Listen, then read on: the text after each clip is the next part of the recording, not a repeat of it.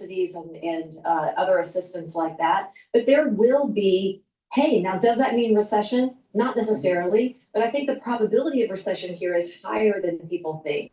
And I would put it around 40%, which is meaningful. Yes. It's uncomfortable. Right. Help me again with the consumer that, you know, the modern statement is a K-shape. You literally invented this as a cottage industry right, years ago. I mean, help us here with a $1,500 disposable. Hello, my name is DrPaulCottrell, and we are live streaming today on YouTube. Thank you for joining. I greatly appreciate it. You can share the links, ask your social media to follow me to help support the channel. All these videos I do are for free, so please help support. You can also donate on my website, the-studio-reykjavik.com. The link is in the description of this video and all my videos. Click the link, it'll take you to my website. You can donate through Stripe, PayPal, or buy me a coffee. You can also be a paid member to my Patreon channel or Substack channel. You can follow me on YouTube, Brighteon, Bitchute, and Rumble, TikTok, X, GETTR, Substack, lots of ways, Podomatic, Apple Podcast. You can watch live streams and listen to archived podcasts on my website under broadcast. So there's many ways to consume the content that I create. All this content is for free, so please help support the work. This video is going to go over the Iran war, what's the next steps, what's happening in the financial markets. Currently, the financial markets are trading based on some positive news. Trump is signaling maybe a de-escalation. He's going to do a speech tonight at 9 p.m. This live stream is on April 1st. And the oil markets are responding. WTI is trading at $98.70, around 80 cents. $98.80. Japanese yen is trading at 158, and VIX is trading at 24.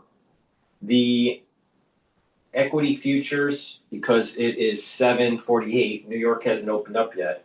The equity futures for the S&P 500 is trading at 6,623. So if you paid attention, you started buying, 6,500. This even went down to 6,300. You started buying, you made some money there.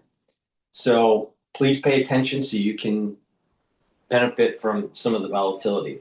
But the question is are we going to be escalating or are we going to be de-escalating the situation?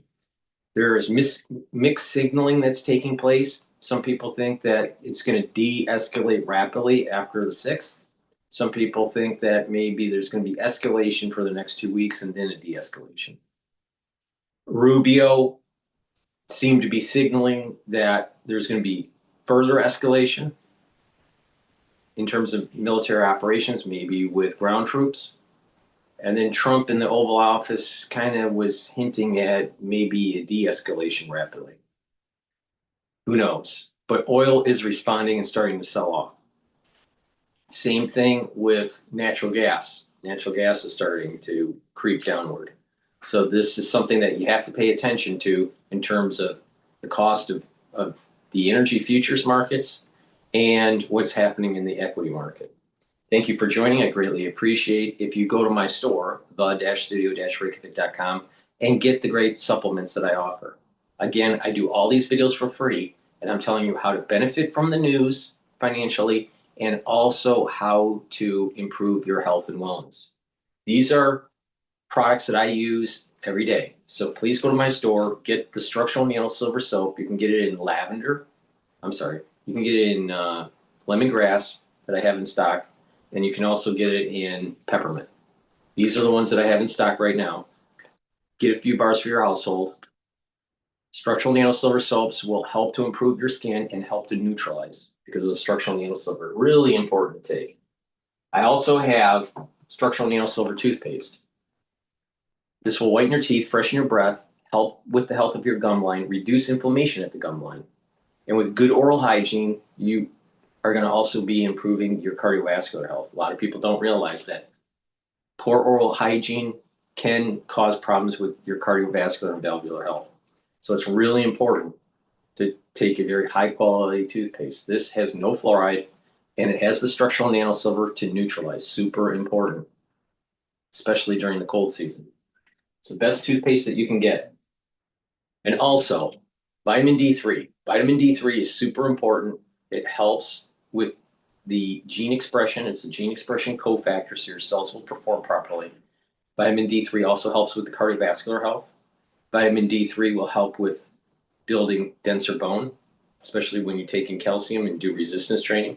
And vitamin D3 helps to get cells to go into apoptosis if they're infected. This is the reason why you want to take it during the cold season. So take vitamin D3 every day for proper health. Please go to my store, the-studio-reykjavik.com. Use discount 5 on any order. It's all caps, discount 5. You get $5 off. I want you to save some money. Take these products regularly, and it'll help to slow down the aging process. And these are products that I use every day. With that, let's listen in to Fox News. This is about Trump potentially doing a major move with NATO.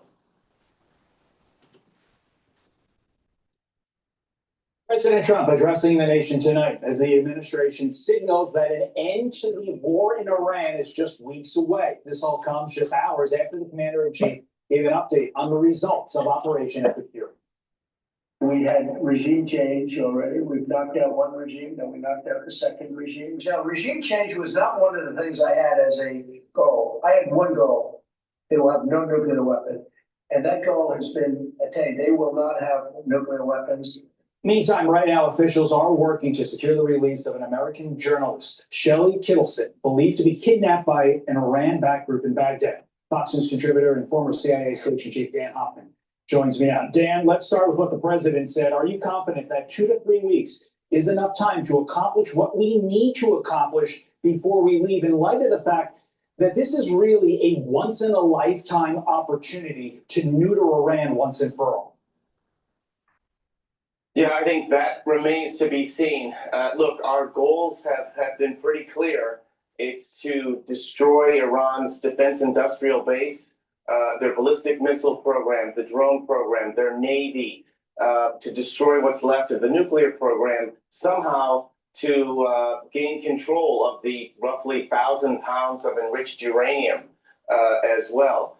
Now we have to add to that dealing with the Strait of Hormuz. But those are all the things I think that the president will need to accomplish before we get out. You're right. Once we end the war, we don't want to have to go back in 6 months or a year. The president alluded to that yesterday. We don't want to have to, as the Israelis like to say, mow the grass and dig up the weeds again.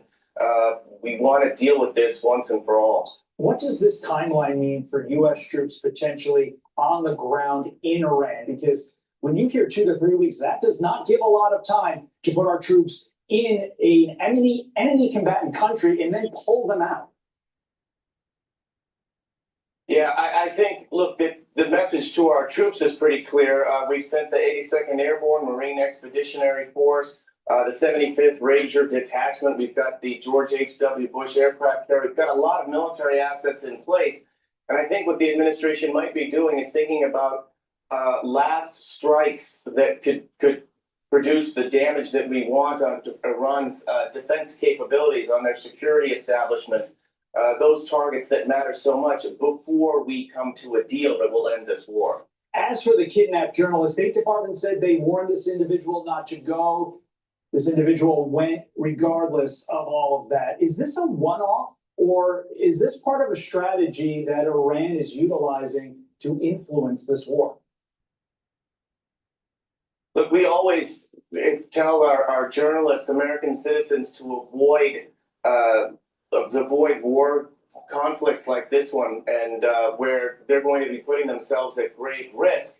I really understand that journalists, that's by their very nature, it's what they do. We know at Fox News how our journalists have done that. Intrepid, brave journalists like Ben Hall. But in this case, what we'll be doing, I'm quite sure, is using our intelligence resources. I've done that at CIA to try to track down and find our journalists, conduct negotiations where and if that's possible, and do everything we can to find this journalist and bring her out safely. But it's extraordinarily difficult. Sorry for interrupting you. Obviously, a lot of the focus now is going to be on this. But before we let you go, big picture, coming out of this war, whenever it ends, this administration is not happy with NATO. We asked for help. NATO did not provide it. The president telling the Telegraph he is strongly considering pulling out of NATO. Secretary of State Marco Rubio echoing similar sentiments. Listen. I've been one of the strongest defenders of NATO during my time as a United States Senator because I found great value in it. But when we need their help, not their help, we're not asking them to conduct airstrikes. When we need them to allow us to use their military bases, their answer is no. But I do think, unfortunately, we're going to have to re-examine whether or not this alliance that has served this country well for a while is still serving that purpose, or has it now become a one-way street where America is simply in a position to defend Europe? Is that where this is headed, Dan? The United States leaving NATO? And if so, what about NATO, if anything, survives? Look, I hope that's not the case, and we need to stop airing our differences publicly. That only helps our adversaries like Russia, which we're trying to deter Russia. I think what we need is a NATO summit behind the scenes. We need to discuss some of these tensions. Look, the NATO members will argue the United States didn't consult them before our attacks on Iran. And we will argue that NATO members were slow to come to our assistance when asked to do some things to help us in the war, to prosecute this war against Iran. So, look, both sides have issues we need to discuss, but best to do it privately.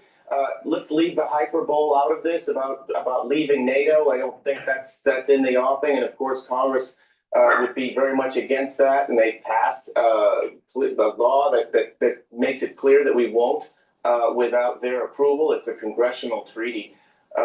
So, look, hopefully we'll have a summit and solve some of these outstanding differences. Dan Hoffman, we asked you about a lot of things. You answered them all, and we appreciate that. Great insight this morning. Thanks, Dan. Thanks. Have a good morning. All right, we're going to go to this General Keane. This was published 12 minutes ago.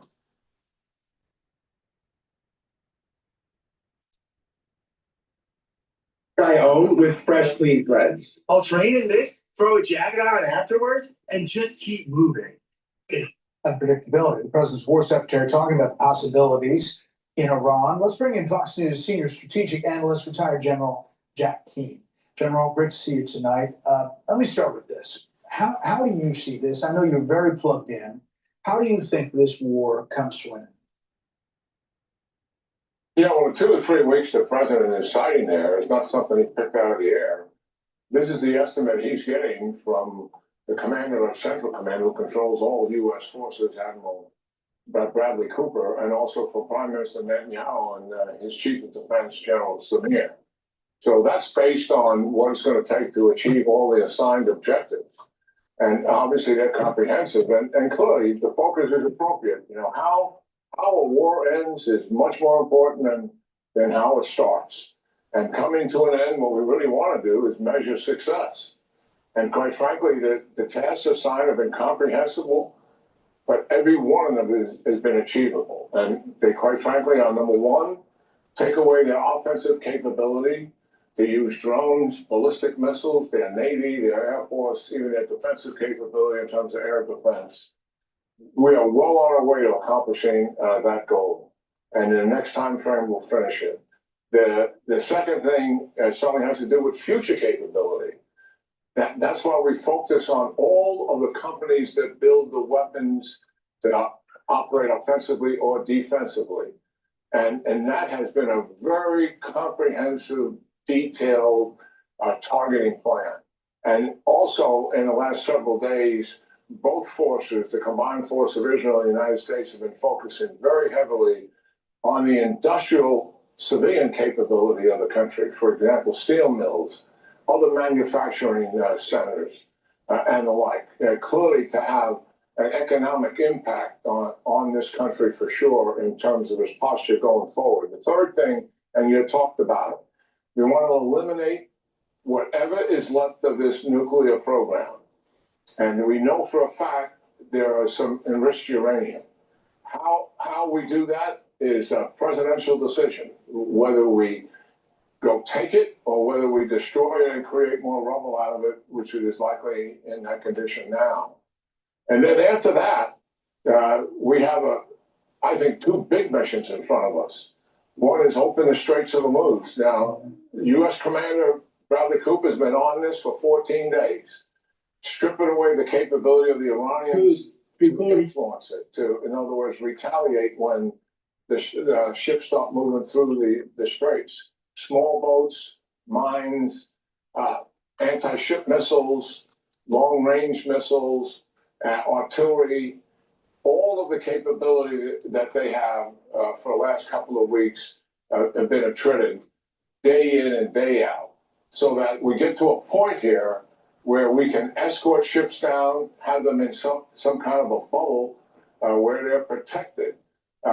There'll be Apache helicopters up, there'll be drones up, the A-10 Warhogs will be up, and it will be able to get through that straits. It doesn't mean the Iranians won't have some capability to fire out of them, of course they can, but there'll be adequate defense measures there and minimal risk to that.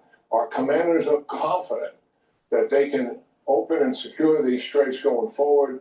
The plan would be to pass this responsibility to our allies and then let them continue with it, and we will pull away. How we negotiate that transfer, yet to be seen. The other thing you mentioned is Carg Island.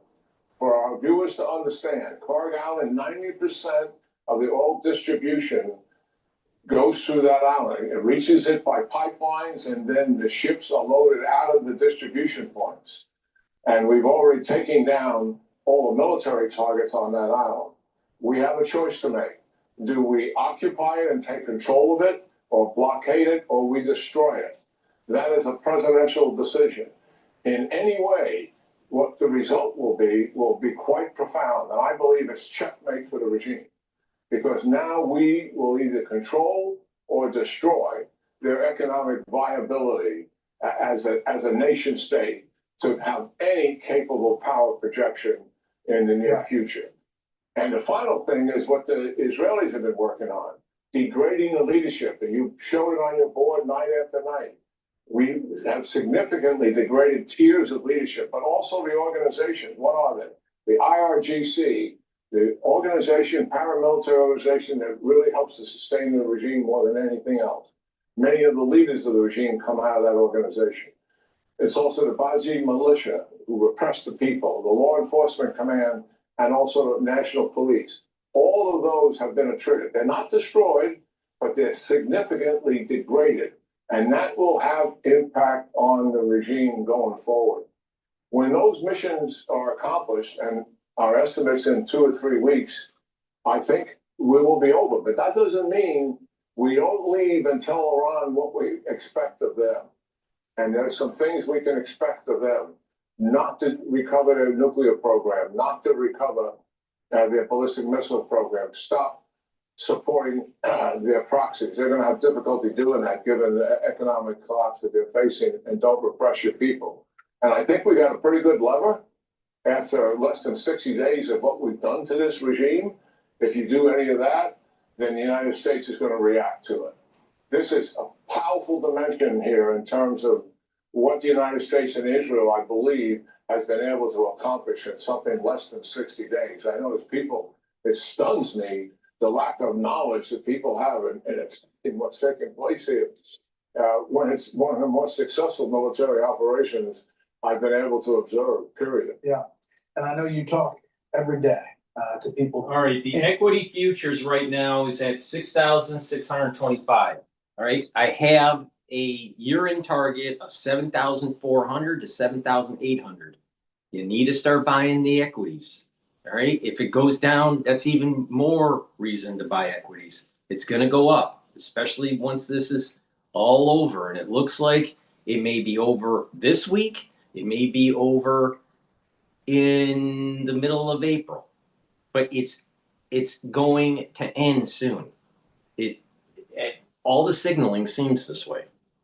Now, the question is, are we going to hit them harder before we end? Or is there going to be some sort of peace agreement without ground troops. Who knows? We'll see here. But this thing seems to rapidly starting to end here. All right. That doesn't mean that operations are going to end tomorrow, but it's looking like we're near the end of the road on this. Energy futures are going down. Right now, the energy futures are at 98.47. Now, anything can happen with Trump. He's very volatile. You know, he's very capricious, and you don't know what could potentially happen. He may say something and oil futures go back above 100, but it's below 100. This thing's probably going to be de-escalating soon here. And because oil futures are contracts of 30 days, you have to, people are already thinking in the future where this is all going. Now, again, S&P 500, year-end target, 7,400 to 7,800. So it makes a lot of sense to start buying equities. You probably are looking at your 401k statement and you're going to get all freaked out. Don't worry. Don't bet against America. Everything's going to be fine. Now, in terms of short-term trading here, we're going to have, all right, a support level of about 6,600 again. Hopefully that is reestablished. It used to be a support level and it broke and then went down to 6,300 and something. So there's a new support level that's starting to reestablish. It should be 6,600. All right. If that happens, then we're looking at that 6,800 range as a resistance level, short term. But if good news comes out of the White House and out of the Middle East, where there's a de-escalation or the Strait of Hormuz is opened up, equities are going to skyrocket, and it's going to then the resistance level will be 7,000. Now, if bad news comes out of the White House or the Middle East, then we're talking about 6,600 will break. That will become a resistance level, and the next support level will be the 6,450. If that breaks, then there's a major support level at 6,140, because that's approximately the 28% retracement. So again, support level at 6,140. And then you have a 6,450, and then another one at 6,600. And we're trying to reestablish that 6,600 support level. So that's how you should be trading the equity market. Now, with that, I want to listen into Times Radio. This is their take on Carg Island, and this was published 3 hours ago. All the signs seem to suggest that he is preparing to declare victory and go home. Though before he does that, he may do. I was given a steer last night by a White House source that he still thinks that he could, before he does go, take Carg Island, which is the Iranian oil depot. The top story on the Times website, the Iranian ambassador says Tehran is considering whether British military bases are legitimate targets after they were used by American bombers for strikes on Iran. That story comes from an interview with Times Radio's John Pienaar. Saeed Ali Musavi added that any accusations of Iranian involvement in attacks on British soil are false. This is another fake news, another misinformation and negative propaganda against the Iranian people and their government. And so you are making and producing fake news and misinformation, disinformation against the Iranian society, Iranian diaspora here, and Iranian government as well.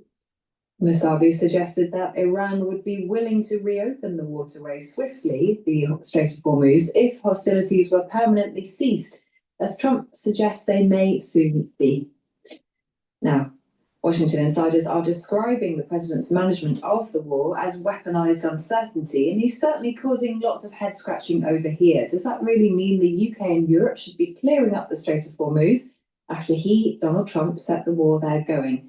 How can we deal with him now? Well, the Times at One is presented by Andrew Neil today, who hopefully has the answers. Hi, Andrew. Hi, good morning to you. What do you reckon to this? Do you think there is a world in which now the UK has to recognise, maybe publicly for the first time, that our allies in Europe and countries a bit closer to home, we have a more special relationship with than the special relationship with America? Yes, I mean, the relationship with America continues. It's quite deep. It happens at an operational level. But as long as Donald Trump is president, it cannot be, you can't bank on it, because the key word is relationship. And Donald Trump doesn't believe in relationships. It's either his way or the highway. So that doesn't work as a relationship. And I think we are in a changing geopolitical world now. We've always been close to America. We've always depended on America since the Second World War to be a crucial part of our defense. It is now time to move the balance and to get closer to the major European military powers: France, Germany, Poland, Italy, the Baltic states, Scandinavian countries, all of whom are now beginning to spend a lot more on defense than we are, and who get it in ways that we don't. So yes, I think that the North Atlantic Council needs to be reconstituted, with America being a lot less of it, and other countries like Canada and Norway being much more of it. That's where our future defense now lies. And I mean, that feels like something that Donald Trump would be okay with himself, given his comments about it. Yes, I mean, the problem with Donald Trump is he could just pull the plug tomorrow. If it's a managed withdrawal, if it's a transition period that's allowed, then that is manageable. Of course, he's always been right that Europe should be doing a lot more for its defense. That argument's being won. And of course, Donald Trump has always wanted to concentrate on the Western Hemisphere. I think he sees this as the last Middle East war, the one in the Gulf at the moment. And if Europe is going to do, and he's not that interested in Europe, and he sees Europe as a Russian sphere of influence, not an American one, then he can concentrate on Greenland, Canada, the United States, Venezuela, where he has already appointed himself the imperial overlord, maybe Colombia, Panama, Cuba.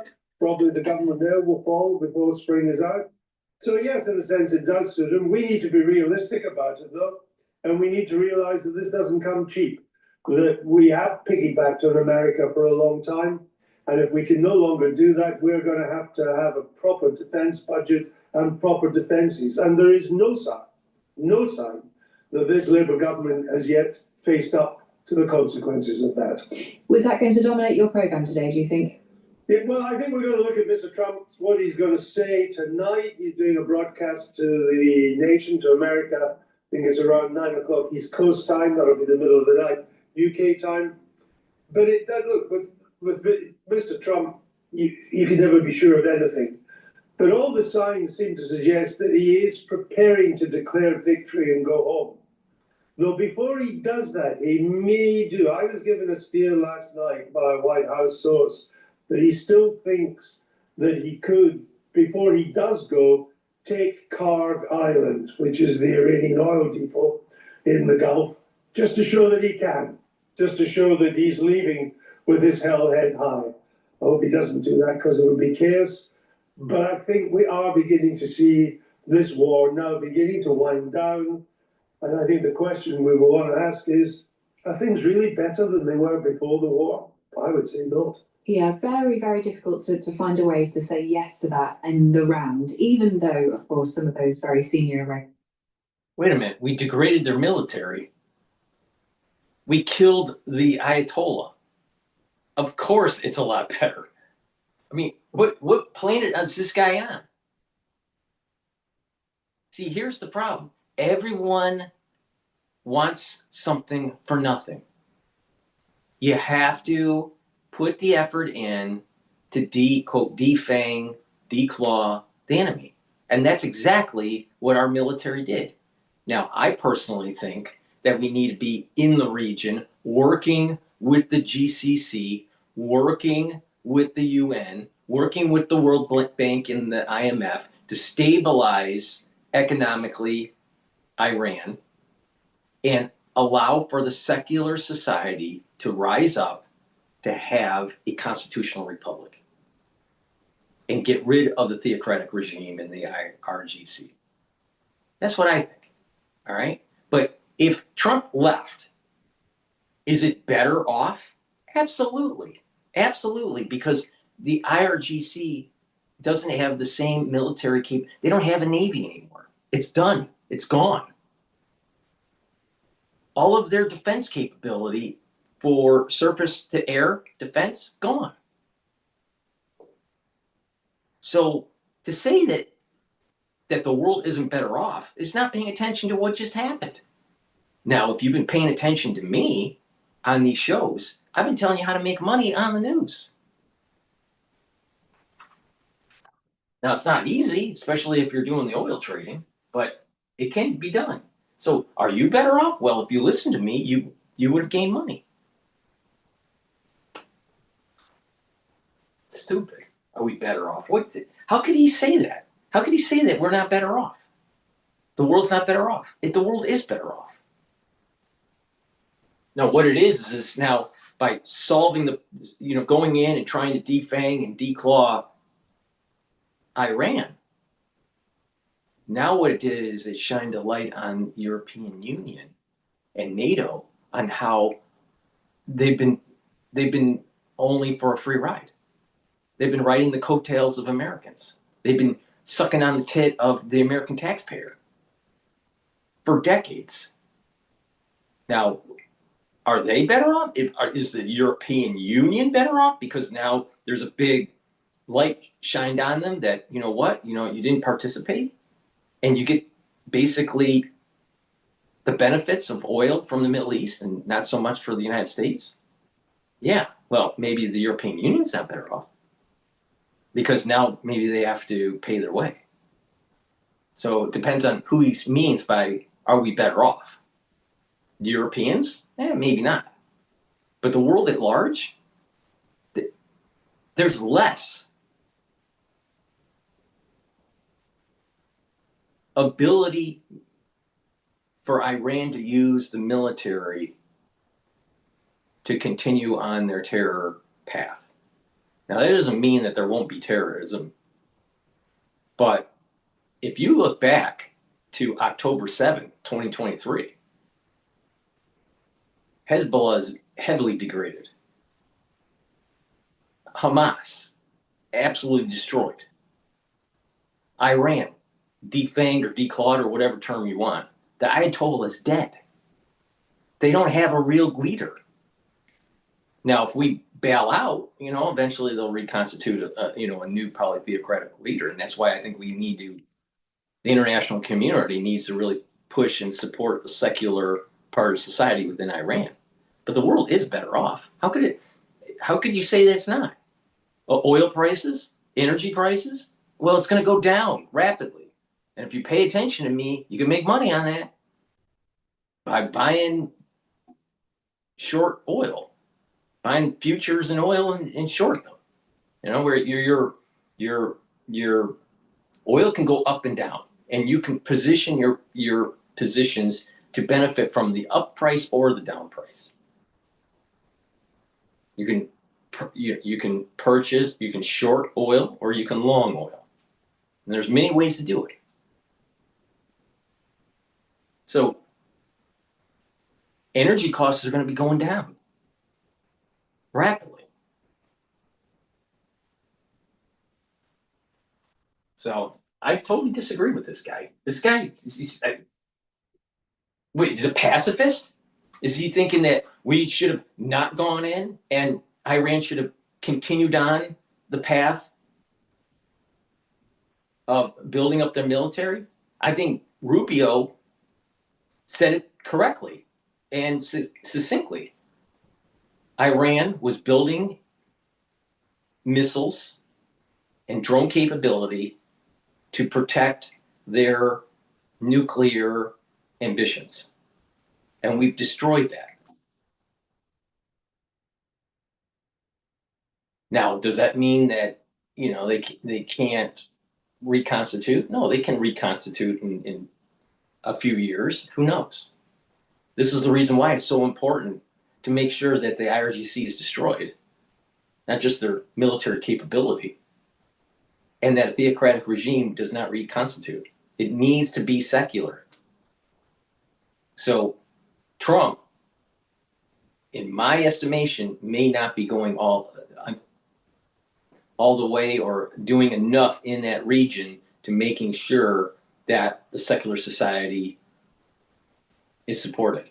Now, what does surprise me is that the secular society didn't rise up during these operations that we did to overthrow their government. They need to fight for their country. And if the United States pulls away and there's no international community to help with the secular part of Iran, the Iranians, the seculars, will never have this opportunity ever again to have self-government. This was their chance. And so the whole world needs to take a lesson from this. You can't just think that things are going to be better in the future and do nothing. You have to be an active participant. If you're not an active participant, it's not going to happen. You can't be a pacifist. So if the seculars within the Iran have not risen up by now, maybe they don't deserve self-government.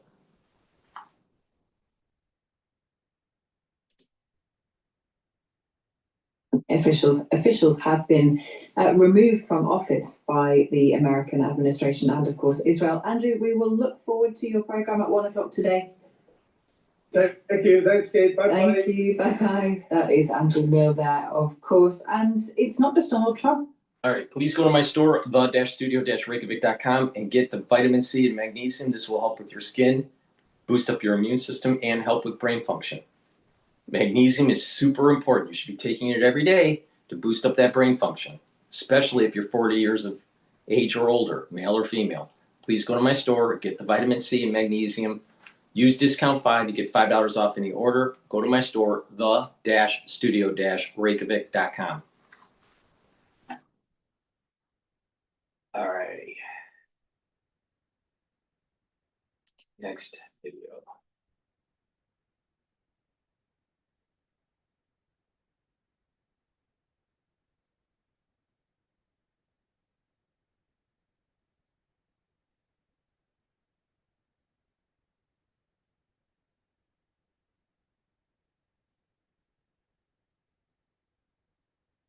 I've seen plenty of power banks over my 15 years of reviewing tech, but this Ridge one quickly became a favorite. So this, a 10,000 milliamp hour battery that's already this small. The comments made over the last 24 hours, including just a few hours ago by the president, would set the stage for a possible exit on the basis of what the president claims to be successful regime change.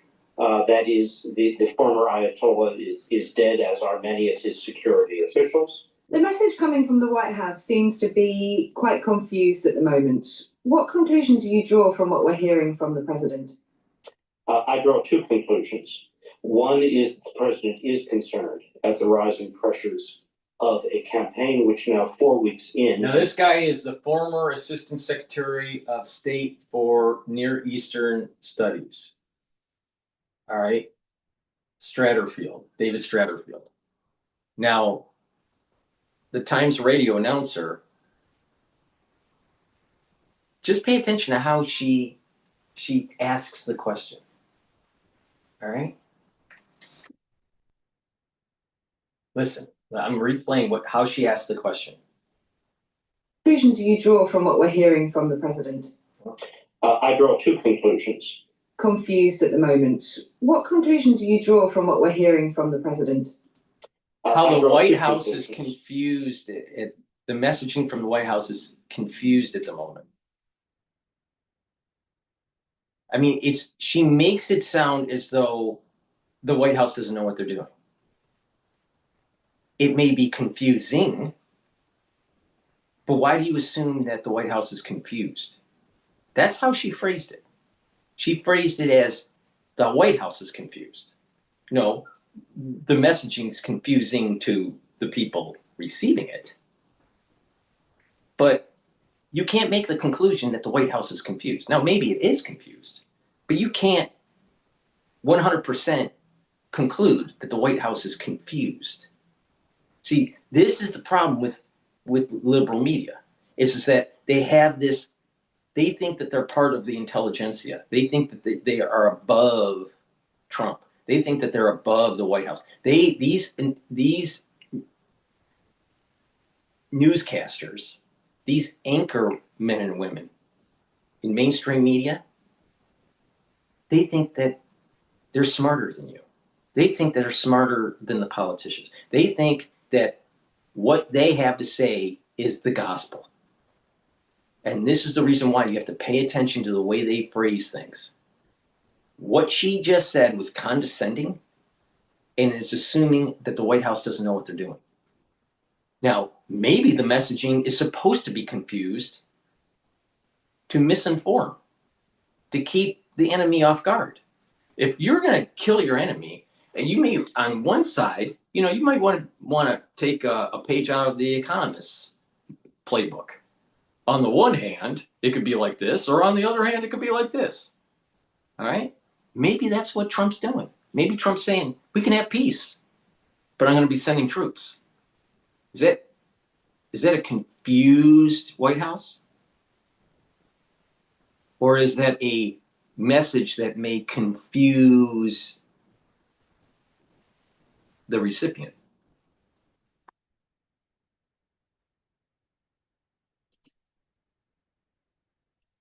One is the president is concerned at the rising pressures of a campaign which now 4 weeks in has not ended the Iranian missile and drone attacks on the Gulf, including on critical Gulf civil as well as hydrocarbon infrastructure, and the rise in petrol and diesel prices in the United States, which is a consequence of the still unresolved closure of the Strait of Hormuz. That's one conclusion I draw. The second is the comments made over the last 24 hours, including just a few hours ago by the president, would set the stage for a possible exit on the basis of what the president claims to be successful regime change. That is, the former Ayatollah is dead, as are many of his security officials. That the missile program is significantly degraded, very badly hit in terms of production, storage, and launchers, and that the nuclear program similarly has been greatly set back. The president made a very interesting remark regarding the highly enriched uranium, the 450 or so kilograms, that he wasn't concerned about this. There was no need to retrieve the uranium because it was deeply buried and inaccessible. That comment would seem to begin to indicate we've done what we said we were going to do. A regime change it's included in that, and now is the time to pivot out. That is, I think, a prevailing assessment of what could be the president's strategy. But there is another alternative view, that all of this is a means of purchasing time for a more dramatic military operation, something dramatic, perhaps an island in the strait itself, perhaps Karg Island. The difficulty with those military options for the president is that all of them are quite complex, not the taking of a piece of land, but the holding it and then determining what Iran does. There is every reason to believe Iran will respond not by submitting, but rather by escalating itself horizontally in as many places as possible to bring about more pressure. So which of the two is the option being pursued here? It's very difficult to say, but the outline of an exit, rhetorically at least, is there.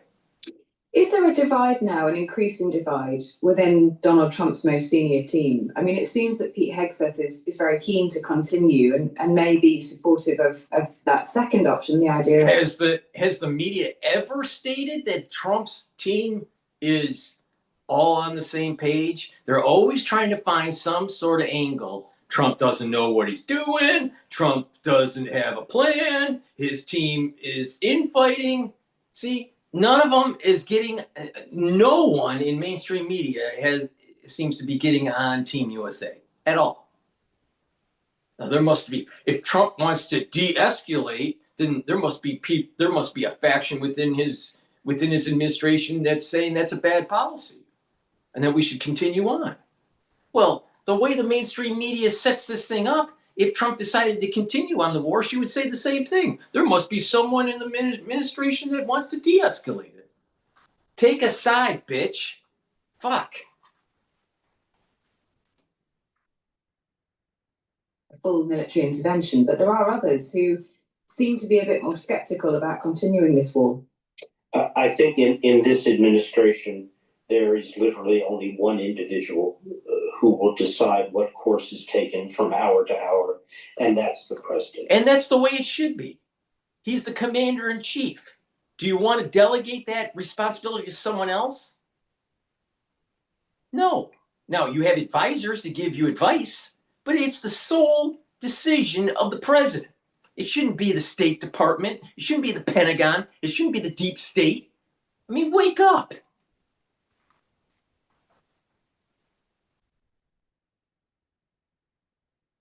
And at the moment, we just don't know which way he's going to turn. We don't, but I want to underscore again this curious phrasing, which we've not heard before, that we've accomplished the goals: regime change, debilitation of the missile system, and we don't need to retrieve the uranium because it's buried. All of that, plus the Strait. I don't need a deal on the Strait. It's for others to settle that issue. That's highly suggestive, but it may not be determinative of what he does. In terms of the way that our technology makes coal 7 to 10 times more valuable than it is today, while drastically reducing emissions. So, for example, in terms of the way that those kind of remarks will be interpreted by those in the region, I know that you have spent some time there. I know that you have an understanding of I suppose, security in that region, maybe more than most. What do you think the Gulf states will make of the idea that Trump is now looking for an exit ramp? Dismay. Dismay, because at the end of the day, this was an asymmetrical conflict. Israel and the U.S. established militaries, coherent states, against a state with far less conventional military force. Yet, that asymmetrical opponent was able to consistently escalate in a manner which could not be addressed through conventional military means. The missiles keep coming. The drones keep coming. The Strait remains closed. All Iran has to do is outlast, survive this pressure, and it's won. February retail sales rise 0.6% month over month. Estimate was 0.5%. So it's 0.1% higher than the estimate. So that's good. Some positive news for the market. What the U.S. and Israel have to do in a conflict like this is absolutely win or they lose. The Gulf states do not want an outcome where Iran has demonstrated it can withstand as a regime, as a military force, a projector of threat, all that can be thrown at it by the two greatest military forces active in the U.S. and Israel. That is a very bad outcome for all the Gulf states. Can I ask you, America's attitude towards the UK, Donald Trump's attitude towards the UK, I ought to say, has been quite stark throughout this conflict. There has been an escalation of his remarks, his criticism of our Prime Minister, Keir Starmer. What do you think that means for the two powers going forward? Criticism? He's just telling it how it is. Starmer is a pussy.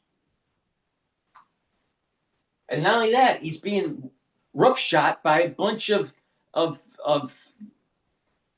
individuals that are coming in, changing the culture of the UK. And you just interview. All you have to do is just take a poll. I mean, they're Times Radio. They're right out of the UK. Just take a poll. English culture is dying. Why? Because you don't have good leaders.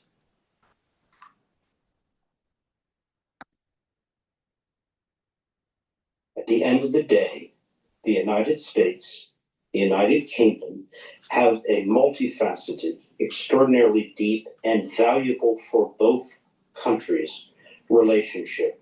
And the frustration, the anger, the upset which the president displays don't transcend and don't remove or eliminate those fundamental interests. And I'd say the same for the European Union. Can that be true, though? There are now reports that, for example, some of the security and intelligence links between the two sides, between the UK and the US, are being strained by the political rhetoric. I can't comment on that except to say that at a professional level, those relationships are enduring because they serve the interests of both countries. And in the same vein, so that's code for don't worry about what your elected officials are doing. The deep state knows better. Due to visit with President Trump in this month. That visit, for some, is quite controversial. Some people think it shouldn't go ahead.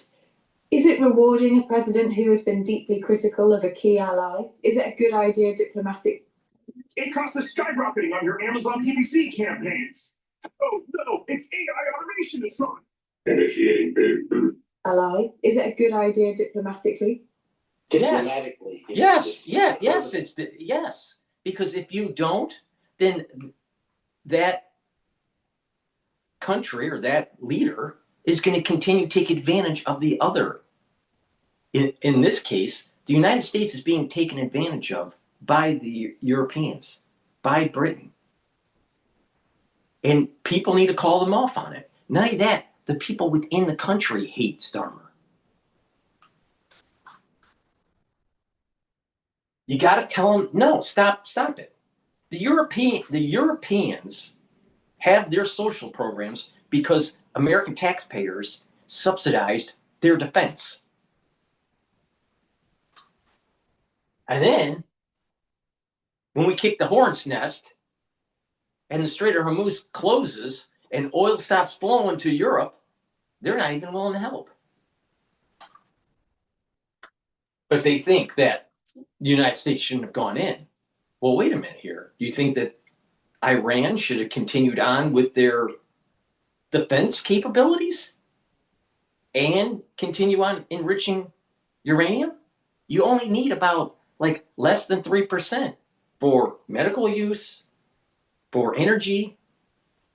There is zero reason for them to have 60% enriched uranium unless you're making a bomb.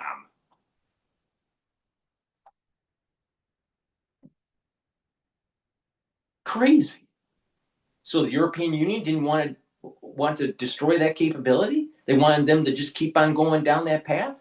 The Iranians to go down that path and threaten the whole world.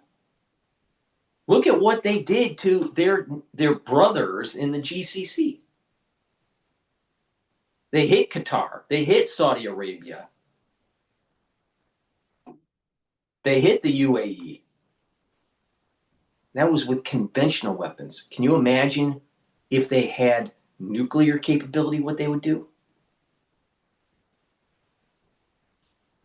So leaders like Trump have to tell Starmer, who's weak, stop taking advantage of the American taxpayer, stop taking advantage of the American military, and guess what? Strengthen up your own culture because it's getting overrun by a caliphate.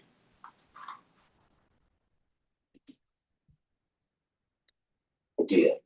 Because it, and I'm sure this is the motivation, it secures or at least bucks up a challenged relationship. The president is deeply appreciative of the attention paid to him by the royal family. It was with Her late Majesty, is with King. All of that very much serves not just the interests of the UK, it certainly does. It also serves the US interest in helping to preserve this relationship. You were the US ambassador to Lebanon. There is a significant military intervention by Israel in Lebanon at the moment. What is your read of that? Well, wait. Hold on. hold on times radio. I know you're from the UK and maybe you've been on the cell phone for too long and lost your brain cells. But the reality of the situation is that when the war in Iran started to escalate, what did Hezbollah do? They started shooting missiles into northern Israel. Hezbollah. The reason why Israel's going into Lebanon is to knock out Hezbollah. But you forgot the comma. The Israelis escalating operations in Lebanon, comma, because of Hezbollah, period.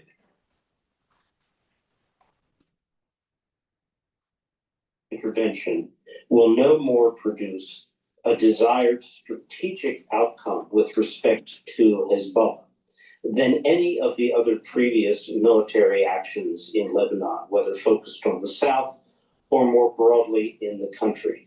Hezbollah has been dramatically diminished, disrupted, but it remains. Right. And to believe that an Israeli physical presence somewhere in the south will offset Hezbollah's ability to fire rockets, to act in a manner which creates insecurity and threat in Israel, both in the north and elsewhere in the country, has never yet been demonstrated.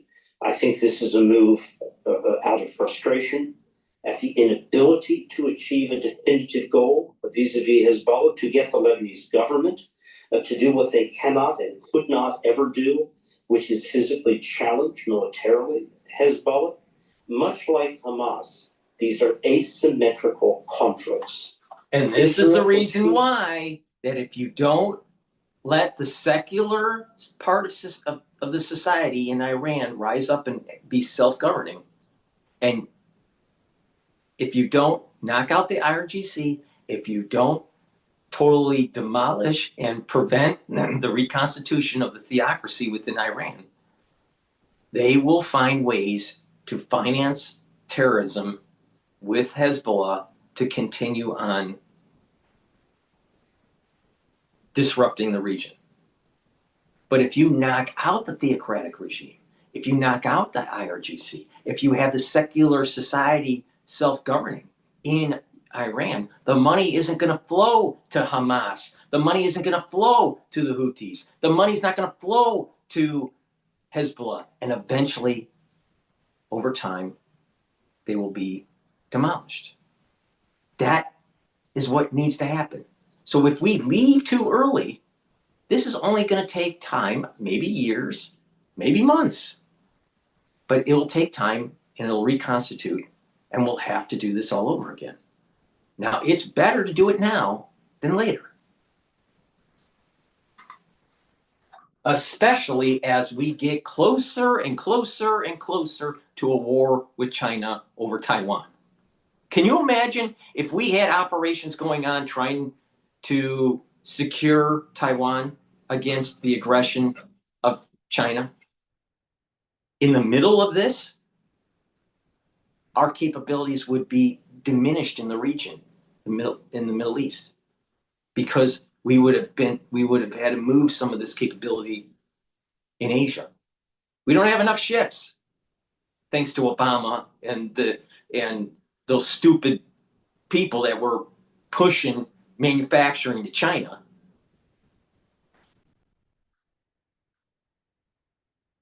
So to answer to get to the core of the problem, you got to kill the terrorists.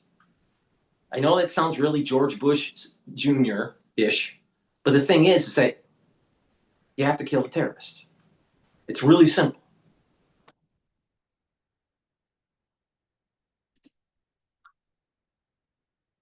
Did everything in its power to, quote, eliminate, close quote, Hamas.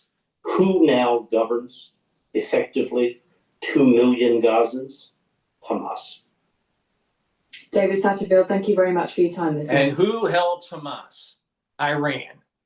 And that's the reason why you have to go to the source. You have to kill off the theocratic regime, the IRGC, and never allow it to be reconstituted. Please go to my store, the-studio-reykjavik.com, and get the magnesium and zinc Magnesium and zinc will boost up your immune system and help with brain function. Super important to take every day.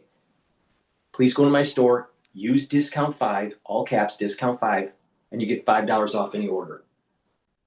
Go to my store, the-studio-reykjavik.com. The link is in the description of this video. All right, let's now listen to CBS. I think they're interviewing Mr. Deep State, John Bolton. I'm sure he's not going to say anything positive about Trump.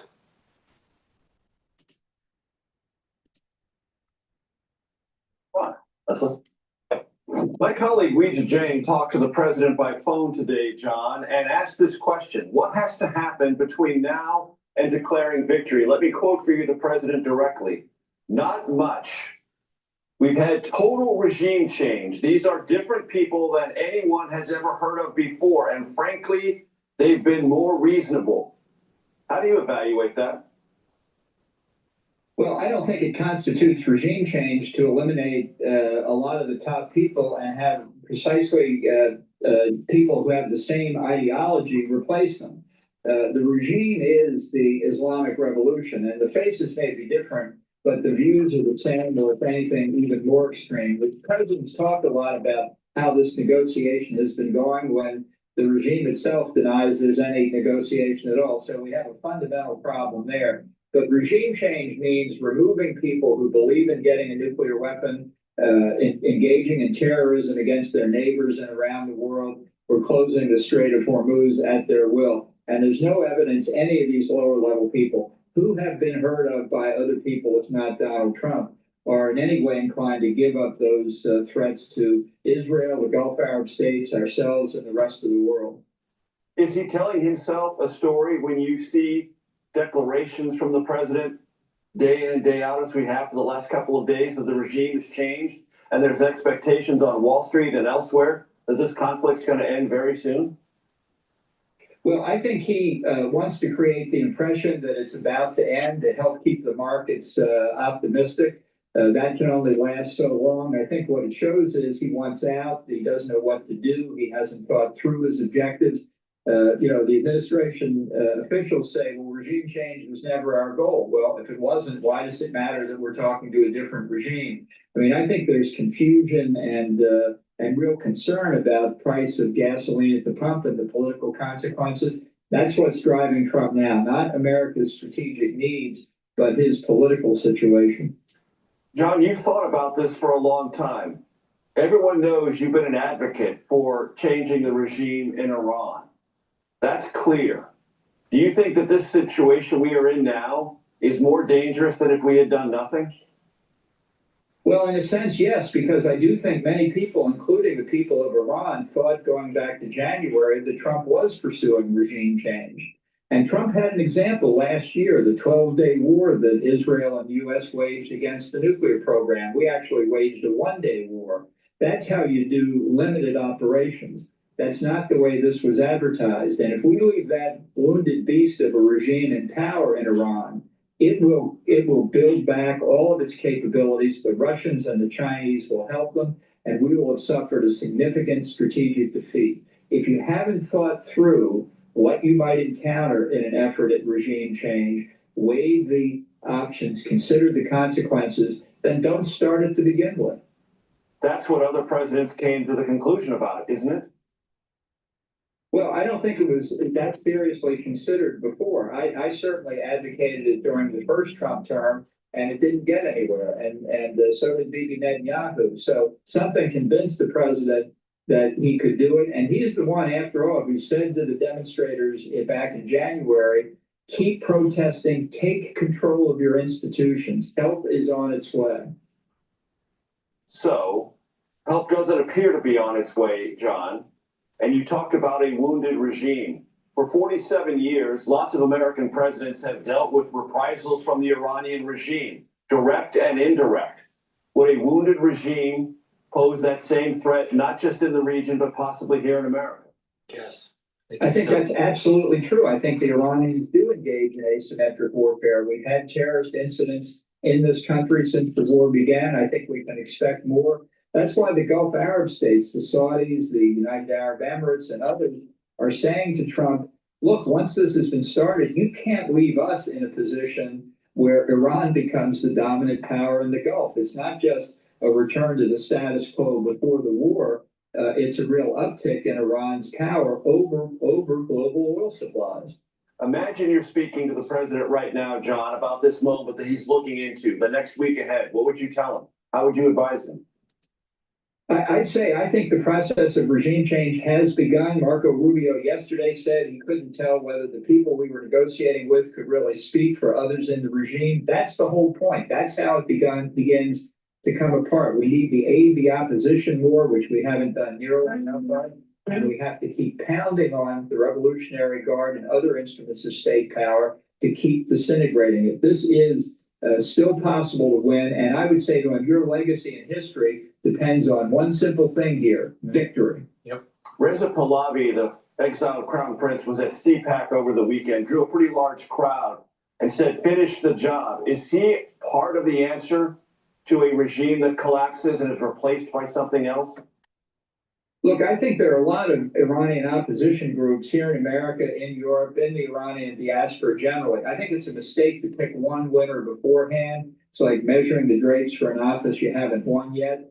We need to concentrate on overthrowing the Ayatollahs. The time to pick really not just new leaders, but an entire new system of government for Iran comes after this regime is gone. John Bolton, always a pleasure. Thank you, sir. Thank you, Major.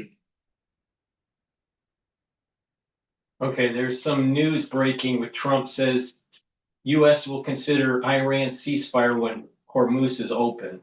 So here, again, there is discontinuity in messaging from the White House.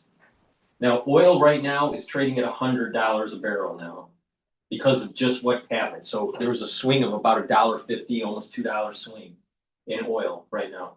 The S&P 500 futures is trading at 6,600. It's up just under 30 points. All right, with that, let's continue on with, let's listen into Al Jazeera. This was 2 hours ago, talking about Greater Israel, the Greater Israel Project. Discuss this and all the latest developments in the Israel-US war on Iran. I'm now joined by Mohammed Al-Masri, who's professor at the Doha Institute for Graduate Studies. And in Singapore, we have Samir Puri, who's a visiting lecturer in war studies at King's College London. Gentlemen, thank you both for joining me. Let me start with you, Mohammed Al-Masri, and what President Trump has been saying. The President of the United States saying the war could end in 2 to 3 weeks, regardless of whether there is a deal with Iran. How do you interpret this mix of urgency, ending the war in 2 to 3 weeks, and also the indifference now, it would seem, towards reaching a deal? Well, I think there's an increasing realization in Washington that the objectives that were laid out aren't going to be met. There isn't going to be regime change. Now the U.S. is shifting kind of some of the aims. They're talking about the Strait of Hormuz, forcing that open, and obviously I was open before this war started. Do you think this signals that there's a recognition from Washington that Iran will not agree to the full set of demands, 15 demands that they? Well, yeah, that's what I was coming to. So there's an acknowledgement that there isn't going to be regime change. There's an acknowledgement that the Iranians are going to continue to exert control over the Strait of Hormuz. And there's an acknowledgement that there isn't going to be a negotiated deal. Trump said last night that no deal, a deal is not even necessary for the U.S. to achieve its aims. What's worrying is when he talks about bombing Iran into the Stone Ages, and that's something that obviously Israel already has an interest in doing in Iran, in Lebanon, in Gaza. That's kind of the Israeli military MO. So it's going to be perhaps a very dangerous 2 or 3 weeks. Samir Puri, President Trump says, we don't need a deal now to end this war. But at the same time, his defense secretary, his war secretary, Pete Hegseth, has said the U.S. will not rule out boots on the ground. What do you anticipate will be the core message of the president's national address later this Wednesday? Yeah, and that address is actually a very, very big moment because President Trump is probably going to put some of his cards on the table. I think that's 9 p.m. Eastern Standard Time today. How I interpret this is that the United States has backed itself into a strategic dead end. It doesn't have a lot of good options. And I think two of the big developments I'd highlight that are probably informing these messages from the US. Number one is the desperate US attempt to try to cajole other Western allies to play some sort of role in the Hormuz security undertaking, which would be an undertaking that long postdates the firing when it stops. And the second thing I think is of note is that China and Pakistan have actually got together and put together a 5-point plan on stability for the Gulf of the Middle East region, published yesterday between their foreign ministers. So I think the situation is slipping out of Trump's control to actually dictate. What I think he has left is the ability to deliver great death and destruction from the skies over the next couple of weeks. And I agree with the other guests, the next week or two is an extremely hazardous period of time in terms of the amount of lethal force the US and Israel are likely to use. I'll ask you, Mohammed Al-Masri, about the China and Pakistan diplomatic efforts on that end in a minute. But Sami, just on the Strait of Hormuz, this is still an important lever for Iran. Could they be a scenario in which Iran allows freedom of navigation through the Strait of Hormuz, but imposes fees, transit fees, for example?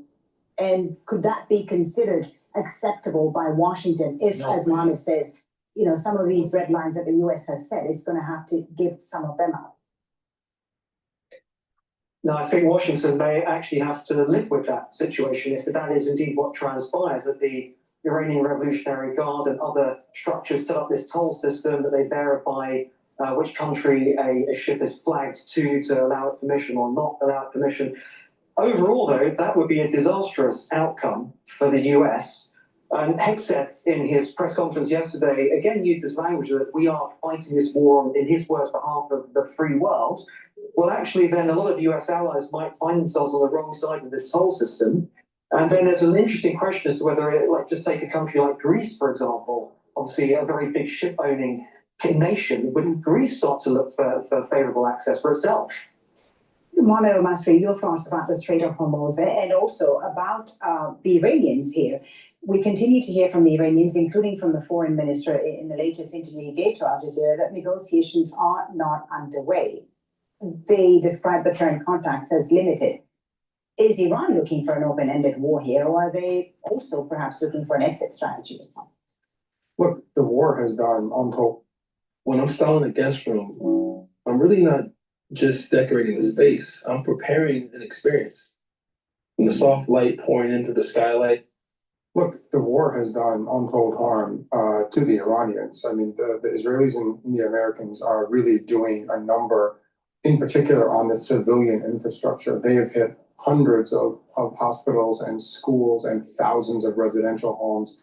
The Israelis have started in the last couple of weeks to use these 2,000-pound bombs, and they're using them to take out entire city blocks. So it's very destructive. I'm sure the Iranians would love to end this war sooner than later. On the other hand, time does very much play into the hands of the Iranians. A longer war works into their favor. Now, in terms of your question about the negotiations, the problem here, as you all have been reporting, is the complete lack of trust. Absolutely. The Trump administration backed out of an agreement, the JCPOA, back in 2018. That was the first kind of betrayal of trust. And then in June of 2025, in the middle of negotiations that had been going very well, according to President Trump himself, the U.S. bombed Iran in the middle of those negotiations. And then 8 months later, in February of 2026, the same thing happened again. The Almanis were saying that the negotiations were going very well. The Iranians had agreed to really incredible concessions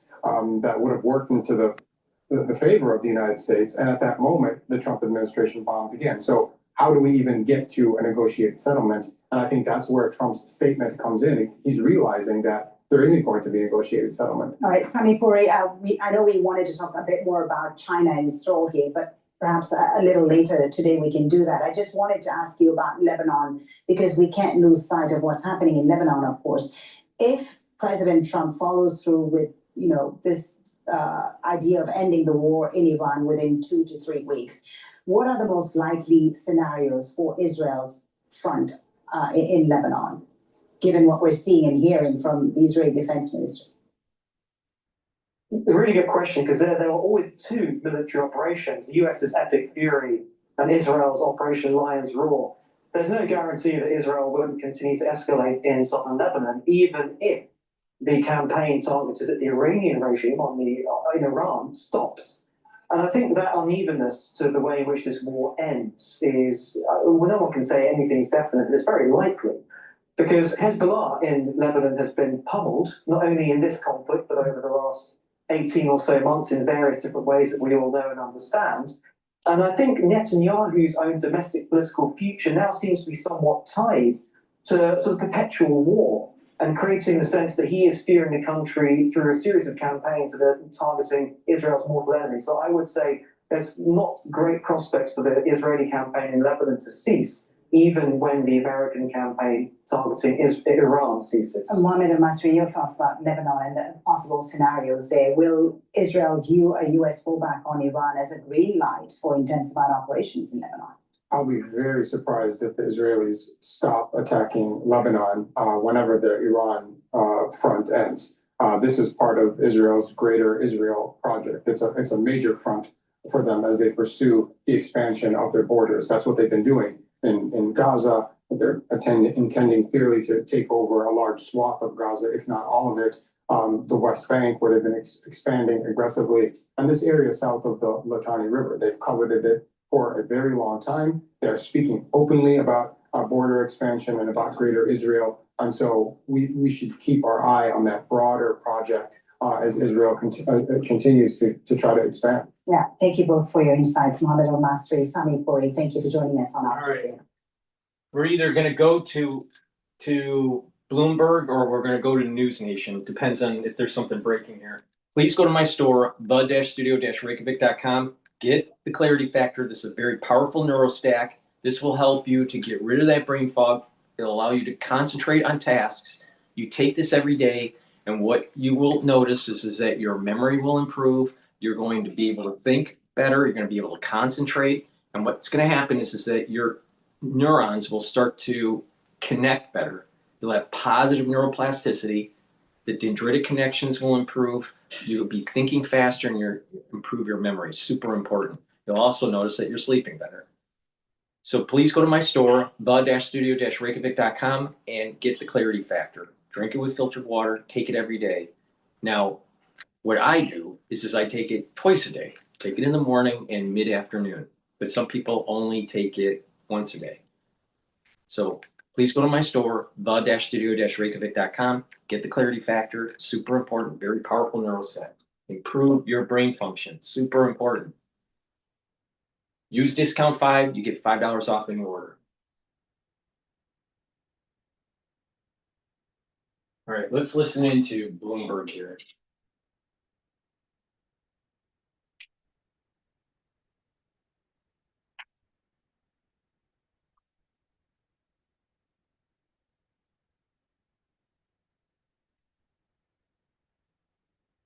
Here. Until then, we are blasting Iran into oblivion. Let's compare that with yesterday, when the president suggested that the U.S. would pull out of the region with or without a deal around the Strait of Hormuz. Joining us now is Wayne Sanders, Bloomberg Intelligence Senior Defense Analyst and retired Army Colonel. Wayne, I don't even know where to go with this. What do you make of this back and forth? Do we care or do we not care? Is it an objective or is it not an objective? Yeah, there you go. Yeah, I would say it's an objective. This morning on Bloomberg Surveillance, you guys would laugh. One of the conversations was about the movement of the USS George H.W. Bush and start moving towards another aircraft carrier into the region would have one of two different outcomes. It's either because you're looking at creating one last final blow, where I use the phrase of bombing back to the Stone Age, and then here it's coming out, in that context right now. Or the alternative of that is it would be in a protracted conflict perspective. So in one aspect, I'm not surprised that this is the direction that it's going. I think the ceasefire portion, the military is not going to stop unless it's asked to stop, right? I think that's key. Iran's also not going to stop. We saw that in the Iran-Israel 12-day war as well. They even shot at each other even after the ceasefire a couple of times in distant skirmishes. So until things are actually signed, you're going to see continued strikes and continued military operations. we, have you at Bloomberg Intelligence because of your vast experience in the military, in military intelligence, at the Department of Defense. It strikes me that the president has started to say new regime. He thinks there's a new regime in Iran, even though the IRGC is still firmly in control and the Ayatollah's son, possibly even more radical, is the supreme leader. How come the president thinks there's a new regime? Yeah, I think he's looking at it in terms of who he is actually dealing with, right? I mean, I don't think at this point in time he's dealing with some of the remaining IRGC leadership. He's dealing more on the presidential side, and I think that's the reason why he's looking at it that way. But that president was the president before he started this war. Correct, but he was also looking for how much influence is being exerted by the president versus the Ayatollah regime portion of it, and I think he's hoping that there's actually going to be a shift. I haven't seen the evidence to that yet, but obviously he has a lot more assets than I do.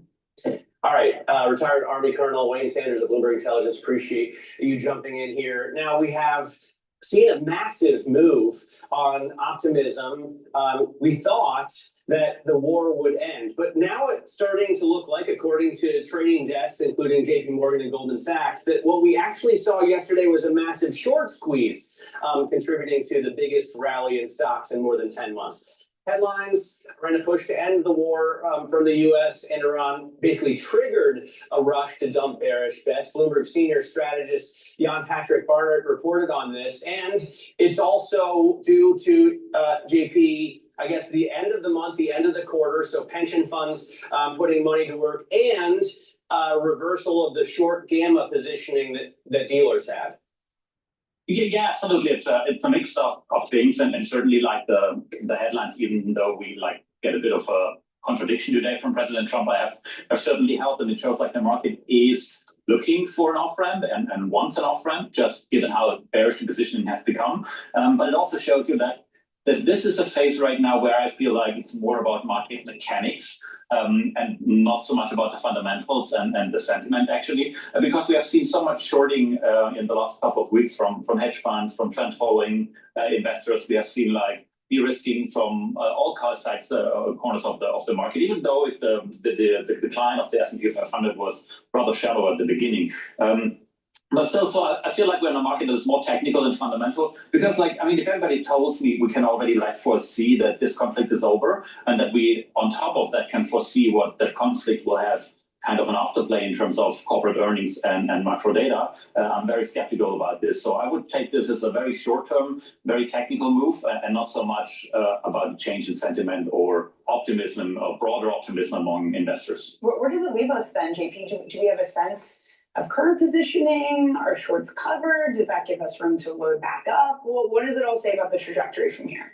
You gotta buy it. I would say this is the first like typical impulse where you have the ultra fast money, and those with like the let's say the most strict risk management, that they exit the position because they are like always at risk of being squeezed into a move if this plays out to actually be an off ramp for that conflict. But I would say we are now at the point where, I mean, it sounds a bit lame, but both things can happen. I guess, like, if Trump is now backing off from anything of ceasefire and Hormuz is back on the table, then it has to be opened. And this conflict will certainly go longer, more bombs will fall, and then the market will probably move back into, like, higher oil prices and lower stocks in the broadest sense. If we, like, even tonight get, like, a real roadmap for an off-ramp and real evidence of talks and an idea of how this is going to be resolved, then I guess we will see more short covering, because then probably today and yesterday was only the beginning. JP, appreciate it. That's Bloomberg's Jan Patrick Barnett. Now, elsewhere in stocks, check out what some of the retail sector is doing. Nike.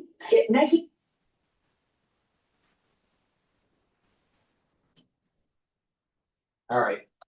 I'm going to go back to Al Jazeera, but my take on this is that for the retail investor, it's important to start buying into the broad indexes, Russell or the S&P 500, buy into it, get the dollar cost averaging.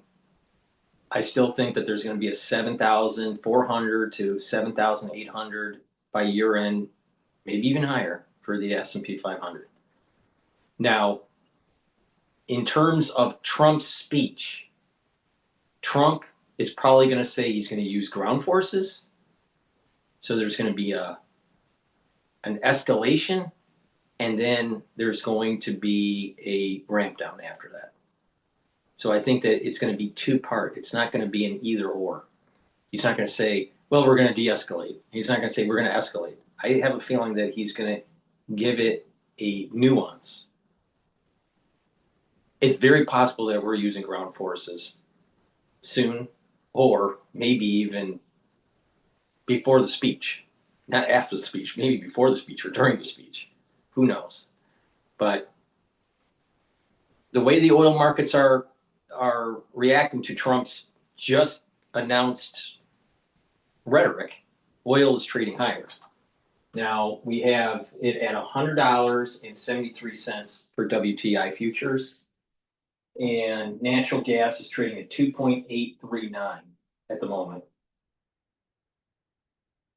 And the futures for the S&P 500 is at 6,596. And like I said, today is a test to see if the 6,600 will become a support level. So we'll see. Let's play Al Jazeera here talking about Iran asked for truce. Here and try to translate them into what fits him. He wants a ceasefire, and the issue is that the Iranians haven't asked for anything like this. So the Iranians are denying that they've asked for any ceasefire. This is now clear. I have a senior official talking to, and it's not what they did. Okay, and also in the rest of Donald Trump's statement, if you go on to read it, he says that we will continue blasting Iran into oblivion. It doesn't seem like he's considering pausing hostilities anytime soon. Well, the fact that we know that President Trump is to speak this evening, United States time, and to give a very important update on the war. Now, regardless of what's going to be the position, whether he's going to announce a ceasefire from one side, or he's going to announce a ground invasion of Iranian islands, also from yesterday's interview with the Iranian foreign minister, I think it was a very timely interview with our colleagues here at Al Jazeera Bureau in Tehran. He said clearly, Abbas Araghchi said clearly that Iran is ready to fight. It's ready to fight for more than 6 months. It's ready to continue this war till they achieve their own objectives. Ali, thanks for that. Ali Hashem there in Tehran. Let's head to Ramallah. Nor a day following developments in Israel in the occupied West Bank. So Nor, Israel will be watching very closely what's going on. Of course, Donald Trump, as we've been hearing, due to make a statement in prime time a little bit later in the United States, but now saying that Iran has asked the United States of America for a ceasefire, but nobody seems to know much about it. Well, the chatter in Israel, Nick, is not about Iran asking for a ceasefire. The estimation in Israel is that Iran is not interested in what the U.S. administration is now presenting, at least in public, because that would amount to capitulation. Israelis estimate, at least in the intelligence community, that the regime is still standing, it's still intact. And that explains why only about 50% of Israelis believe that this war will end with its collapse. What they are waiting for is for these announced efforts and talks to collapse in order to carry out a serious and marked escalation in the bombing. And eyes are on Iran's energy resources. That is at least what the commentary in Israel is at the moment, what the estimation is of what the Israeli decision makers are discussing at the moment. They're waiting for these efforts to fail in order to escalate, in order to target Iranian energy sources, because the objective in Israel is to not just decimate Iran, but to not allow it to recover. And in many ways, many commentators here would say even chaos would not be too bad as far as Israel is concerned. As long as Iran cannot recuperate, cannot stand on its feet after the war, Israel can live with the consequences. Okay, no, a little bit later, we'll speak to you. Let's go to Riyadh now. Faisal Abbas is there, the editor-in-chief of Arab News, which is a Saudi-based English language daily. Faisal, good to have you with us. So Donald Trump saying that Iran has asked for a ceasefire. What do you make of it? Nick, the first casualty of war is always the truth. We don't really know what's going on, but I believe there is a speech happening in just about 12 hours, and I would suspect that there will be a bit more clarity once the president gives that speech. There are also the back channel conversations that have been had through Pakistan and China's involvement. I suspect there might be some aspects that may not be visible to the rest of us. Hopefully, of course, that route might have achieved something, but we should remember an important aspect here is that all parties concerned in this war in particular are very much concerned with saving face. So it does not surprise me on either side that somebody might be declaring victory or that the other side has surrendered. And I would hate to use a cliche, but time will tell. Indeed, Faisal, it's one that everybody's been trying to avoid at this point in time. But Faisal, as you say, all eyes will be on Donald Trump's pronouncement when he makes a speech a little bit later. And there was a lot of speculation that this could be potentially opening the door to a resolution, or on the other hand, an uptick in hostilities. And given that Donald Trump is now saying we will continue blasting Iran into oblivion basically until the Strait of Hormuz is open, one would have to assume it is the latter, that it is going to be an uptick in escalation. I am not really sure. Don't forget with this particular administration, Nick, the target audience isn't you and me as much as it is the MAGA audience or the internal American audience. So I would take that with a grain of salt. And as I said, I cannot really foresee or look into a crystal ball and find out exactly if he means what he says or he says what he means. But I do know for sure that there has been back channeling done through Pakistan and hopefully with a bit of Chinese involvement. My hopes is that some sort of a middle ground might have been achieved, or some sort of compromise might have been achieved between in the last few days. Okay, on that diplomatic track, which is being pushed, as you say, by China and Pakistan, or Pakistan and China, Pakistan primarily, has it got legs, do you think?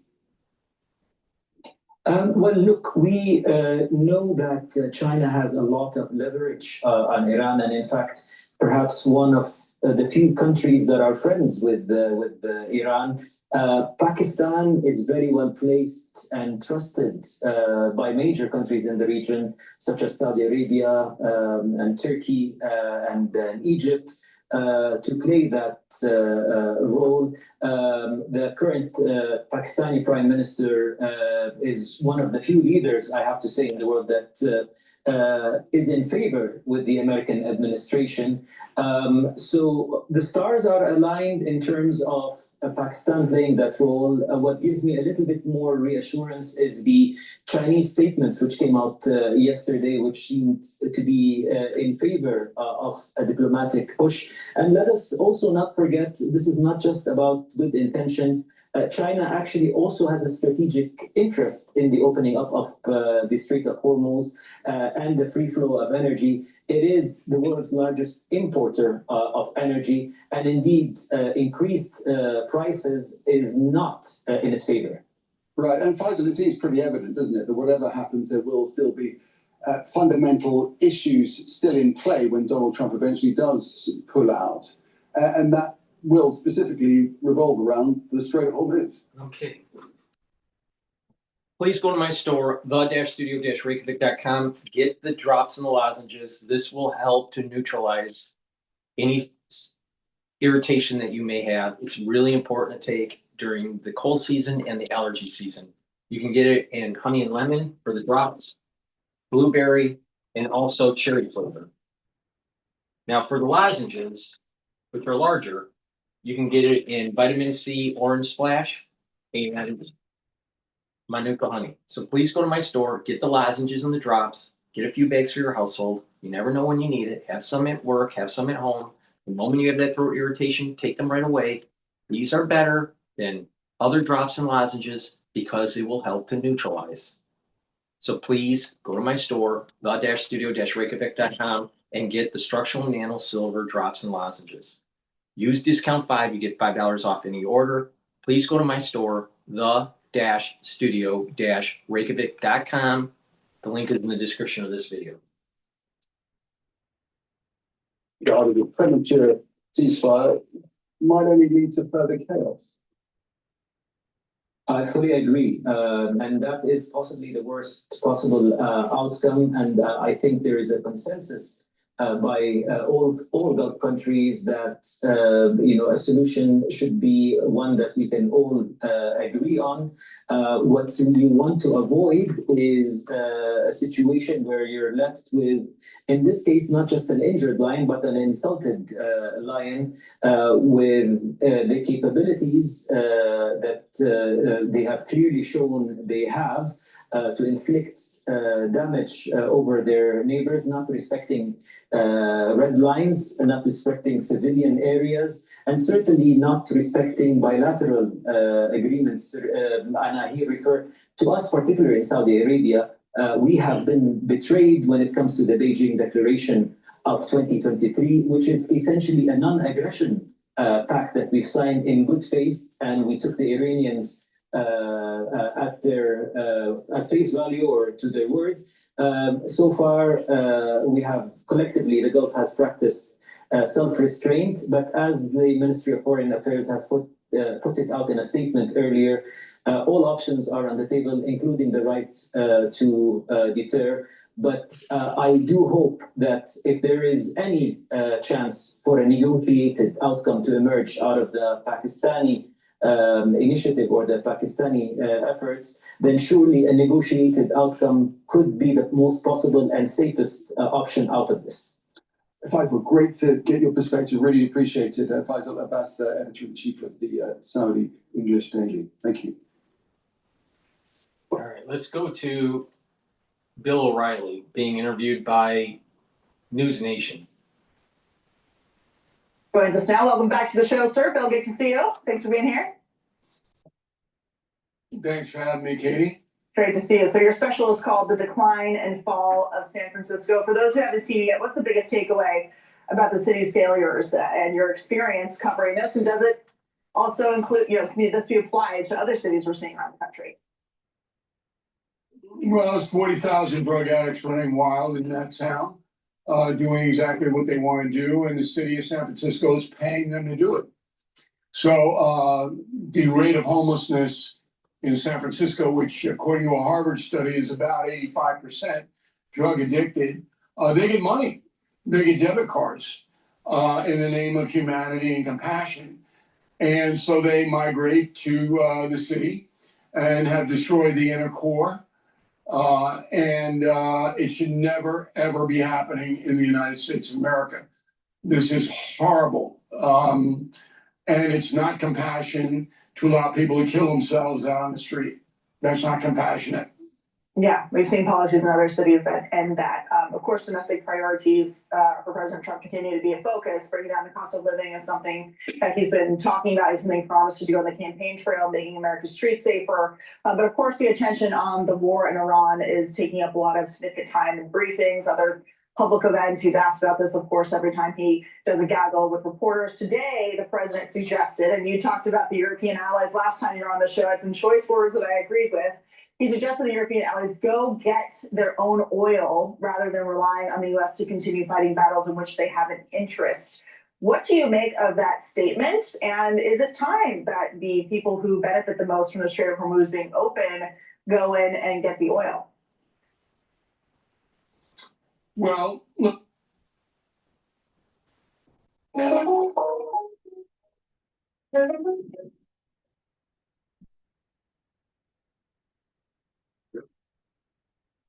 Well, let's take a look at what's going to happen tomorrow night, because it'll be very interesting.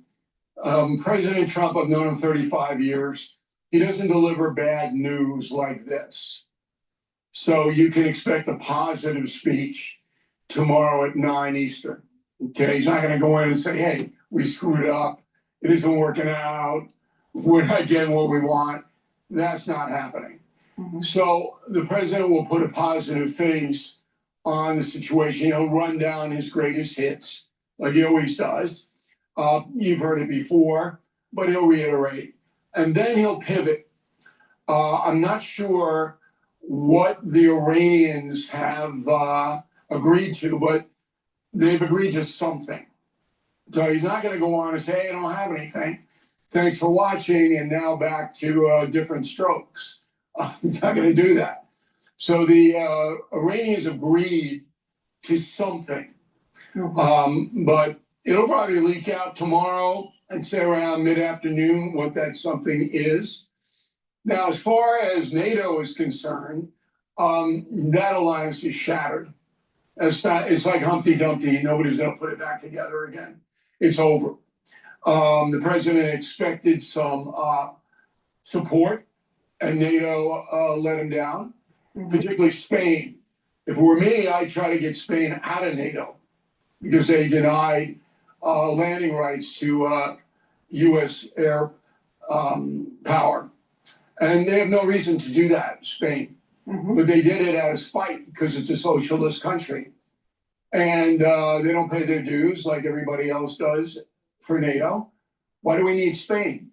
Yeah. Why?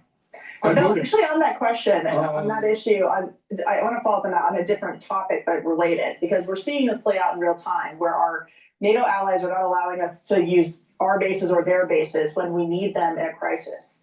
The president has made the case that this is why the United States should be in charge of Greenland.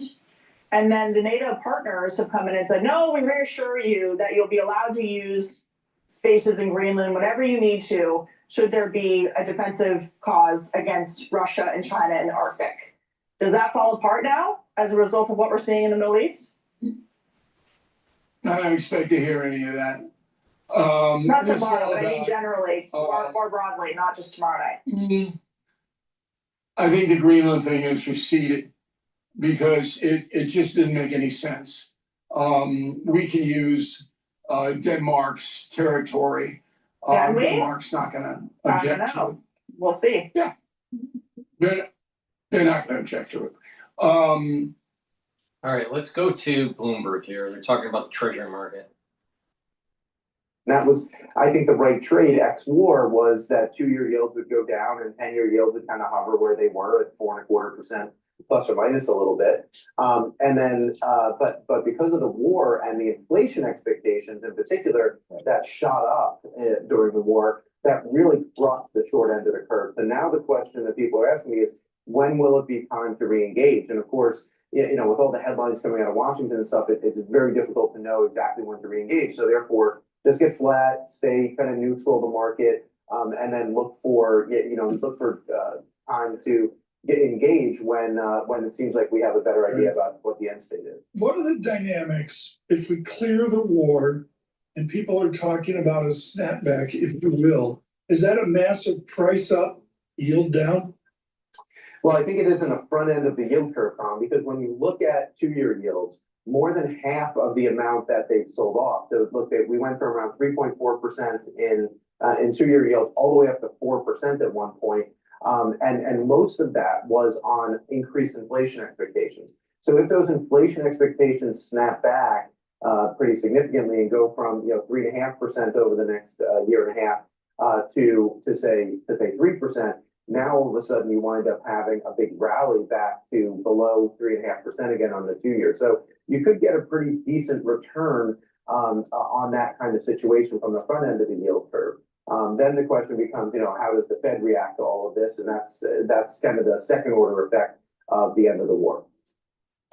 So the Fed, I'm looking at the work function, kind of no movement is forecasted for the remainder of 2026. Does that make sense to you? Yeah, well, I think that makes sense in the sense that the Fed has to be careful that inflation expectations don't get away from it, and at the same time, they don't want to hike interest rates because they don't want to cause a recession and cause jobs to go down, right? Because that's the other side of their mandate. Unlike the ECB, which only cares about inflation and really doesn't care about the job market very much from a again, from their primary mandate perspective. So I think the Fed being on hold makes sense. I do suspect that once the war winds down, that we will start to price back in at least one cut by the end of this year, maybe another cut in the first quarter of next year. And we'd actually just this morning put out our updated interest rate forecast, and that path of the Fed is embedded in our forecast. There's a couple more cuts, but not a lot. In the market opener, I would usually will continue with this. I would please stay with us here for the next couple of minutes. Futures up 35. I'm going to say on the opening, the Dow on the first print up 364. With the market opening, Alexis Christophorous. All right, stocks are kicking off the first day of the month and the second quarter with a rally as investors bet the war will soon be over. The S&P 500 up 35 points at 65.65. Dow Jones Industrial Average up about 0.8% or 363 points. We've got the NASDAQ up 0.7% or 151 points. Oil continuing its slide. Brent crude down 2%, 101.79 at the level. WTI crude down more than 1% at $100 the barrel.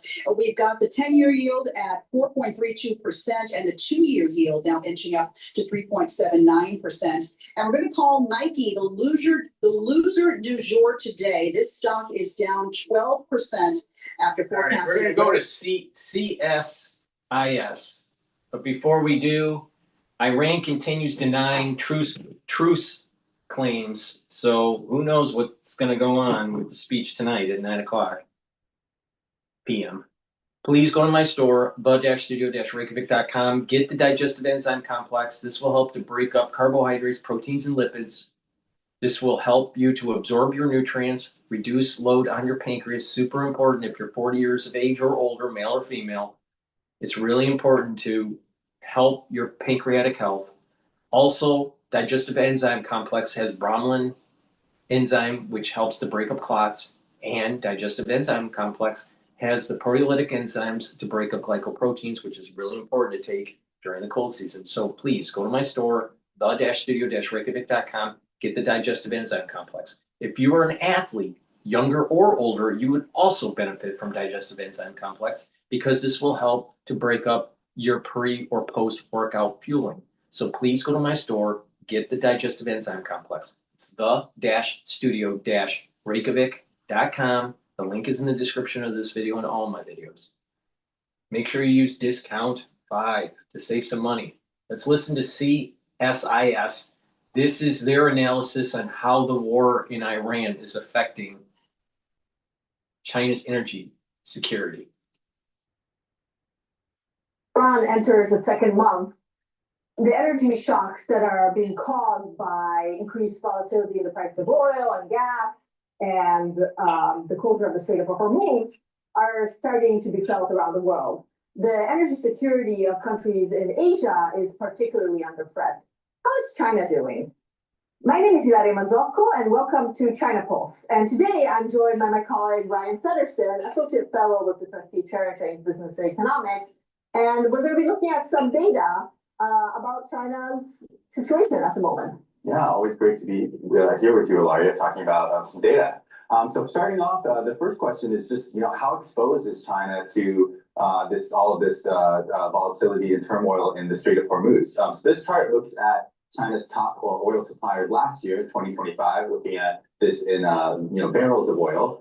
So we can see that the countries that have the purple bars, those are countries that have the highest exposure to the Strait of Hormuz. Those are Gulf countries. This means these are countries that when the oil or gas leaves these countries, it has to go through the Strait of Hormuz, right? And so they are really, they're really very much affected. Yes. And then, of course, there's the red as well, Ryan, if you want to explain that. Yeah. So obviously this video is focused on, Iran and what's going on with, the Iran war and its effect on China. We've highlighted these countries because, in China's official trade statistics, and that's where this data comes from, it actually reports that it imports no oil from Iran. Now, we know that's not true. And so oftentimes that Iranian oil is coming, it's showing up in places like Malaysia, the Indonesian data. Not necessarily all of this is exports, from Iran to China. But we know that there's transshipment that occurs through those countries. And so it's important to look at those as well as being particularly affected by the current conflict. And Ryan, I think it's worth noting here that this is the exposure to, obviously to imports, but China also has a lot of reserves of oil, Yes. right? That can give China about 4 months of security, let's put it that way, right? So that's quite significant. Yes, it does have pretty significant reserves, and that gives it some form of cushion. And of course, as we've talked about, even the oil that's not coming directly from the Strait of Hormuz, that's still, it's going to be at a higher price. There's disruptions. It's a global commodity market, right? And so it's something that, we can't just say, oh, all this oil that's coming from Russia and Brazil and Oman, it's all going to be at the normal kind of way in which China was consuming it before. But let's zoom in specifically on Iran just to get a better picture. So this is a chart looking at China-Iran trade in total. So you can see what we were talking about before. China says it exports around, 7 billion, in total in USD in total to Iran. It says that it only imports 3 billion from Iran. Now we know that's not true, and the estimates from independent sources say it's probably more around 31 last year in 2025. And then we can see here China's total, oil imports, the value of them last year. So really what this is showing is that yes, China has pretty imbalanced trade with Iran, but actually Iranian oil imports only made up around, 12 to 13% of China's oil imports in 2025. And for Iran, that actually, its exports to China made up 80 to 90% of its total oil exports. So it's really the case that Iran is probably much more reliant on China as a final purchaser of its oil than China is reliant on Iran as a source of oil. Right, and then ultimately, as you said before, the real challenge for China is the sort of volatility that this is creating globally in the prices, rather than it's not able to access Iranian oil specifically, right? It's obviously got other sources it can get oil from, as this chart makes very clear, but the price of oil is just generally going up for everyone. Yes, and of course that has feed-in effects for China's relationship with the rest of the world too, which we'll touch on a little bit later. But important to note, just kind of looking at that relationship. So next is just kind of how does this factor into China's total energy landscape, and what's going on? What can you tell me about that, Laria? Yeah, of course. So it's primary energy consumption, right? So we'll look at electricity in just a second. Yes, yeah. But this was just to highlight just how important, coal continues to be for China. And oil has been really sort of steady. It's really plateaued demand for oil. It's not growing. Of course, China is still, the one of the key consumers of oil globally. But there's been some interesting shifts there, which we'll look at in a second. And, in this chart, you can't really see the importance of renewables. And maybe if we go to the next one with electricity, I think that'll become a little clearer. I mean, keep in mind that oil, coal in particular, can be used for feedstock, other sources as well. So I think not just for electricity production. Yeah, and if we look at electricity, some of those trends start to become a little bit clearer. Right. And so China's energy mix here becomes really interesting, I think, from a geopolitical standpoint, right? So there's coal. A lot of that coal is procured domestically in China. Yeah. Certainly, it's not coming from the coal that's imported. It's not coming from the Middle East. Yeah. And then oil really is not used for electricity. Yeah. You have like a little bit of natural gas. It's increased over time, but it's just a country that's just not as reliant on natural gas as some other countries. And then of course renewables have just become like a much more significant source of energy, right? And if you look at those, right, hydropower, wind, solar, nuclear, those are all sort of non-fossil fuel energy sources, which have grown very rapidly. I mean, of course, hydropower not growing as much, but is a significant source of energy. Yeah. And so it's just going up a lot. So really China's energy mix at the moment, you can really characterize it as these non-fossil fuel new energy sources, and then coal, which turns out makes you a little more resilient from an energy security perspective if, this is procured domestically, which it is in China. So from an environmental and climate standpoint, that's very, one would feel very ambivalent about this, but it does have this sort of interesting, it does put China in a sort of interesting position when it comes to energy security, or, especially vis-a-vis these kinds of shocks. But why don't we zoom into oil and how oil is used in China? Yeah, and one thing just quick, we can see, this is just to zoom in, see a little bit more of the renewables. China by far leads the world in, installations of, solar and wind capacity. And so that's something you can hear, can see a little bit more clearly in this chart. But yeah, moving on to oil demand, I think that's where we see some interesting trends about how oil is actually used in China, and things that we've talked about a lot in other China Pulse videos. How does China's electrification, particularly of transport, affect this picture? Right, and so this is data from the International Energy Agency, and it hasn't been updated past 2023. Yeah. So this is, the cutoff is 2023, but since 2023, you see this sort of dip up in 2023 of like transport going back up. It's really plateaued. Yeah. It's not, actually it's decreased a little bit. And so overall oil demand, as we saw before, is really sort of plateaued. But this also tells us that it's not, the number, the amount of oil that's used by, at the gas pump by consumers is actually decreasing. And a lot of it is used by an industry and other uses, which, are create, usually there's a little more padding there, I think, in terms of certainly like the petrochemical industry in China is very important and it's growing very rapidly. But, I think that generally sort of creates a little bit less of a sort of immediate reaction on the part of citizens, yes, the consumers, right, that are unable to or are paying a lot more to fill their gas tank. Now, and I think if we look at the other chart, this is like, we've obviously talked about this before, but now new car sales in China, and last year it was just over 50% of new car sales were electric vehicles. Now, some of those, that includes plug-in hybrids, which do use still gasoline, but I think it just gives you a sense of like where, the transportation is headed in China. Of course, there's also been massive infrastructure developments with, high-speed rail, metro, etc., which have allowed a lot of Chinese consumers to switch from using their car to using electricity-based solutions for transportation, which again improves China's energy security and sort of reduces its exposure to these shocks.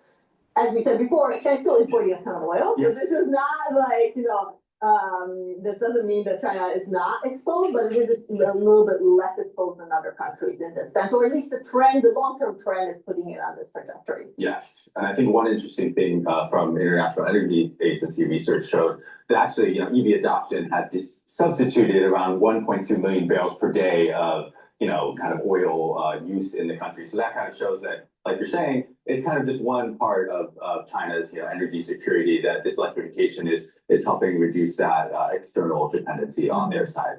Yeah, totally.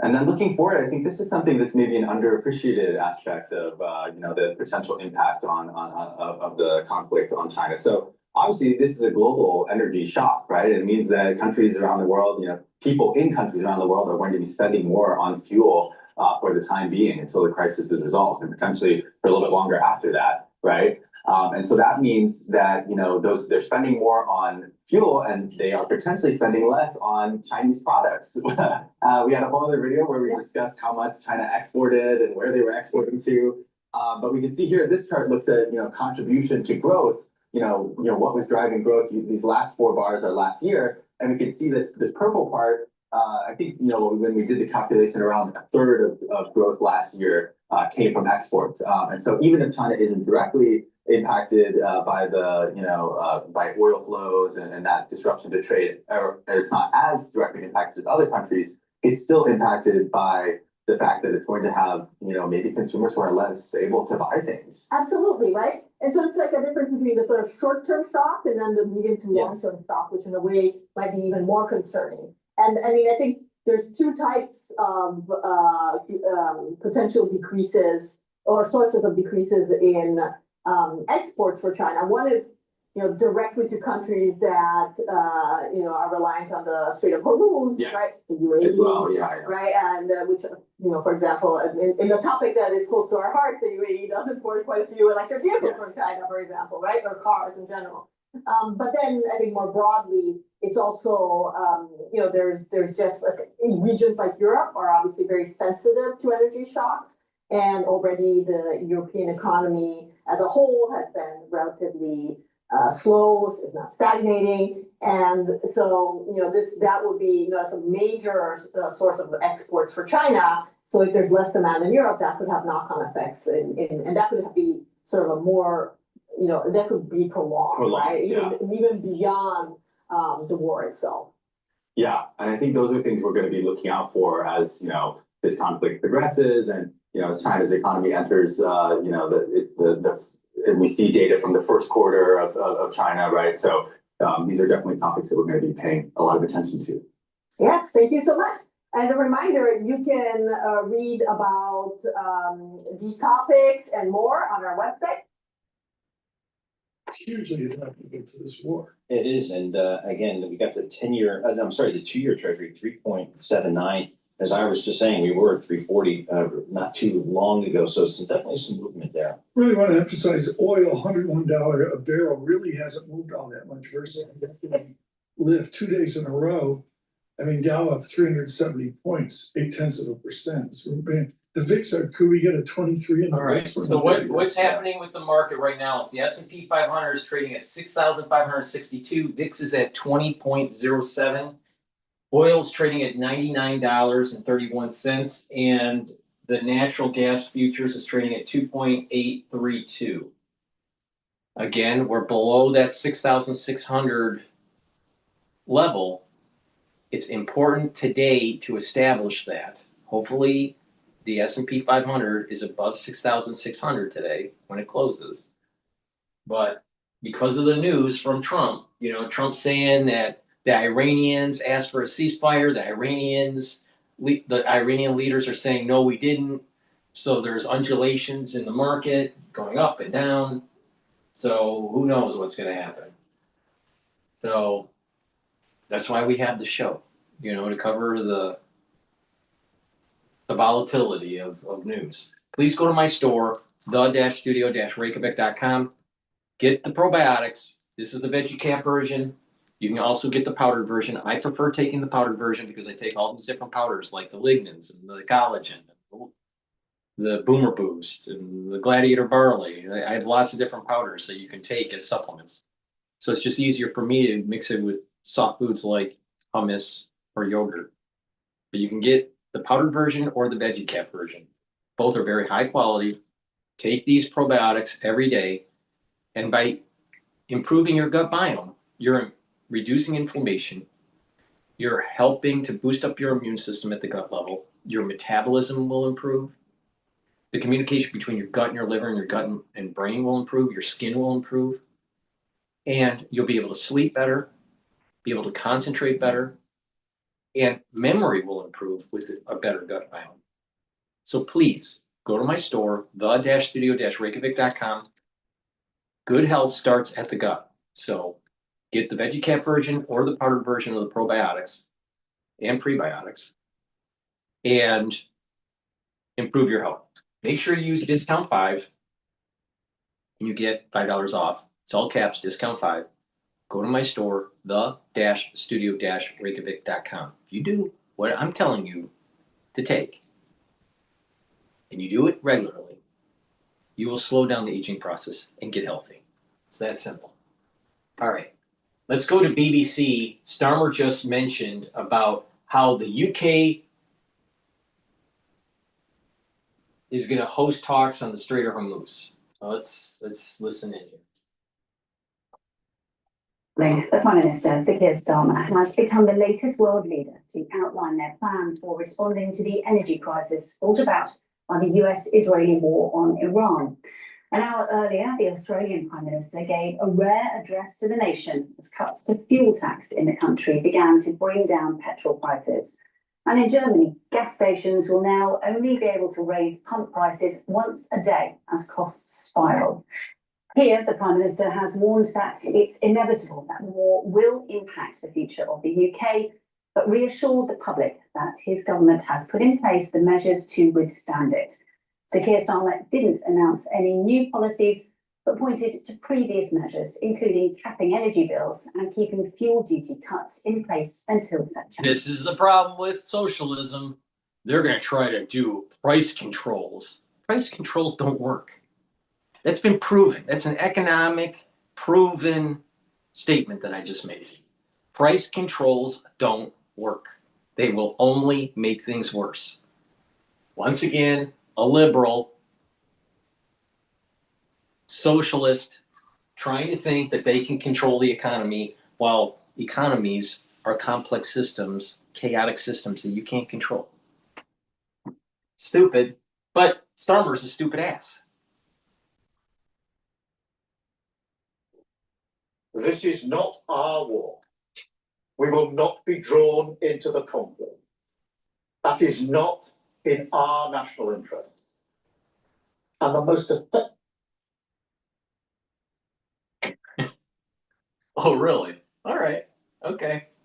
See, the crazy thing about Starmer and the socialists in the UK, they wanted to demonize energy. So they basically told the energy companies like British Petroleum, you know what? Stop investing in the North Sea because we're going to have windmills and we're going to have solar panels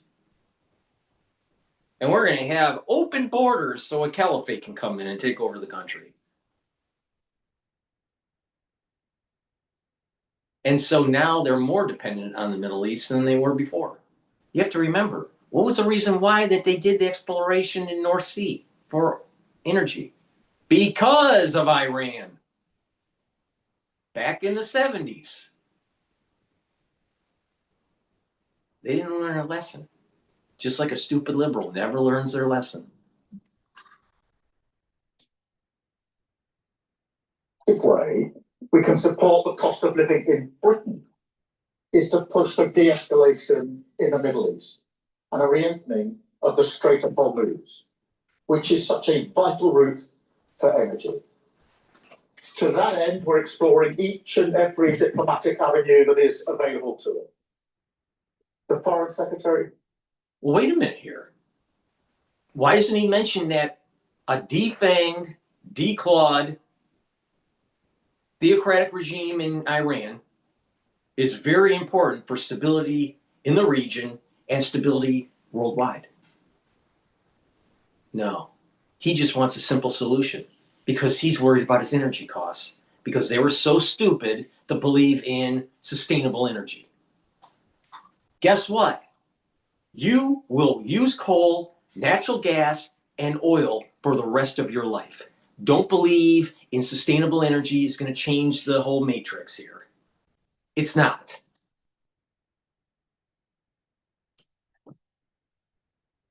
And the Chancellor have met their counterparts in the G7.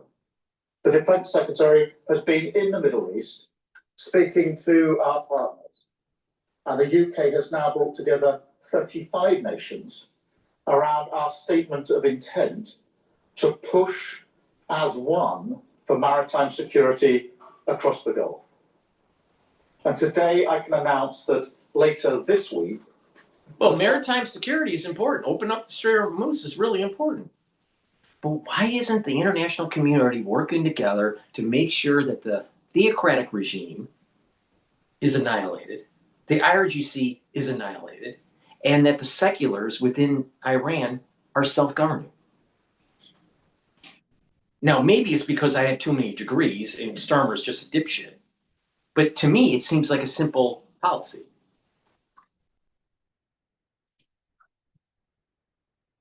Secretary will host a meeting that brings those nations together for the first time, where we will assess all viable diplomatic and political measures that we can take to restore freedom of navigation, guarantee the safety of trapped ships and seafarers, and resume the movement of vital commodities.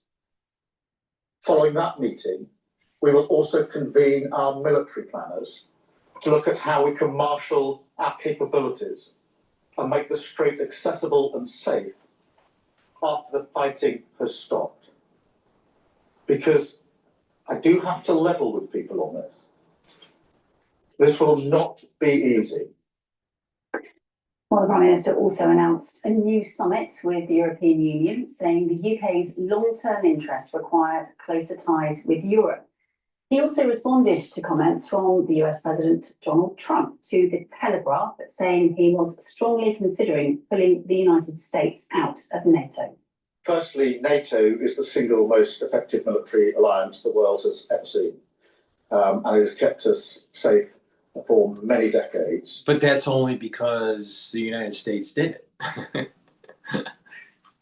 But when you have a bunch of Euro whiners not willing to fight when you have a bunch of Eurowhiners not realizing that a self-determining, self-governing secular society in Iran is the best for the world, when you have leaders that aren't willing to get on the battlefield and fight, don't be surprised that Europe will just continue to degrade. Don't be surprised that NATO degrades. Past performance isn't an indicator of future performance.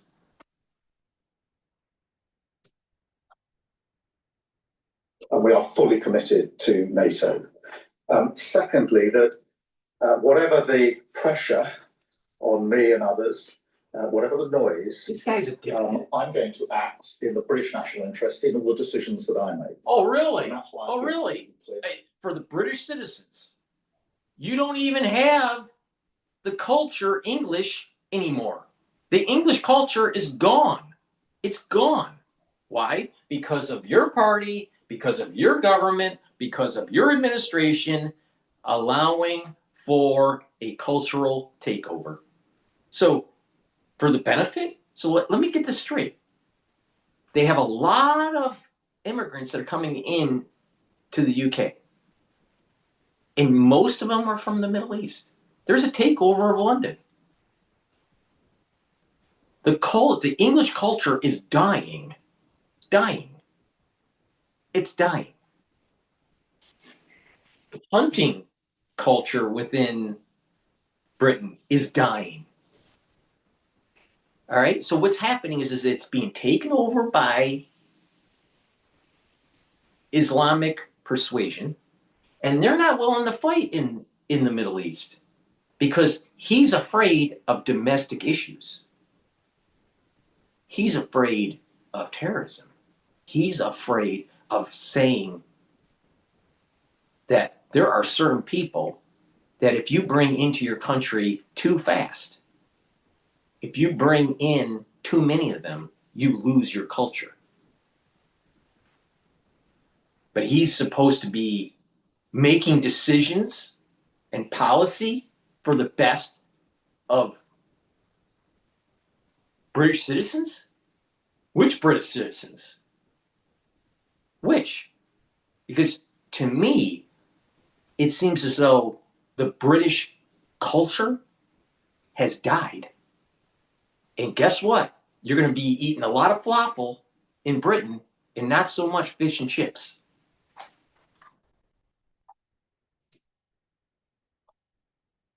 That this is not our war, but we're not going to get dragged into it. But I'm equally clear that when it comes to defence and security and our economic future, we have to have closer ties with Europe. That's why we had the summit last year. This year, as I've just announced, there'll be a further summit. We will make good on the commitments that we put in place. So he's not willing to fight with the military, but he's going to have price controls and try to move towards integration with the EU. Sounds like a little bit of a reversal of Brexit. That's what it sounds to me. Sounds like a globalist. You can't have economic autonomy. You can't have economic prosperity unless you're willing to fight on the battlefield. Do you think Rome was so prosperous because they were just focused on economics? There's a mixture when it comes to international policy of economics and military prowess. Now, does this guy look like he has any military prowess? No. No, not at all. The country has fallen to Islam.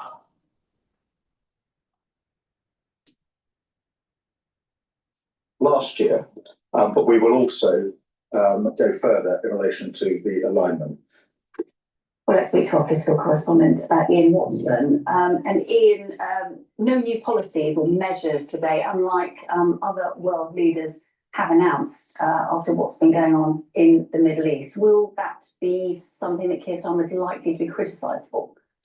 It undoubtedly will, actually, by the opposition and indeed the media, of course, asking when can we expect to hear details of any package of help for people. He said not once but twice this won't be easy. Once in relation to the Strait of Hormuz, where obviously the oil is not flowing from at the moment, and secondly, more widely in terms of the economic impact of the conflict. So what people wanted to know, I think, including some of the people at the press conference, was when we could expect certain measures to be put in place. For example, help with energy bills.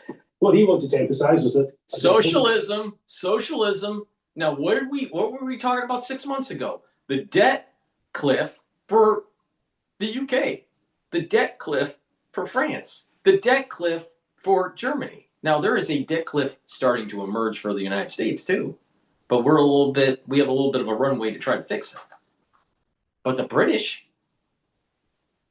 they have too many social programs.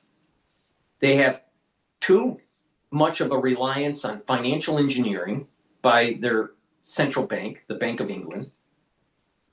And they need to truncate the government spending to be able to control their payments on bonds. They issue too much debt. And they're going to try to control prices. Well, at the household level, that sounds all great. At the societal level, it's disastrous. Price controls don't work. Your society's going to be more fucked up. Trust me on this. Short the UK, buy US.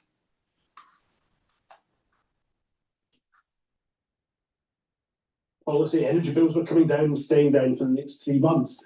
But he, like the Chancellor Rachel Reeves, tended to suggest that when any help did kick in, if the conflict is protracted, that wouldn't happen until the autumn. He said that only 7% of energy use was during summer. So some people might be worried when energy price cap is lifted in July, that they will see the bills going up and won't have any immediate help. Obviously, we know that help, when it does come, will be targeted, but again, no more detail on how it will be targeted, what level of household income people should have. And with Australia, for example, cutting its fuel duty, Ireland's doing much the same. He was asked directly by the BBC what he was going to do about fuel duty here, and again, he said, well, breaking news. Breaking news, Trump arrives at the Supreme Court for Birthright hearing.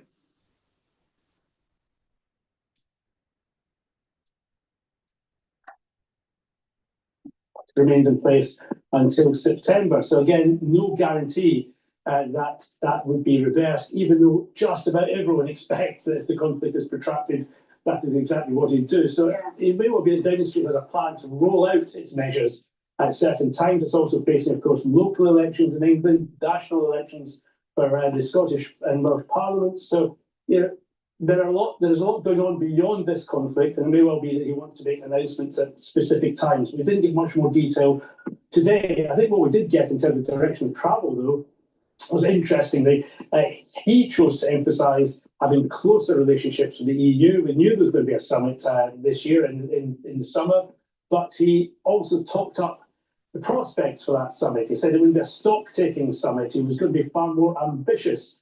And so I think he was trying to say, look, we have a crisis here, but I've also got a long-term strategy for trying to grow the economy and to bounce back. It's also one, though, which drew very clear dividing lines with Reform UK, for example, going into those elections that I mentioned.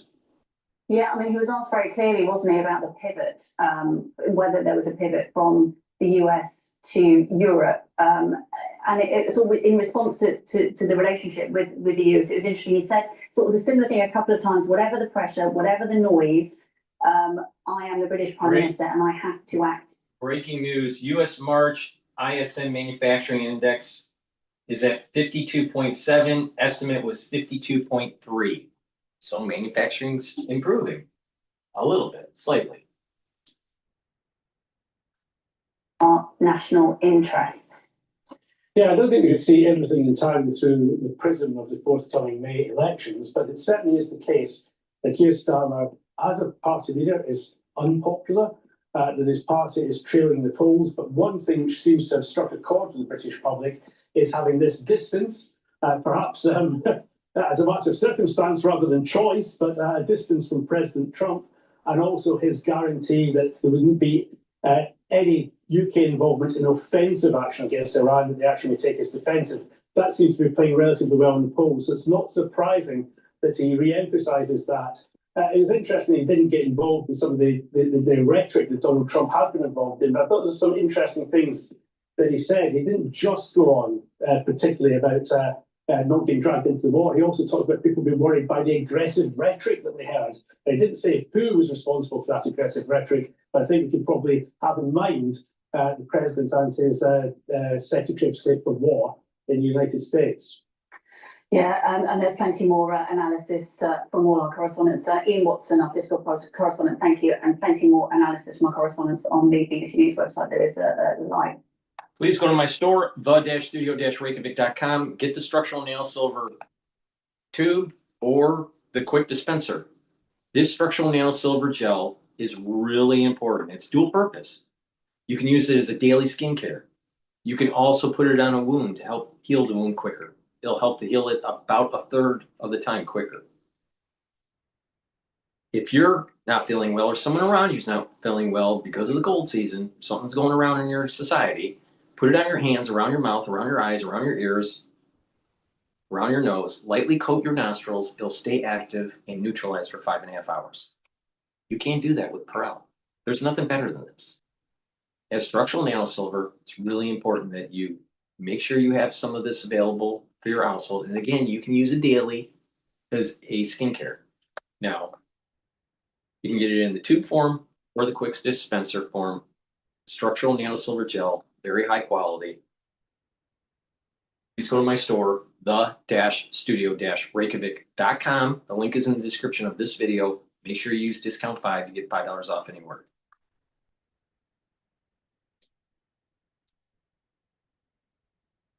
She's like number 12 or something out of thousands and thousands. we should claim she has a huge Connecticut affiliation, sterling at tennis for the state of Connecticut in high school. Tyler Kendall outside the Supreme Court, truly an historic moment. Paul, we got 4 or 5 minutes here before the start of it. Let us just summarize. How do you summarize truly the cacophony of the news to get us to the president's speech tonight? Yeah, the president speaking at 9 p.m. tonight. And again, it seems like when you see some of the messaging from both sides, whether it be the U.S. side or the Iranian side, they're just kind of talking at each other. I'm not sure how much they're talking with each other as it relates to how this thing may unwind. But the president has certainly over the last several days been setting the stage for a withdrawal, probably sooner rather than later. I think he's now somewhat trying to characterize it in the context of maybe 2 to 3 weeks. So we'll have to see how that plays out. But that's what we're seeing in the equity markets, the bond market. We're not seeing that much of a pull off in the oil market, Tom. We're still thank you. We've got the WTI and crude oil up about 2 to 3% today, but still at very elevated levels. And I think that just simply reflects the market saying, I still haven't heard anything credible about how we're going to securitize the Strait of Hormuz, and that kind of goes to the whole supply issue. Well, our T-Live team is working as hard as they can. Just to overlay on the all right, the oral arguments for the birthright citizenship is just starting at the Supreme Court. Let's listen in.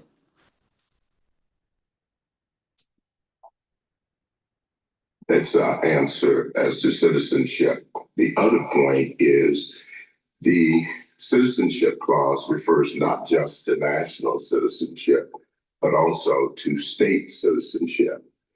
Are we to have 2 different definitions for those? It's one word, citizens of the United States and citizens of the state wherein they reside. So as you begin, I'd like you to go back at the beginning and be more specific about the answer.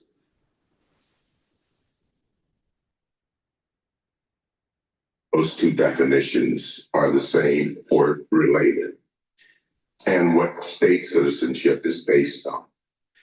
Thank you, Justice Thomas. I'll maybe start by addressing Dred Scott.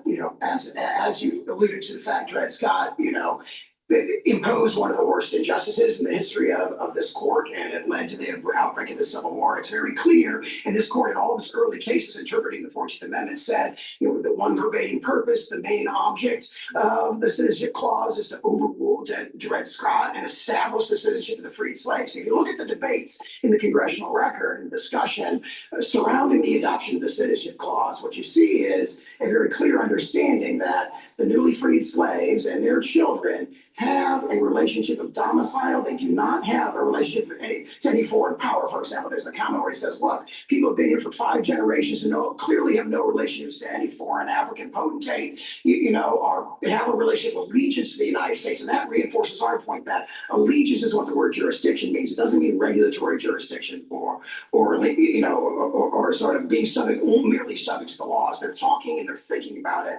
in those debates about allegiance. Now, as to your second question, if you look at the text of the clause, we believe it says, born in the United States, born or naturalized in the United States and subject to the jurisdiction thereof, are citizens of the United States and the states of which they reside. So there's a constitutional guarantee that applies to both federal or national and state citizenship. And the key point we make there is that word reside, if you look at, for example, section 1473 of Justice Story's commentaries, was understood to mean domicile. So when they say subject to the jurisdiction, and then they go on to say you're a citizen of the United States and the state in which they reside, the very text of the clause itself presupposes that the citizen is domiciled in the United States. If they're present in a state at all, they reside there. Reside means domicile in the Constitution, and we think that strongly supports our interpretation. It's textual evidence of our domicile-based theory of jurisdiction. Well, starting with that theory, you obviously put a lot of weight on subject to the jurisdiction thereof. But the examples you give to support that strike me as very quirky. Children of ambassadors, children of enemies during a hostile invasion, children on warships. And then you expand it to the whole class of illegal aliens are here in the country. I'm not quite sure how you can get to that big group from such tiny and sort of idiosyncratic examples. There are those sort of narrow exceptions for ambassador foreign public ships. Tribal is an enormous one that they were very focused on in the debates as well. But what I do is I invite the court to look at the intervening step, which is the enactment of the Civil Rights Act of 1866. And there it didn't say subject to the jurisdiction thereof. There it says not subject to any foreign power. Now, if you go back to Blackstone and Calvin's case, they say it does not matter if you are subject to any foreign power. If you are born in the king's domains, you have this indefeasible duty of allegiance to the king at any time. So there's a clear repudiation in the Civil Rights Act. The Civil Rights Act is this breakwater which makes it very, very clear that they are not thinking about allegiance in the terms of like the British common law. They've adopted the Republican conception of allegiance. So it's from not subject to any foreign power, and then the debates just a couple months later make it very clear that they're recodifying the same conception. They were dissatisfied with the potential ambiguity in the phrase Indians not taxed, and they adopted subject to the jurisdiction thereof. And one of the strongest statements of this is Senator Trumbull's statement that I quoted at the beginning, where he says, he's asked, what does that mean, subject to the jurisdiction thereof? And he says, it means not owing allegiance to anybody else. That is what it means. And this court picked up on that in LP against Wilkins when it says, it uses, completely subject to the political jurisdiction, not mere regulatory jurisdiction. What do you do with one Kim Ark's quote of Daniel Webster, who said, independently of a residence, with intention to continue such residence, independently of any domiciliation, independently of the taking of any oath of allegiance or renouncing any form of allegiance, it is well known that by the public law, a non-citizen, while he is here in the United States, owes obedience to this country's laws. Now, the examples that Wong R. Kim used as exceptions are situations in which there was not temporary allegiance to the United States. The children of foreign diplomats whose only allegiance was to their foreign country, and or occupied territory residents, including those citizens in Maine who had been occupied by the British forces. The US had no control over them. And the whole theory of the Indian tribes was similar. The Indian tribes were analogized to foreign diplomats. So what do we do with that? I'd say two things. First, as the Indian tribes, we think that's a case that strongly supports us because, of course, by 1866 and 1868, there was strong understanding that the Indian tribes were subject to the United States' regulatory jurisdiction. But not the same way that temporary foreigners were, meaning there was a real debate going on whether the U.S. actually had jurisdiction over Indian tribes. That's why our cases, for the longest time, until that was finally settled, said, absent some act of Congress, our laws don't apply. U.S. laws don't apply to Indians on Indian lands, correct? I believe you look at the Rogers decision, for example, that we cite in our brief, where they say that they are subject to the. That's later. I'm talking at the time. Yes, at the time. So as of 1817. So what did you do during the debates of the 1866 Civil Rights Act and of the 14th Amendment? With the entire discussion of the people who opposed the amendment, who kept saying, we can't pass it because we're making citizens of gypsies who have no allegiance to anybody, and we're going to make citizens of Chinese people who can't be citizens because we're not going to permit them to be citizens. What do we do with those debates and the fact that the proponents of both acts said everyone who's born in the US will be citizens? First, as that particular exchange, page 2890 of the congressional record from 1866, Senator Cowan gives this virulently racist statement where he says that. And what does he say right at the beginning of that sort of offensive speech? He says, we can't have children of gypsies, children of Chinese immigrants, we can't have them become citizens. And he says, quote, have they any more rights than a sojourner in the United States? So he's trying to persuade the Republicans to his view by appealing to a common understanding that sojourners do not have children who become citizens. So there's powerful evidence there that everybody understood this to, not sweep in the temporary sojourner. And that's why you see for 40, 50 years, you see every commentator who addresses the specific question of temporary presence saying it's not covered by the clause, including for decades after Wong Kim Ark. General, can I take you back to the Chief Justice's question about the specific exceptions to birthright citizenship that everybody seems to agree were recognized under the common law? And it brings up an important principle about how we interpret the law. When particular problems pop up, lawmakers may enact a general rule. When they do that, is the application of that general rule limited only to the situations that they had in mind when they adopted the general rule? Or do we say they adopted a general rule, they meant for that to apply to later applications that might come up? Justice Scalia had an example that dealt with this situation. He imagined an old statute that was enacted well before anybody conceived of the microwave oven. And then afterwards, someone is charged with the crime of stealing the microwave oven. And this fellow says, well, I can't be convicted under this because the microwave oven didn't exist at that time. And he dismissed that. There's a general rule there, and you apply it to future applications. And what we're dealing with here is something that was basically unknown at the time when the 14th Amendment was adopted, which is illegal immigration. So how do we deal with that situation when we have a general rule?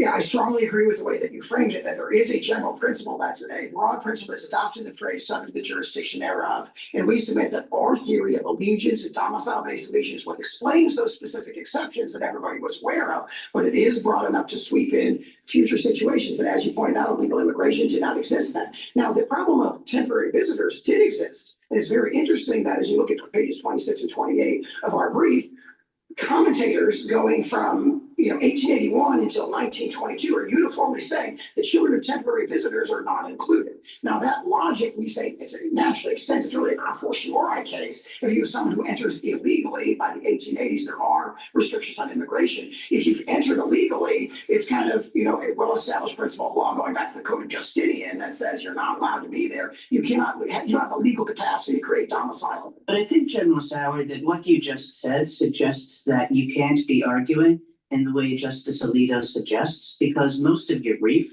is not about illegal aliens. Most of your brief is about people who are just temporarily in the country, where there was quite clearly an experience of, an understanding of, that there were going to be temporary inhabitants. And your whole theory of the case is built on that group. You don't get to talking about undocumented persons until quite later and at much lesser, I think it's like 10 pages to 3 pages or something like that.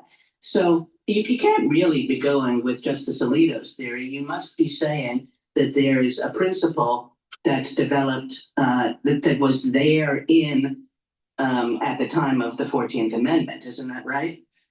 We agree there's a principle there with the 14th Amendment. It is the jurisdiction means allegiance, the allegiance of and this very strongly reflected in 19th century sources, the allegiance of an alien present in another country is determined by domicile. And that goes back to the Venus and the Pizarro. It goes through the Cottrell affair in 1853. It comes right up to Fong Yui Ting and Lau Ao Du that are decided shortly before Wong Kim Ark. So that's the principle. That principle clearly applies here. I also respectfully disagree. Yeah, and I guess, Mr. General Sauer, where does this principle come from? Allegiance, domicile,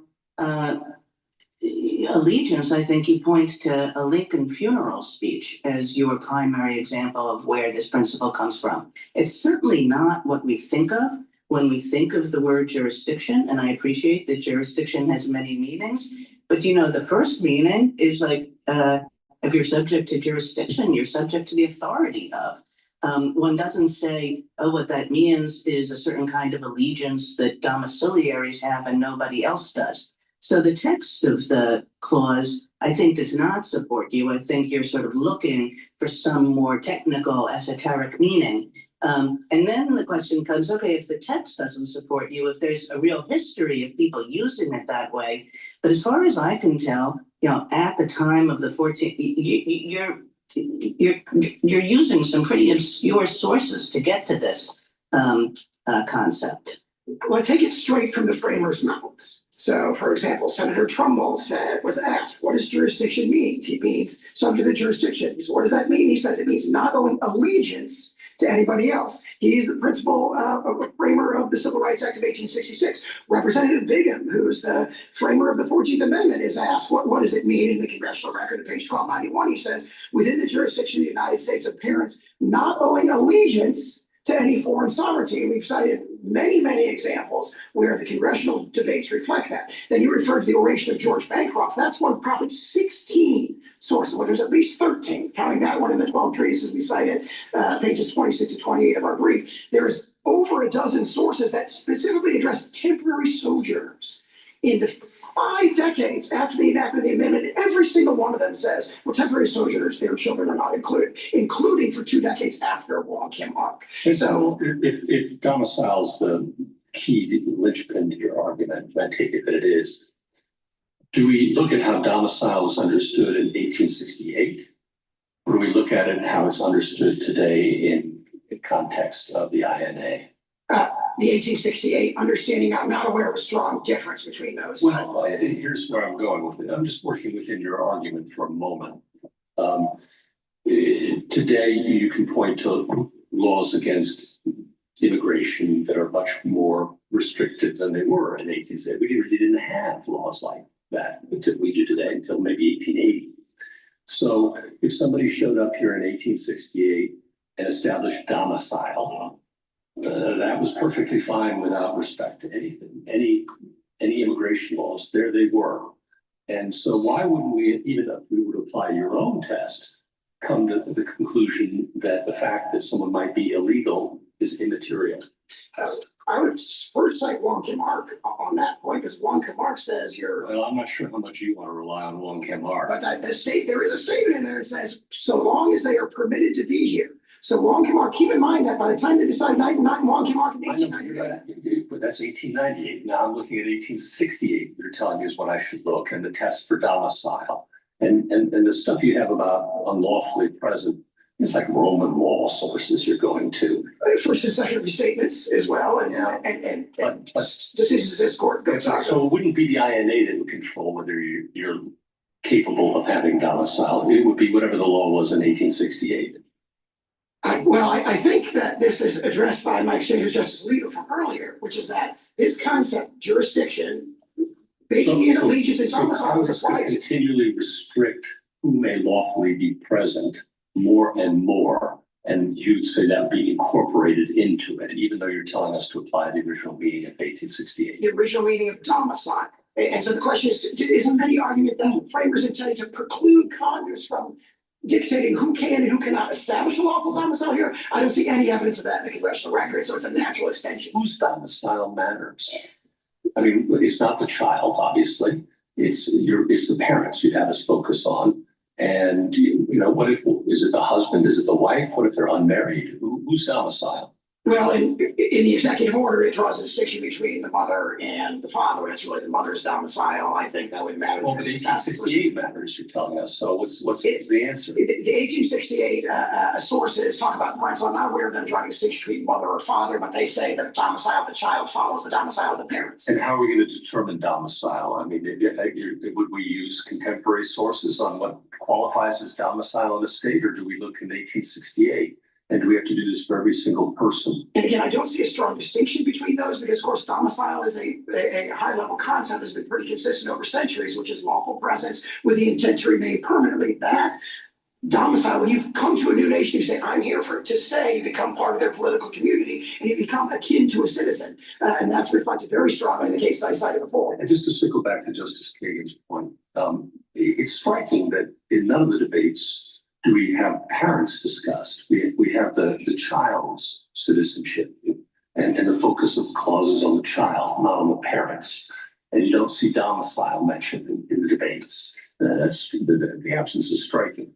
I think the 19th century sources would say a newborn child lacks the capacity to form a domicile, so they're imputed the domicile of their parents. So I don't think they would have seen a distinction between children and parents. I point out that their position, like ours, is forced to look at the domicile of the parents because you look at the exceptions that they accept, like tribal Indians and so on. I'm talking about in the debates over the 14th Amendment and the Civil Rights Act. It's striking that these concepts aren't discussed in them. I think domicile is discussed. I mean, it's brought up in many. Allegiance, jurisdiction, complete jurisdiction.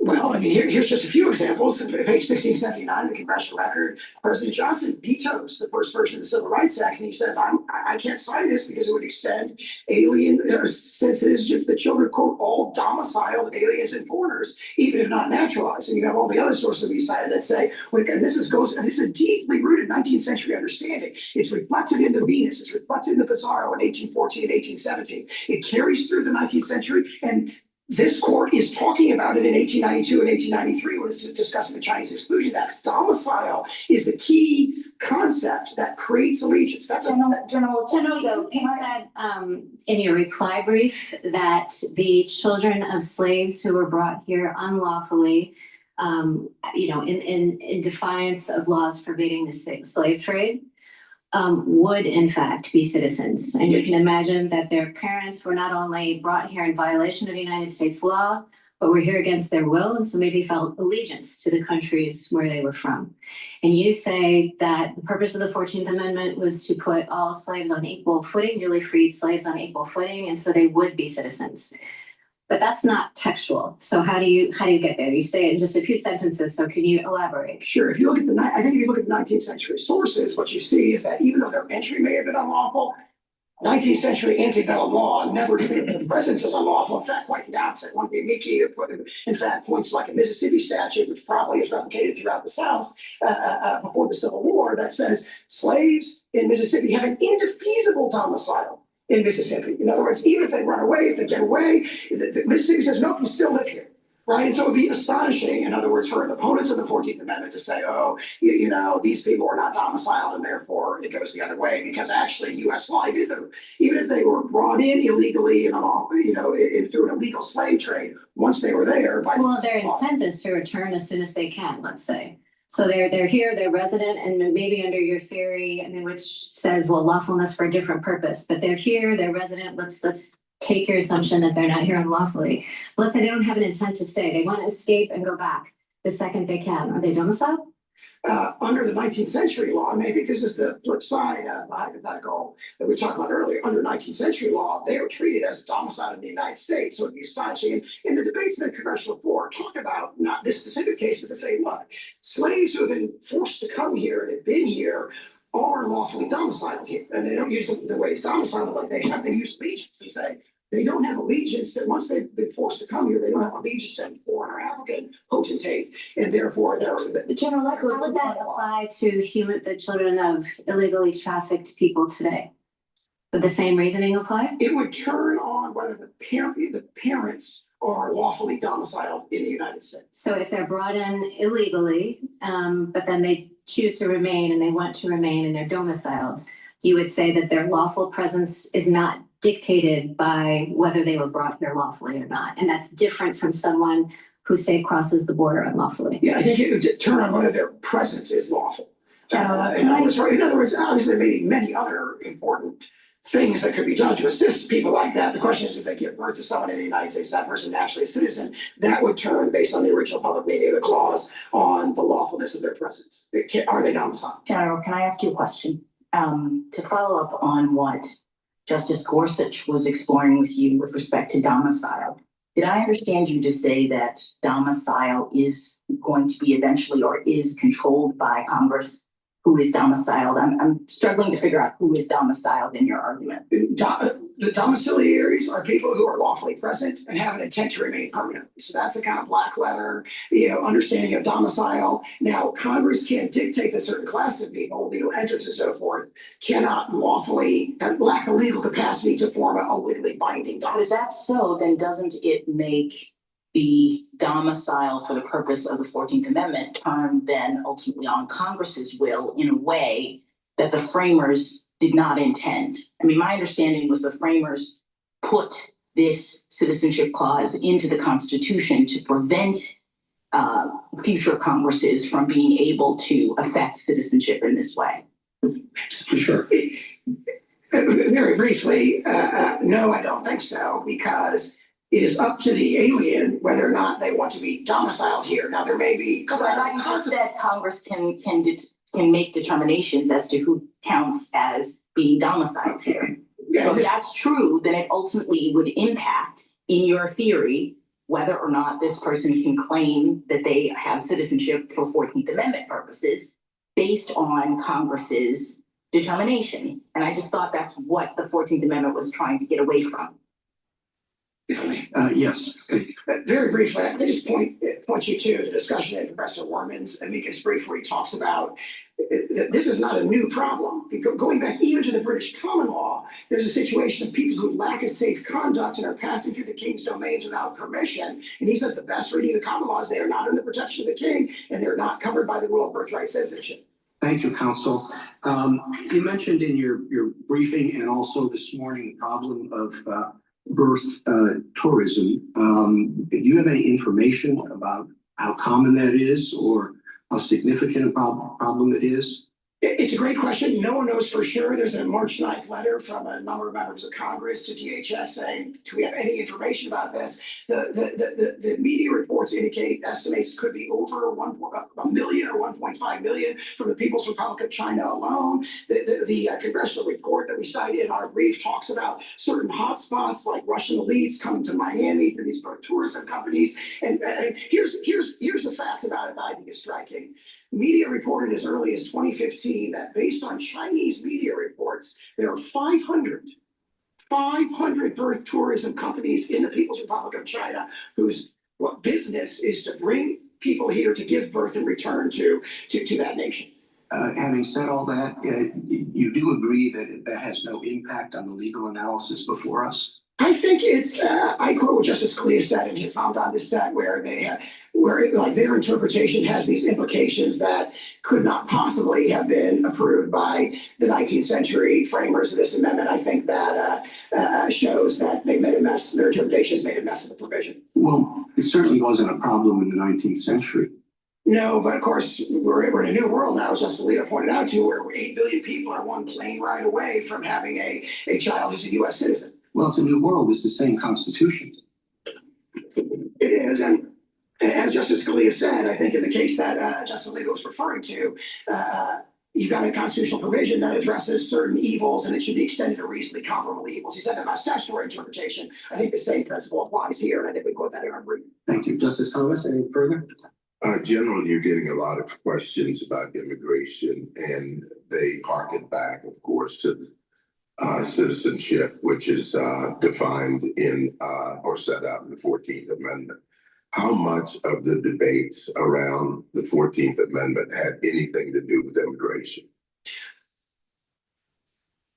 I think that the principal focus of those debates has to do really not with immigrants, but with the Indian tribes. I mean, obviously the main goal, the one pervading purpose, as this court said in the slaughterhouse cases, was to establish the citizenship of the freed slaves and their children. But they were very concerned about the problem of something that they all accepted as a given, which is that the children of tribal Indians are not within the rule of birthright citizenship. So I think that's what they focus on. We draw an analogy to that, to the issue of temporary sojourners. And then, but there are mentions of temporary sojourning multiple places in the congressional debates, and all of those quotes go in our direction.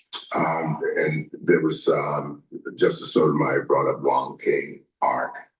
There was no question in that case that about domicile, was there?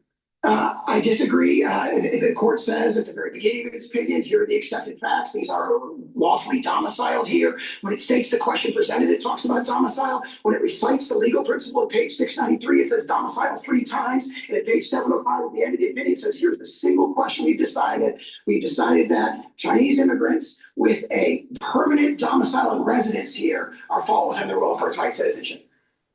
Justice Alito? Under the minimum definition of domicile, which I think existed in 1868 and continues to exist today, a person's domicile is the place where he or she intends to make a permanent home. Now, normally you would think that a person who is subject to arrest at any time and removal could not establish a domicile.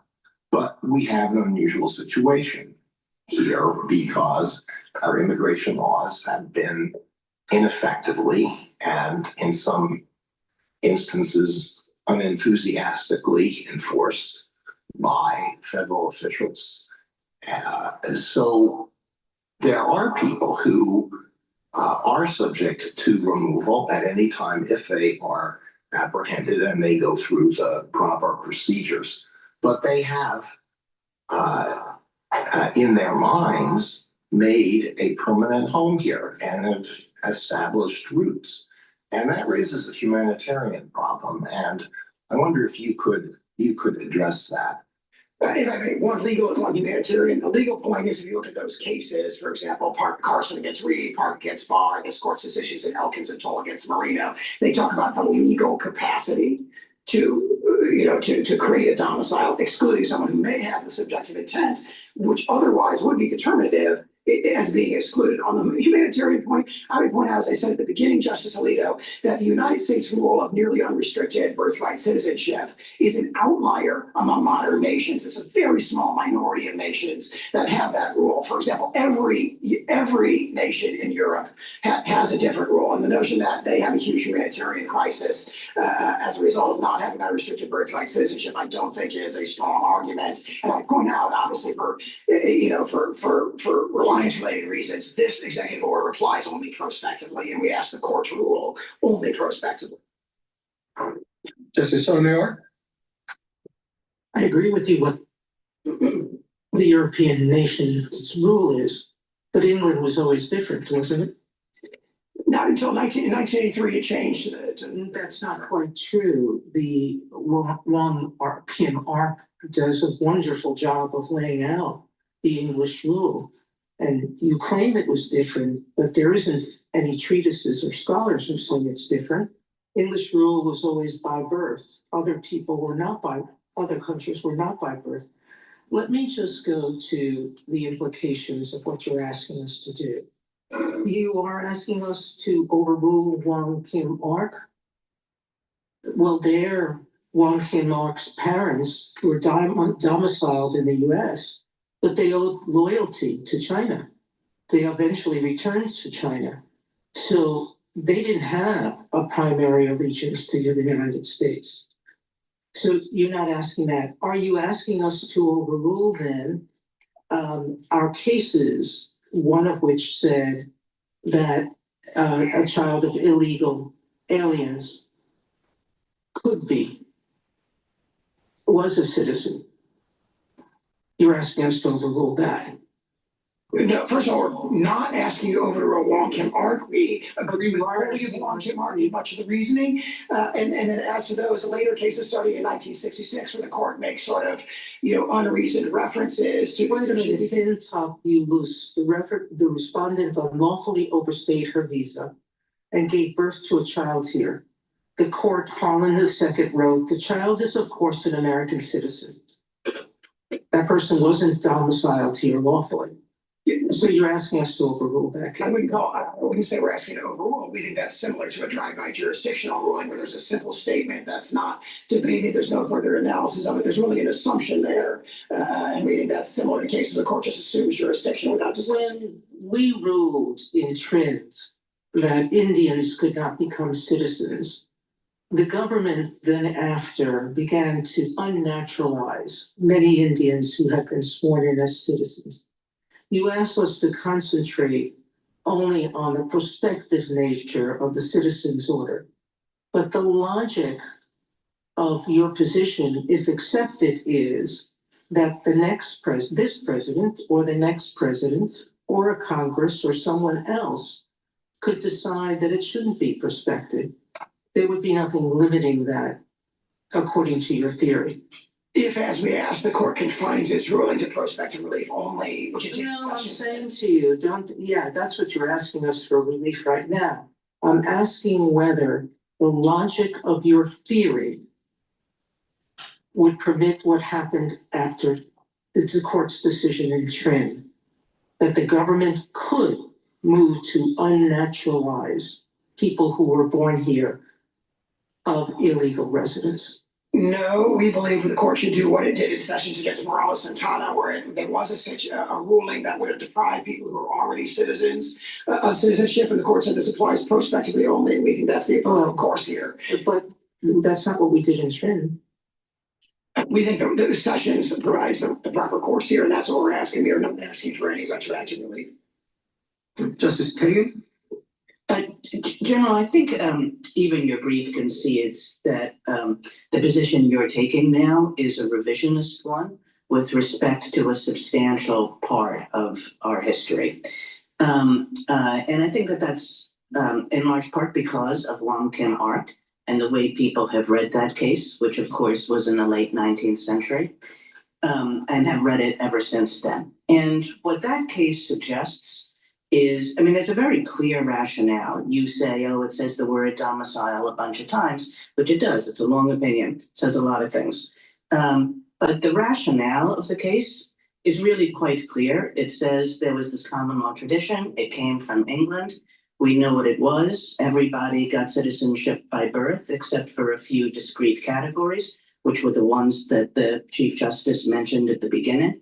And that tradition carried over to the United States. And then what the 14th Amendment did was accept that tradition and not attempt to place any limitations on it.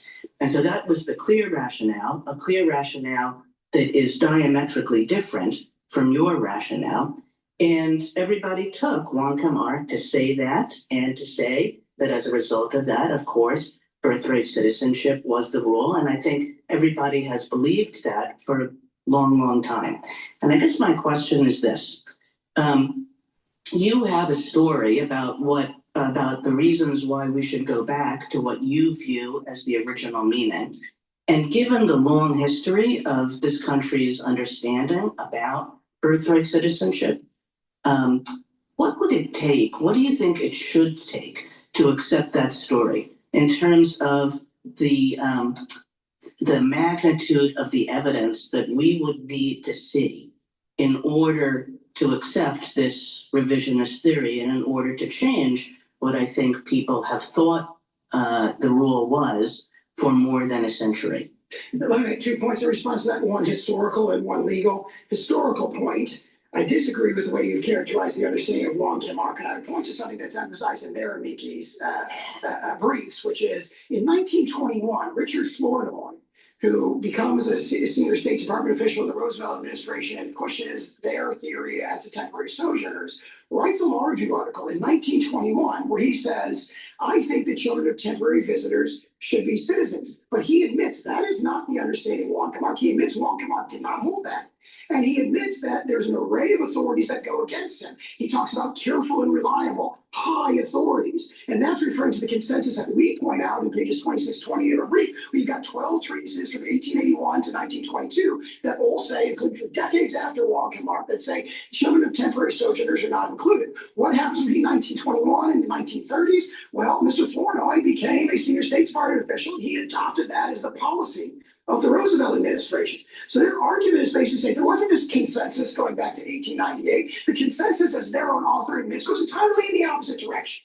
For 50 years, right? For 50 years, from the framing of the clause through the 1920s, maybe 60 years, the general understanding when it comes to what's an issue here, and was not an issue in Wong Kim Ark, is the children of temporary visitors do not become citizens under the clause. And then the legal point, you referred to the sort of concept of temporary local allegiance, and they rely on the Schooner Exchange, this theory that you've got temporary local allegiance. But if you actually look at page 572 of the congressional record, right at the beginning, introducing the Civil Rights Act, Senator Trumbull says, I said not subject to any foreign power.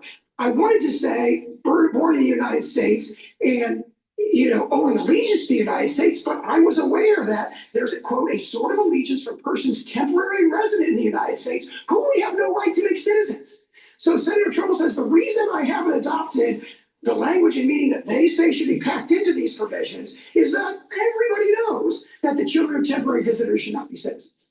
Thank you, General. Mrs. Gorsuch? Just to follow up on that point, General, one interesting counterpoint about the understanding of Wong Kim Ark that followed with respect to temporary sojourners. And I take you've got your well taken points. But there was, of course, John Marshall Harlan, the great dissenter who dissented in Wong Kim Ark and later gave a bunch of lectures. And he posed the question about the sojourners. But suppose an English father and mother went down to the hot springs to get rid of the gout. And while there, they have a child, now back in England. Is that child a citizen of the United States, born in the jurisdiction thereof by mere accident of birth? And he says, under Wong Kim Ark, he is. And he continues, I was one of the minority. And of course I was wrong. Now, I'm sure that was tongue in cheek. But what do you do with that? I say two things in response to that. First of all, he gave a speech. We have 12 uncontradicted treatises that say the opposite, that is not what Wong Kim Ark means, and that's not the meaning of the clause. But also, I make a more fundamental point. When you're looking at Wong Kim Ark, one of the dissent has this dominant theme that really dominant theme, like you can't be doing this because you can't make and we all agree, or it's obvious that the children of temporary visitors do not become citizens. And how does the majority opinion address that? It says domicile 3 times when it recites the legal rule. It says permanent residence and domicile when it decides to hold it. So the court should be bound by what it says. This is what we're deciding. Again, on page 75, it says this is the single question. Now, there's been a lot of discussion up to that point, but at the very end, they said the single question we've decided is this citizenship status of the children of Chinese immigrants with a permanent residence and domicile in the United States. Do you think Native Americans today are birthright citizens under your test and under your friend's test? I think so. I mean, obviously, they've been granted citizenship by statute. Aside the statute, do you think they're birthright citizens? No, I think the clear understanding that everybody agrees in the congressional debates is that the children of tribal Indians are not birthright citizens. I understand that's what they said, but your test is the domicile of the parents, and that would be the test you'd have us apply today, right? Yes. So a tribal Indian, for example, gives up allegiance to born today. Birthright citizens. I think so on our test. Yeah, if they're lawfully domiciled here. Okay. And then not sure. I have to think that through. But that's my reaction. I'll take the yes. That's all right. And then I just want to ask you quickly about the INA adopted in 1940 and 1952. It uses the same term as the citizenship clause. And one might have a pretty good argument. I'm sure you got some arguments along just these lines that it should be understood to mean whatever it meant in 1868. But there was a lot of water over the dam between those two things. And as your brief points out, the Roosevelt administration, there's a pretty strong jus soli move. That is to say that the thin concept of jurisdiction power over is enough, a broader understanding of birthright. Would there be an argument for reading that statute under its original plain meaning at the time, 1940, 1952, to perhaps have a different meaning than the Constitution? We don't think that's the best interpretation referred to. I give two reasons. One is it would be very surprising if a statute that says exactly the constitutional phrase subject to the jurisdiction thereof were interpreted to mean something totally different or to ossify a then current misunderstanding of the clause. We think that the best analogy here is probably state long-arm statutes. Take a sort of non-controversial example. State long-arm statutes routinely say we're going to exercise personal jurisdiction to the extent of due process. It takes the constitutional standard and it puts it in the statute, and nobody thinks that those ossify, are limited to the precedent, this court's precedents at the time they were enacted. Everyone thinks that phrase due process incorporates, the developing law of due process and minimum context and so forth, including from this court. So we think that's the best analogy when you're looking at the constitutional phrase itself and you take it out of a freighted context. The natural interpretation is say this means, but this reflects the objective meaning of the Constitution. And the objective meaning of the Constitution is its original public meaning in 1866. Do you see notable counterpoints to that argument? I'm sure there are arguments on the other side. We address them in the. Please go to my store, the-studio-reykjavik.com. Get the olive leaf extract. This will help to boost up your immune system and help with your cardiovascular system. This will bring down inflammation and help you to control your lipid profile. Vitamin B complex. This will boost up your energy levels, improve the health of your mitochondria, help with cellular metabolism, and protect your neurons. Super important to take if you're 40 years of age or older, male or female. Resveratrol helps with youthful gene expression, helps the basal layer of your skin. This will improve your skin health. Also, resveratrol will help to get rid of senescent cells and boost up the health of your mitochondria and boost up your energy levels. Super important to take to slow down the aging process. And omega-3. Omega-3 will help with your cardiovascular health, bring down inflammation, and help you to control your lipid profile. It helps to bring down LDL levels and increase your HDL levels so you produce less plaque at the vascular level. Please go to my store, the-studio-reykjavik.com. Get the great supplements that I offer. Make sure you use discount 5 to save some money. So go to my store, the-studio-reykjavik.com. The link is in the description of this video. Get the omega-3, the resveratrol, the vitamin B complex, and the olive leaf extract. This is a powerful stack. This will help with youthful gene expression, help with your cardiovascular health, boost up your immune system, and protect neurons. Please go to my store, the-studio-reykjavik.com. Same thing, and that is what this court's case law has reflected. Why didn't you say the same thing? Again, it appears they prefer the sort of positive formulation subject to jurisdiction thereof as opposed to not subject to any foreign power. And again, there's a deep concern and lengthy discussion of the potential ambiguity in the Civil Rights Act. They want to eliminate ambiguity, but do the same thing. And I think that's very strongly reflected in those debates. By the time of the 1940 and 1952 congressional actions, where Congress repeats subject to the jurisdiction thereof, given Juan Camargue, one might have expected Congress to use a different phrase if it wanted to try to disagree with Juan Camargue on what the scope of birthright citizenship or the scope of citizenship should be. And yet Congress repeats that same language, knowing with what the interpretation had been. So how are we to think about that? I think baked into that question is an understanding. I think that was reflected in Justice Kagan's earlier question that everybody understood that long-term mark meant that in the history I talked about.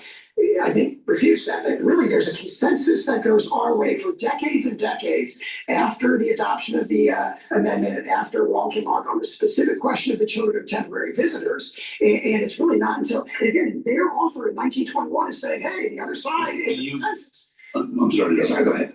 But there's executive branch interpretations and others. And if you're in Congress in 1940 and 1952 and you want to limit the scope of Wonky Mark or to eliminate ambiguity, why do you repeat the same language rather than choosing something different? For example, you could use the language from the Civil Rights Act of 1866 or some similar formulation if your idea in 1940 and 1952 was to not have ambiguity or not have an overly broad scope. I think if you look at the structure of that statute where it's 1401A and then B through H, it says these are the people who are entitled to birthright citizenship. A is the constitutional standard, and then B through H are all the categories that Congress has super added to that. I think the natural inference is that Congress is codifying, which it was consciously doing in 1941, pulling all the naturalization rules and immigration rules together into one statute. It said, you go to one place, here's who is a birthright citizen.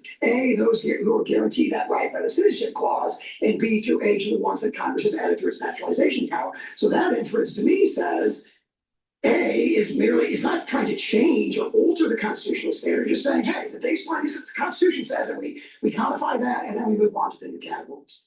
Of what relevance, if any, do you think Section 5 of the 14th Amendment has here that gives Congress the power to enforce the article, the 14th Amendment, by appropriate legislation? Does that give Congress room here, or do you not think so?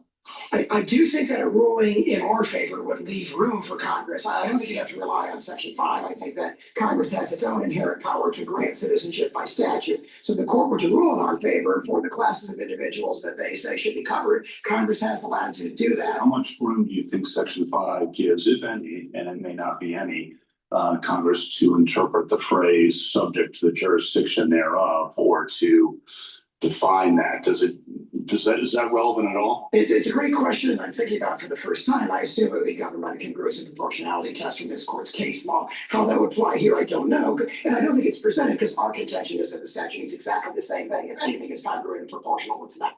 And I think the court held that in the United States against Georgia. You've mentioned several times the practices of other countries. All right, so we're going to pivot away from the Supreme Court. We're going to go back to Bloomberg.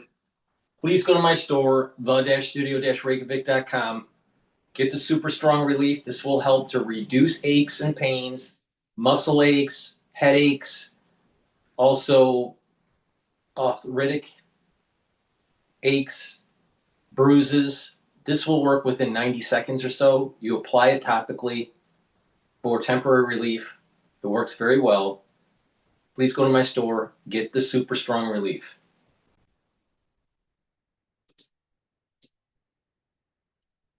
It's going to be front month right before the elections. But what does Mr. Trump need? And the key thing to remember here, there's the demand versus supply in the U.S. and Canada for crude oil and liquid fuels is collapsing. There's a surplus now, 8 million barrels a day. When crude oil peaked in 2008 at 147, it was a deficit.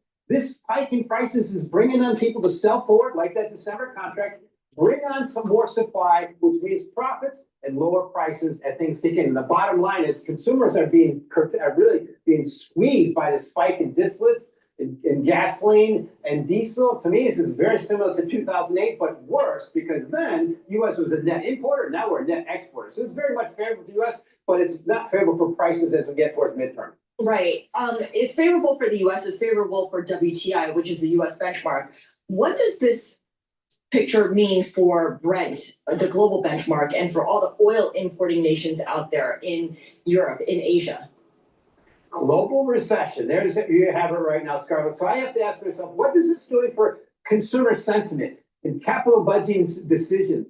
And, consumers in this country are very much waning well before this happened. So I think it's a classic shut-off that we saw in 2008 when when initially the price of gasoline got to 4, but this is the rest of the world. And before this happened, they're already facing the tariffs from the US and deflationary forces from all those exports from China going to the rest of the world. And the bottom line, I think, is this is all happening with the US stock market. Very expensive, very complacent. And the main thing I think is gold warned us. When gold spiked last year, to me, that was the warning. Now it's making more sense what's happening this year. It warned us we're going to get volatility, and it's all trickling over to the stock market, which means everything goes down eventually. All right, and just a follow on to that headline about EGA halting its smelter after the Iran strike, we're seeing shares of Alcoa and Century Aluminum rise to session highs. So the U.S. aluminum producers are climbing on the news that the Emirates Global of Aluminum, the EGA company, has halted its smelter.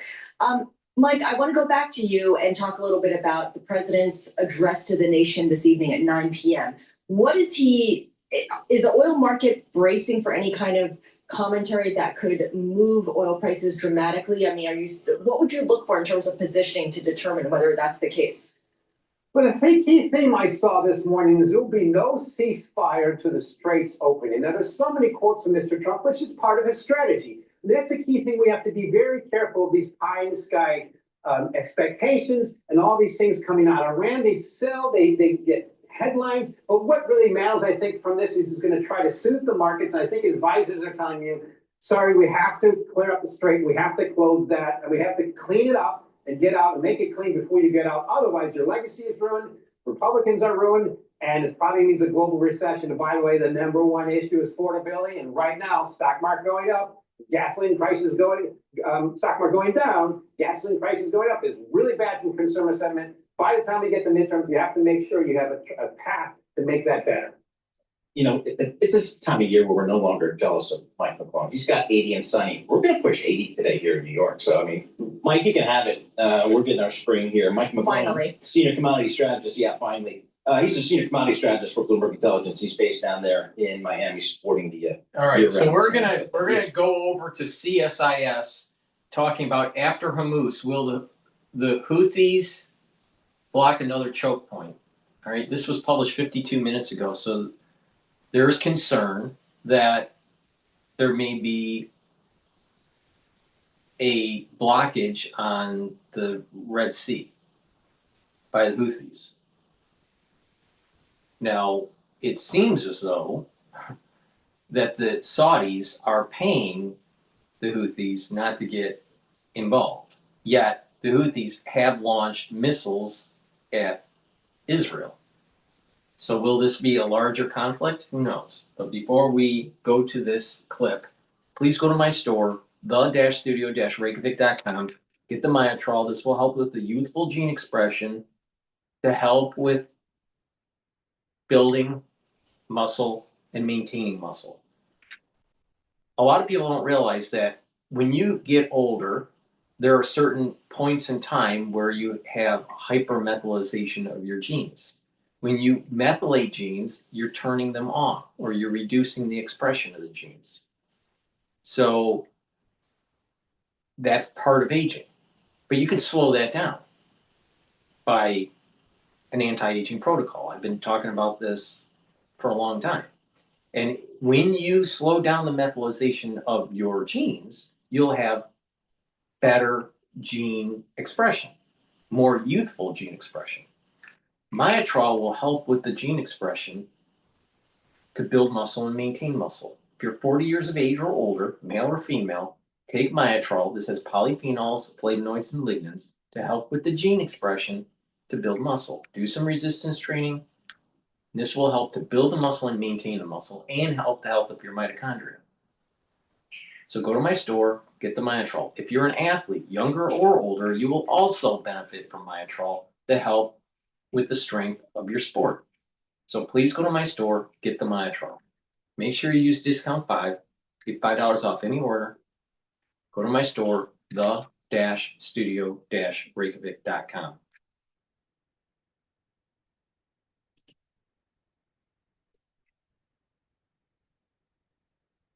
Houthis joined the war in the Middle East, firing missiles at Israel.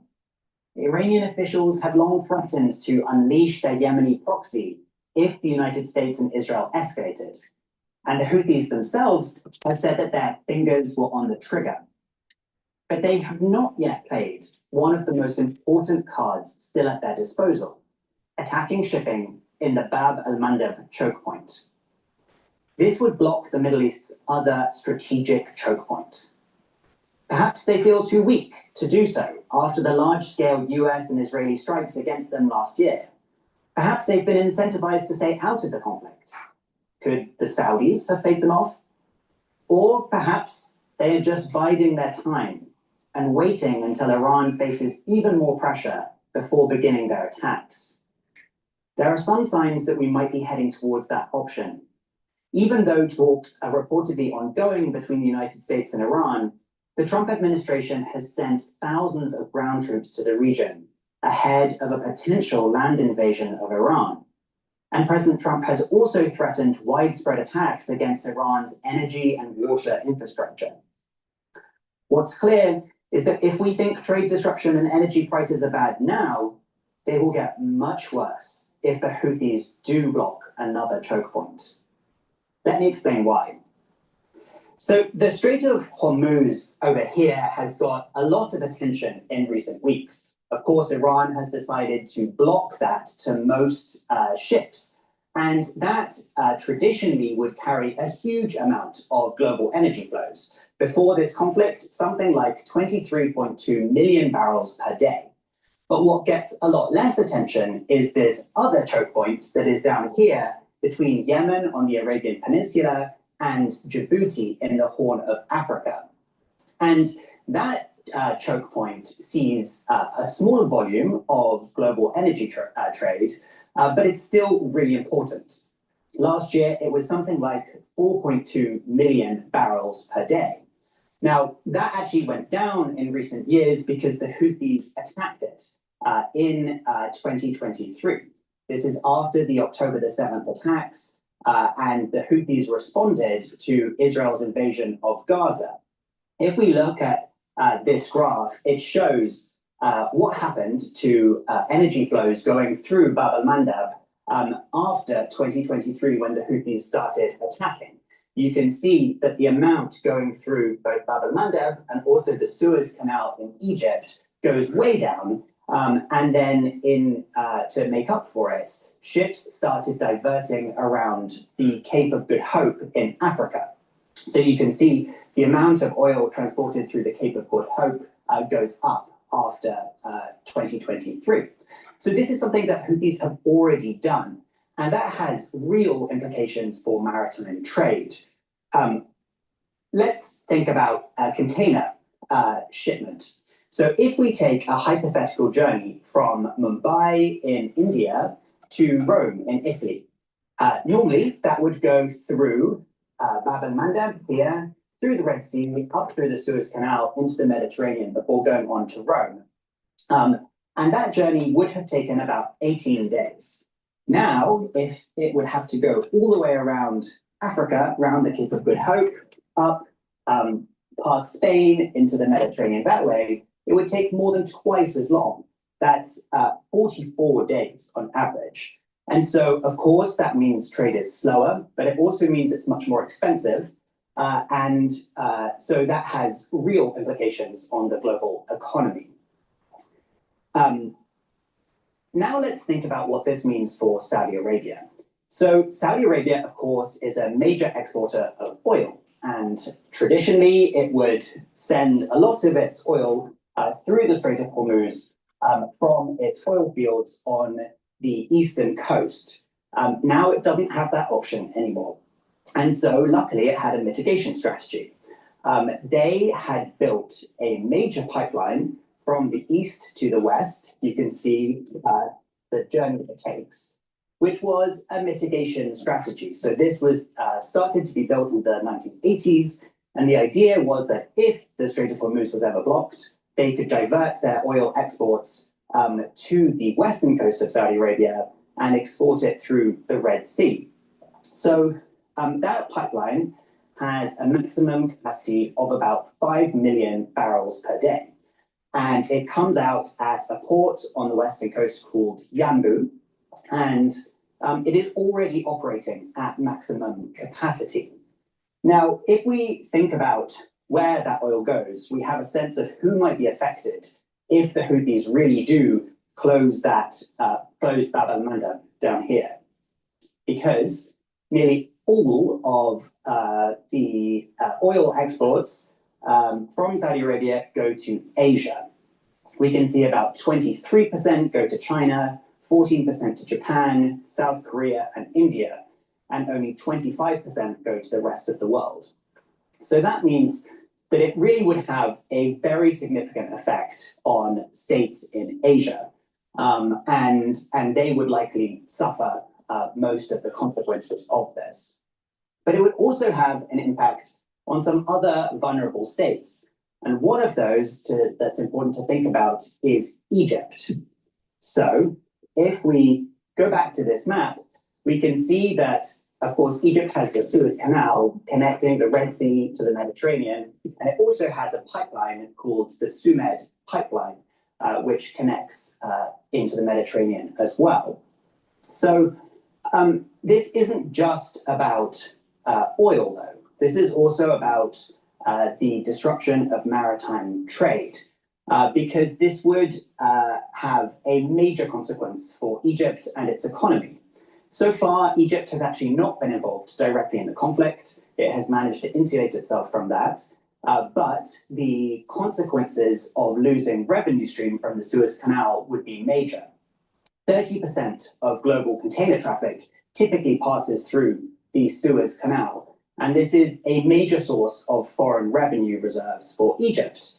Back in 2023, it generated as much as $9.4 billion in foreign reserves for Egypt. And so the loss of those revenues would come at a time of real fragility for Egypt. They are very vulnerable because of a pre-existing financial crisis. The Egyptian pound has already depreciated, and that has several knock-on effects. First, the government is unable to afford to pay the subsidies of fuel and basic goods that it typically provides. So we can see that even in just the first few weeks of Egypt, there was a huge spike in fuel prices in Egypt. And this is different kinds of fuel as well. It's not just about transportation, it's also fuel for cooking and for heating and cooling as well. So we see, butane gas cylinders rose as much as 22% in just a few weeks. So what the Egyptian government has had to do is begin energy rationing. And they have actually started to close businesses at night. So they have said all businesses in Egypt have to close after 9 p.m. And that has a major impact on Egypt and on Egyptians because, of course, we're heading towards the summer, it's getting hotter, and a lot of economic activity, but also social life takes place in the evenings. So now people can't go out to businesses in the evening. The government has also said things like civil servants have to work remotely at times. And there are real concerns that they're going to have to take even more extreme measures. It's also impacting food prices, though. And food is also something that is heavily subsidized by the Egyptian government.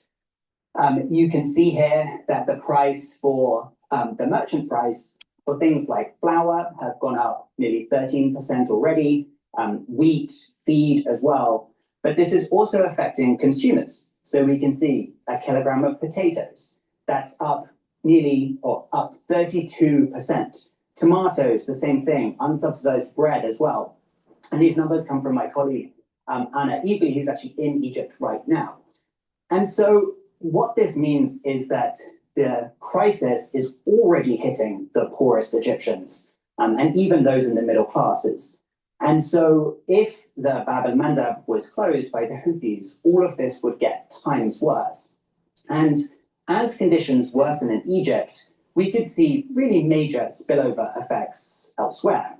We often think about Egypt as being too big to fail. It's a country of 120 million inhabitants.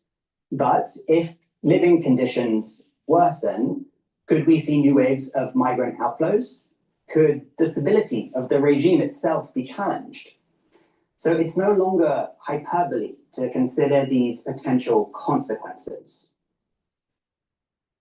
And Egypt is just one of many countries around the world that would be plunged into crisis if the Houthis do try to block Bab el-Mandeb.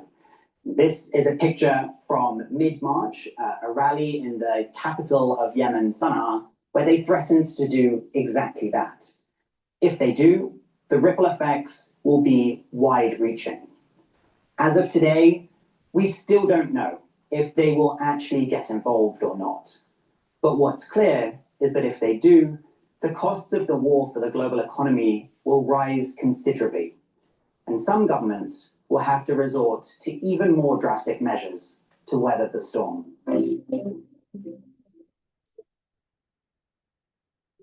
Another thing, if the regime starts to become unstable, there may be factions within Egypt that actually create another front against Israel along the Suez Peninsula, or the Sinai Peninsula, I should say. Please go to my store, the-studio-reykjavik.com, and get Cleanse Max 14 or Max 35. They're at different price points, but you take them the same way and it'll help to boost up your immune system. Take a teaspoon a day every day, swish in your mouth, gargle about 20 seconds, and swallow it. This will help to neutralize, improve the health of your oral cavity and your oral pharynx, maintain a mucosal barrier, and help the health of your epithelial cells in your oral pharynx. Super important to boost up that immune system. If you're not feeling well because of the cold season or someone around you is not feeling well, take a tablespoon or two a day. Do the same thing, swish in your mouth, gargle. Do that until everything is all clear, and then go back to your maintenance dose of a teaspoon a day. But it's important to take this every day. Boost up that immune system. It helps to neutralize. Please go to my store, get the Max 35, Max 14, or Cleanse. All right, let's listen into Cash Jordan. What's going on in New York City? Shelter and people barricades, hundreds of local residents came out Sunday night to protest plans to build a homeless shelter next to the 25th Avenue D-train subway stop. Sweet, Bensonhurst, Brooklyn. It was looks like a strip mall or something. Look at this place. Construction of the 150-bed men's facility has been set to the site on 86th Street at 25th Avenue. Word had spread that ground would be broken for the facility on Monday morning. Protesters tried to stop vehicles they thought were on site for construction. None of those rumors this much is known, though. The protests, which about 100 officers were called onto the scene to control, is in response to the Mamdani administration stating that it intends to keep plans to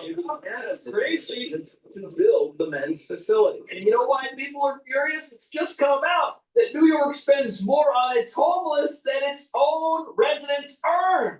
A shocking report finds New York City spent more per person on homeless services last year than the city's median household income. That's not. Whoa.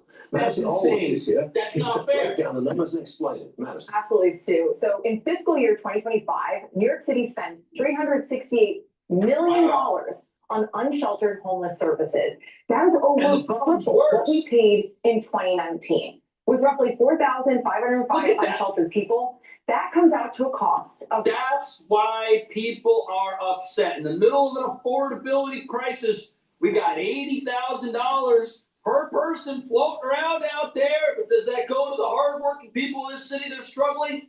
Absolutely not. To put that in perspective, the city's median household income is $81,228. So in 2019, the city had 3,588 unsheltered people. Today, more, 4,505.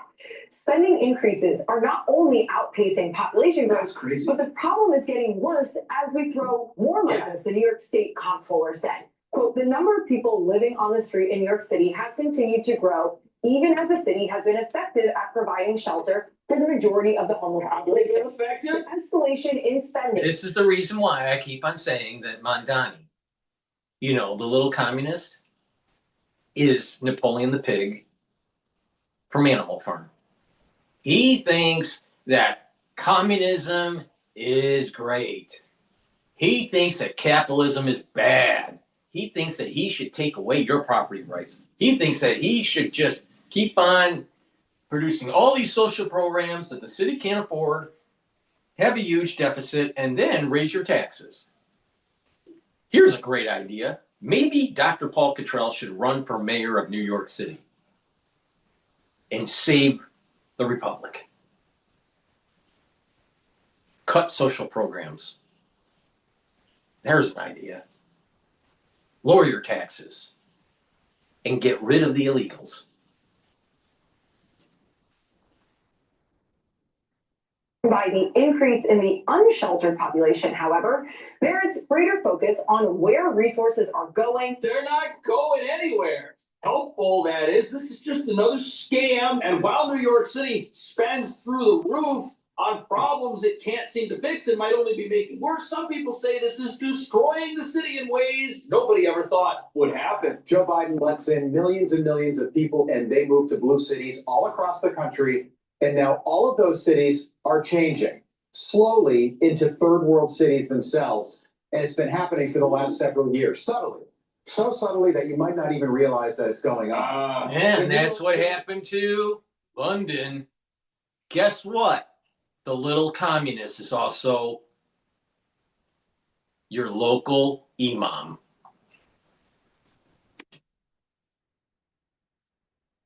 Cities all over the country, we now have bike lanes on the streets. Bike lanes in New York have been co-opted by illegal immigrants, many of them not here legally, and they ride all over the city in any direction they want, with no regard for traffic signals or traffic lights, delivering food. Yeah, no rules. In fact, on most streets, just to cross to the other side of the street, you have to pass by multiple bike lanes, lanes that were meant for cars and trucks, just to get to the other side of the street like this. Yeah. So just to cross the street, bike lane right here. Parking. Oh, that's in Midtown. 3 lanes of traffic for cars and trucks and anything else in New York City. Bus. And then another bus lane, which bikes go down, and then more parking. Before Democrats, this was all for cars and trucks. Now it's for everything else. You think that might have something to do with the congestion? Ah, yes. Congestion Exactly. pricing. Exactly. They can tax every car on the road and use that money for who knows what. Just this week, Zoran Mandani proposed lowering the speed limit across one of the largest geographical cities in the country to just 20 miles an hour. In some areas, it's going to be even lower, 15 miles an hour. 15. And if you're asking why any mayor would want to do something like that, he is doing it to speed up New York City's descent. Oh. If cars and trucks are going slower, out of control bikers who the police do nothing about won't get as often. 20 miles an hour, like it's the turn of the century in New York again when cars were Yeah, competing it's with dangerous horses. out there, man. And we asked some of these bikers who were out there today about where they were from. None of them were Midtown office workers out for a coffee. But they're all ordering on Uber Eats to get their lunch, which is delivered by somebody on a bicycle. You see, that's the new economy. Those are the new jobs that are getting created in New York. While companies flee the city because of wild taxes, the other jobs that are coming in, like Uber Eats, delivery work, gig economy stuff, and that's why we have an affordability crisis in New York. People are not getting the types of work they need to afford the $5,000 rent, which is why we need all the free stuff, like the free grocery stores and the $80,000 per person on the homeless, which is sad and terrible, but this is the system New York has created for itself, and they love it. Look at this. We had some tax the rich rallies over the weekend in New York. Look at this. This is in the Bronx. They're going crazy for communism. They love communism. Look, Bernie Sanders.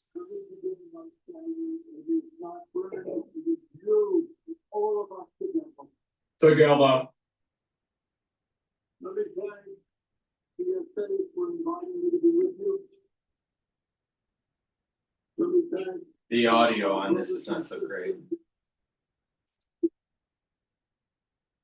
Else's money is a good idea, and that's the only way to get ahead.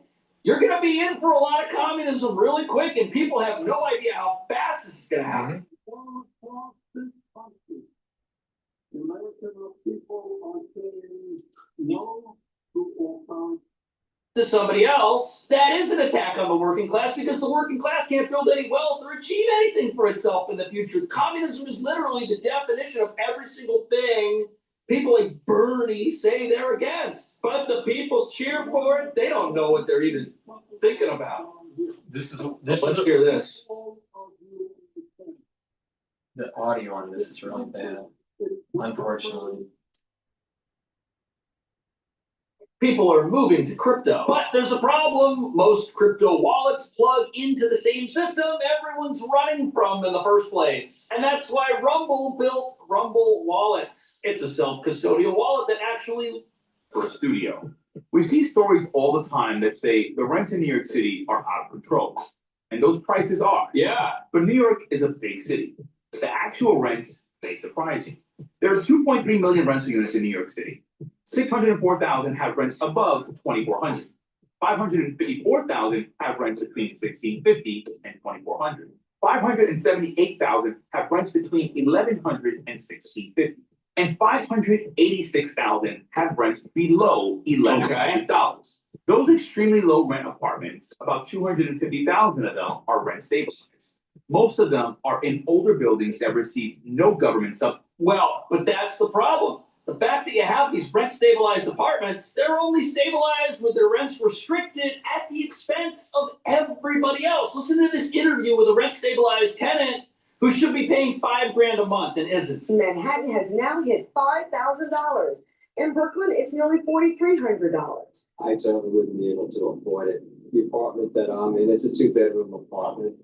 And with rent stabilization, it's one price, but the apartment above me, say, is a regular market. Here's the problem with these people.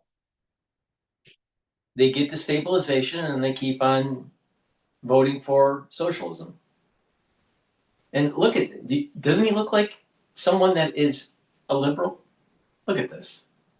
Does he has an earring on, he looks like he's arty, right? This is a liberal. Liberals will fuck up this city.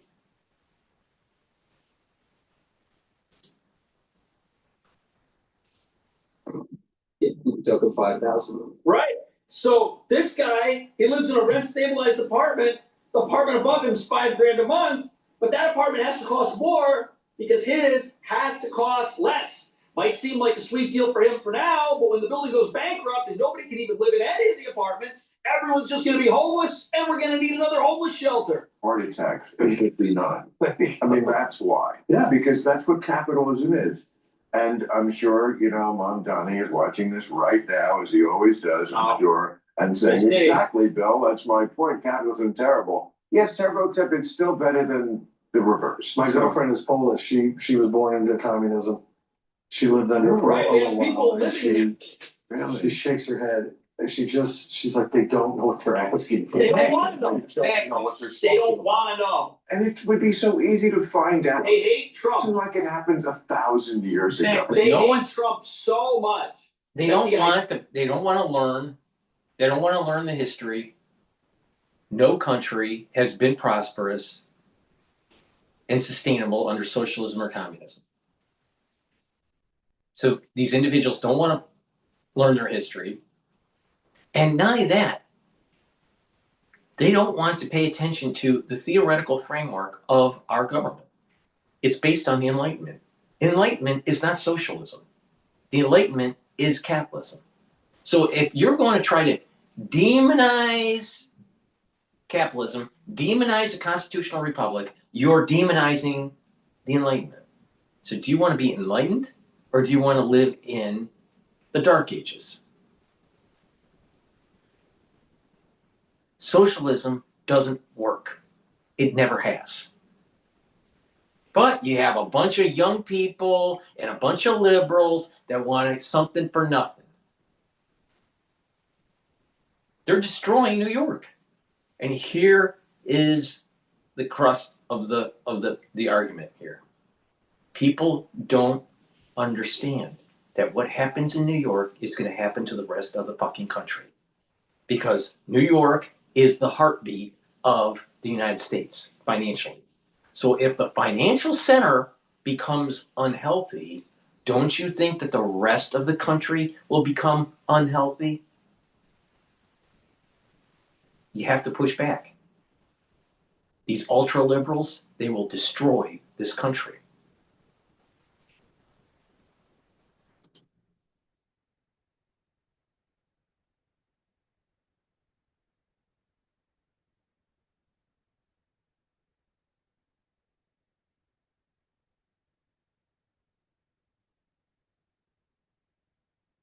Right now, as he always does, I'm sure, and saying, That's Dave. exactly, Bill, that's my point. Capitalism terrible. Yes, terrible, except it's still better than the reverse. My girlfriend is Polish. She was born into communism. She lived under it for Right, a we have little people while, and living now. Really? She shakes her head. She's like, they don't know what they're asking for. They don't want to know. They don't know what they're talking They don't about. want to know. And it would be so easy to find out. They hate Trump. It's like it happened 1,000 years ago. They hate Trump so much that the idea of embracing his way of looking at the world, whether that's capitalism or locking up criminals or going after America's enemies when they threaten us and they say they want to destroy us, all of that is repulsive to them, so they automatically accept the opposite. They don't want to know. They don't want to look at Venezuela and Cuba and say, gee, that doesn't look too great over there. No, these are the people that tell us Cuba's got better health care than America, for crying out loud. It happened in our lifetimes. She would explain to me the grocery card they got. She got a grocery card. Her family got a grocery card, and they would. This is Poland. Yeah. Warsaw. Yeah, and you were allowed. Your family of 4. You get X amount of milk, X amount of liters of milk per week. You get X amount of eggs per week. You get X. And then you take that card to the store, which sometimes didn't have any of the stuff on your card. Sometimes they just had we're long. See, this is what people don't get. If you don't have incentives, you have shortages. If everything's got to be free, eventually there's nothing there because nobody has a reason to produce that thing. On toilet paper today. Oh, yeah. So take some toilet paper, but come back tomorrow and maybe we'll have what's on your list. It doesn't work. No. Humans need to be incentivized by selfishness. Yep. It is nature to be selfish. Yep. Animals are selfish. Yeah. Watch them. Yeah. I heard a song. Well, hold on a second. Capitalism doesn't incentivize selfishness the way that cynics might suggest that it does. You see, if you want to be selfish in capitalism, the selfish thing that you do better benefit the lives of everyone else. If you want to get rich, let's take Bill Gates. Was he selfish in his actions? They're using the wrong term. It's not selfishism. It's not being selfish. It's understanding that there needs to be a Nash equilibrium. Sometimes you need to do things that may seem on the surface to not be a selfish thing, but in the long run, you benefit from it. For example, look at what Ford did with selling the Model T. Everyone that he hired, he made sure could buy one. He gave them a wage to be able to purchase the products they make. And therefore, he built the middle class. That's the point. It's reaching a Nash equilibrium. You're not going to get that with socialism. You're going to get that with capitalism because of this feedback loop that you give an incentive to design something, to make something, to work hard, to save up, and to be a consumer in the society. But if you are plugged into communism, there's no incentive. There's no incentive to try harder. There's no incentive to make something better. There's no incentive for anything other than to make sure that you're on the dole. And this is why many societies that are communist or socialist, they fail. They fail. I mean, they all fail. All these societies that plug into it, not all societies are socialistic or communistic. But the thing is that they all fail. But unfortunately, there are many countries that just keep on going down this road because people don't want to work. People don't have the incentive. Even in a capitalistic society like the United States, 80% of the workforce is lazy. 20% actually does something. What makes this country great is not the 80%, it's the 20% that actually work hard. So there's the problem right there. You have to have incentive. But when you understand the feedback loops of what you design, what you create, who you employ, that if you give them the incentive, if you give them the means to be able to participate in the economy, to rise up and save and have a home and have a car and educate their kids, to be part of the middle class, then you have a winning strategy. But there's too many politicians out there. Vote for me and we'll give you freebies. Vote for me, you'll get freebies. And so these stupid people, they keep on voting these people in. The society becomes less and less productive. There's more and more debt, and eventually the system collapses. It may take 100 years, it may take 50 years. It depends on how much of communism they want.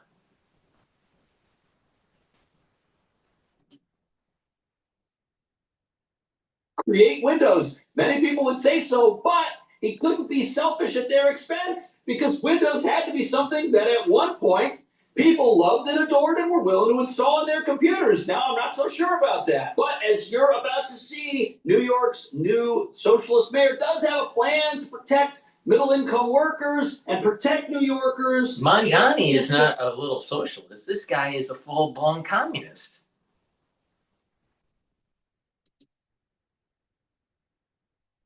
They have to be government employees. They got to be on the right team. And if they are, that team is about to win. Now, look at this. We are here, even though it is very quiet. I would just like to remind everyone that it is an active construction site. And it is a site that we are building for the few New Yorkers who can be louder than an active site, which is New York's cutest. And this fall, it is a center that will be transformed into New York City's first ever on-site childcare program for municipal for the city employees. This is a site that will be 100% free with the childcare that it provides. It'll provide full daycare. Well, wait a minute. That means that someone has to pay for it. So you're a municipality worker. So you're a city worker, and you have a kid, and you can send them to the daycare, and that's free for you. Okay. But the thing is who's paying for it? Oh, your taxes. So in essence, those workers actually are paying a certain percentage of their salary to the city through taxes to pay for this. Now, they don't pay the full cost, but they distribute it all through the society with city tax. There's no such thing as freebies. It's not free.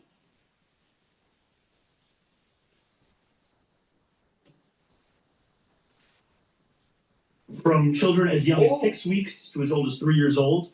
And on April 30th, these applications will open. So if you're a government employee, you're going to get on-site childcare, and they're building facilities to do that. Instead of building apartments for people that need a place to live, instead of doing things to actually help people, if you're on board with the government, if you're on that team, they are going to circle the wagons there to protect you. Life is going to be good if you're a city employee. But if you want to go start a business or something, well, we're going to tax that business. We're going to take from your paycheck to provide things like this new child care facility. For every single worker in the David Dinkins building, as well as every single DCAS employee, regardless of their location across the city.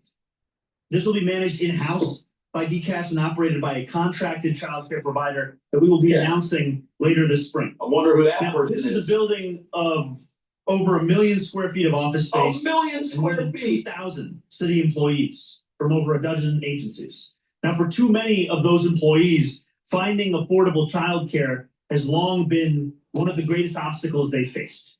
And we never want city workers to have to choose between a job that they love and raising their kids in the family. This is essentially a raise for city employees. If they're going to build childcare facilities inside government buildings with taxpayer money, and just let these employees put their kids there for free? How is that not a raise? How is that not a benefit? How is that not more communism taking from everybody who lives here just to prop up the bloated socialist state that we've got?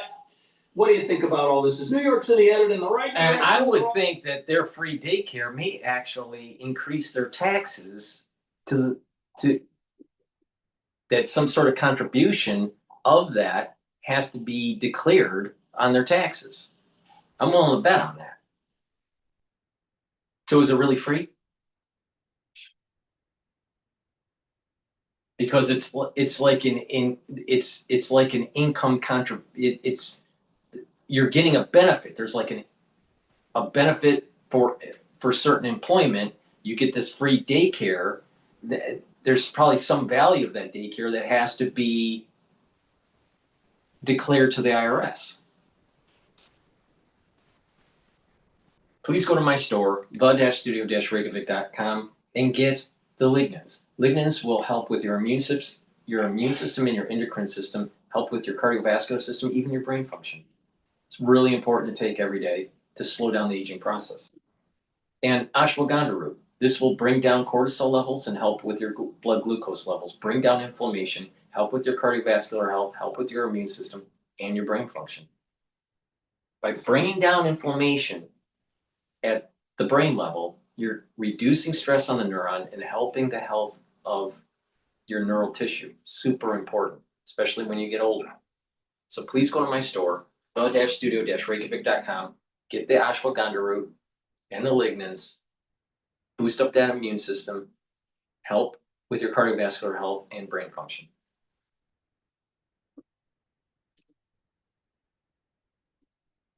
Direction, is it heading in the wrong direction faster now? Let me know. I'll see you in the next video. You know, the sad thing is that Mamdani is destroying New York, and the crazy liberals out there want to copy and paste this across the country.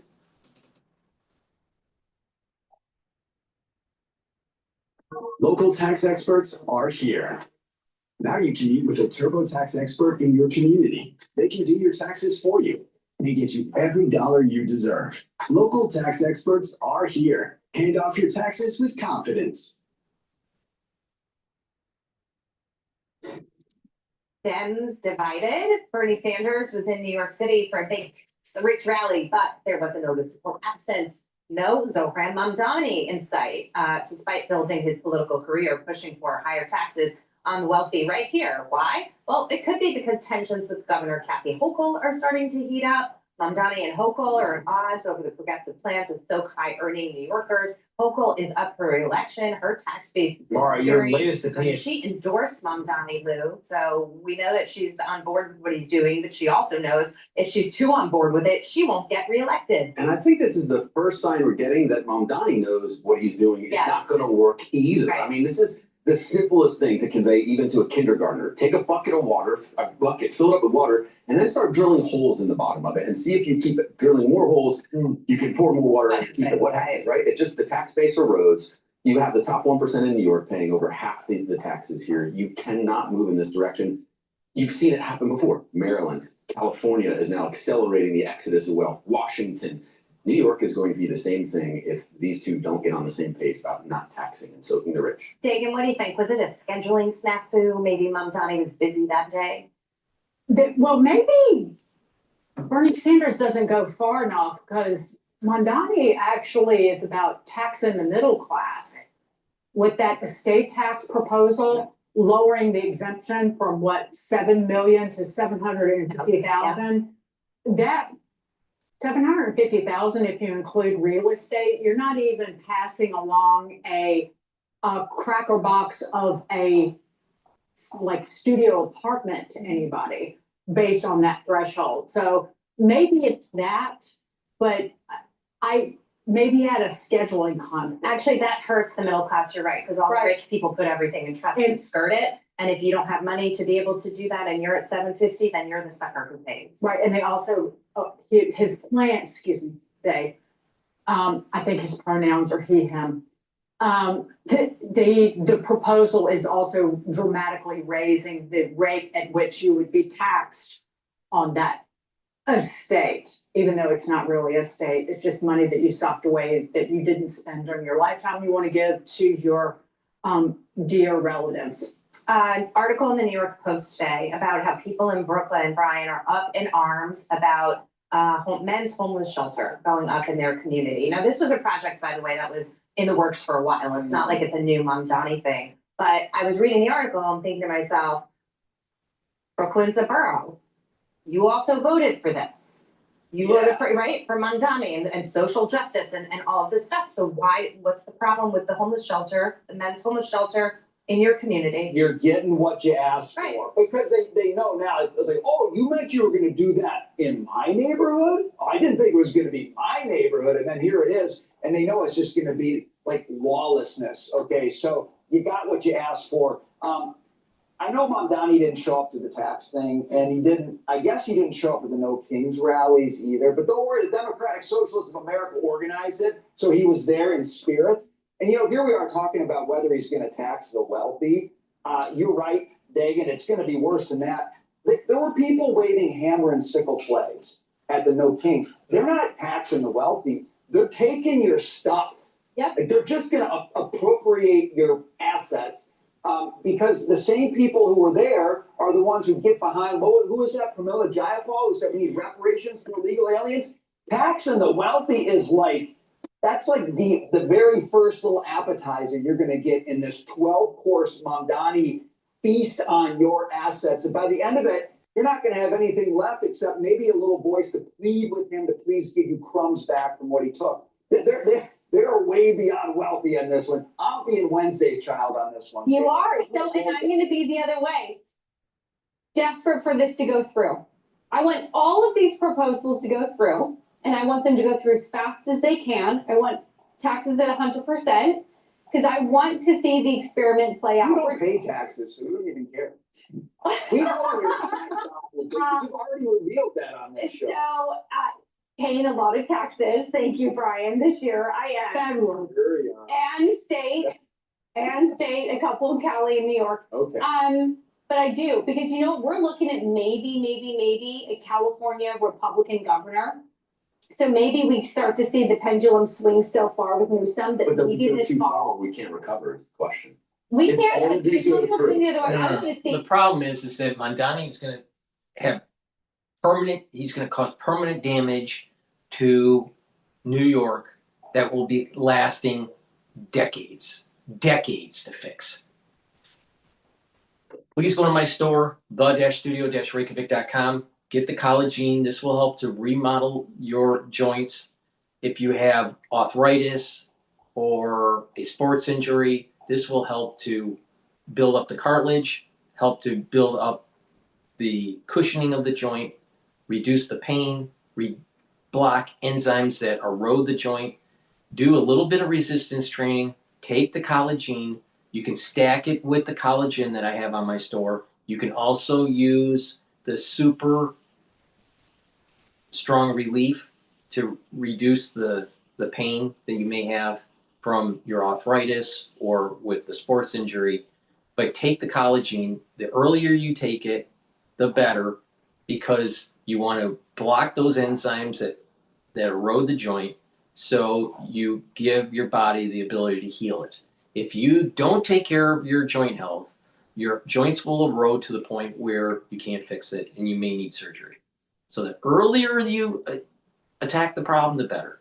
So please go to my store, get the collagen, and improve your joint health. Also, I have Boomer Boost. Boomer Boost has 68 nutrients. It's a very comprehensive compound profile shown on the screen here. You can read the label on my website. This will target many different systems, but overall, you're going to slow down the aging process. It boosts up your energy levels, revs up your metabolism, helps with musculature, helps with your cardiovascular health, your brain function. So please go to my store, the-studio-reykjavik.com, get the Boomer Boost. This is important to take every day to slow down the aging process. And you'll have more energy, you'll be more active, better brain function, more musculature, better immune system, better cardiovascular system. So please go to my store and get the Boomer Boost. Make sure that you use discount 5, all caps, discount 5 to save some money. You know, costs are more expensive, and guess what? I want you to save some money. I want you to be taking the products and slowing down the aging process. It works. You'll get healthy. All you got to do is just follow my advice. Go to the store, the-studio-reykjavik.com. The link is in the description of this video. All right, let's go to MS Now. Mondani shows that generational change, Mondani shows what generational change looks like. So this is MS Now. The New York Times is headlined, Mondani shows what it looks like when generational change actually takes place. And the mayor has approached the 100-day mark in office. There's certainly some who have been in dedicated opposition. I'm looking at the New York Post to my left. But at this point, they haven't really laid a glove on him. His poll numbers really high. Talk to us about what you wrote, how he's doing. Yeah, I mean, one of the secrets to his success so far has been really driving the narrative. He understands that this is an attention economy. And every day they're putting out not just content on Instagram and social media, but he's crisscrossing the city. He's extremely visible. He cares a lot about that press strategy. And so far it's working. And I think the secret behind that is his youth and the youth of those around him. I mean, this is a really stark contrast with what we see throughout much of the Democratic Party and its establishment. These are people who are in their 30s or even younger. And so they are working constantly. They are working around the clock in some cases. They have late night phone calls, conference calls. They're up early and they're, across the boroughs, constantly. And so I think that's something that's hard to replicate. Of course, we're also seeing some, I wouldn't call them red flags, I would say. There are just some points of concern that can emerge with this kind of management strategy also, which is you have to pace yourself. There's not been a serious crisis yet. So they haven't done this really difficult job during, any kind of terror attacks or anything like that. So they're going to have to pace themselves. But also, we got to make sure that there's enough people in that room to be sure that someone can tell the mayor no. So the people around the mayor and the mayor himself, he's young. Yep. He's energetic. He's full of energy, full of ideas and everything like that. What are his prospects if he runs afoul of the New York Police Department? Well, that's a great question. I mean, listen, his relationship with the New York Police Commissioner, Jessica Tisch, is fascinating. And the fact that he actually appointed her to that role, even though they have deep differences in policy, really suggests that he understands that he needs to have the support of some of the establishment in order to run the city well. He also cares about people and he wants to keep the public safe. So, in that they are aligned. But I do think that ultimately some of those fissures may get larger. And, that's like an open question. So far, the city is continuing to be very safe. So he's going to be allowed to do what he wants to do with his agenda, as long as that's the case. Maura, and you're so right. I mean, I learned a very long time ago, I talked about it on the air, that even the most liberal New Yorkers through the years, they want a safe city. And they look at January being the safest January on the record, that things are safe. And it's interesting, every day his critics are going after him, newspapers going after him. And it kind of reminds me after Reagan got elected, Democrats and the media constantly were going up and just couldn't lay a glove on him. And the more they tried, the more frustrated they got. And it's almost like the same thing right now is happening with a guy on the other end of the political spectrum, Mayor Mamdani. Yeah, I mean, look, he's very popular right now. And there are big challenges ahead. Running New York City is hard. No question that at the moment he's got a lot of political capital and he understands that he needs to use that quickly to deliver on some really big promises. Right now, they're very focused on universal childcare initiative. And look, if he can get that done alongside Governor Hochul, that's going to be a huge win, not just for Democrats, but for Americans. That's something that can be replicated across the country. And that's something that former Mayor Bloomberg showed. When you do things that benefit Wait a minute, people and their lives. universal childcare? Well, wait a minute. That sounds like universal health care. And that turned into a disaster and cost us way too much. No. Less government is better government, not more government.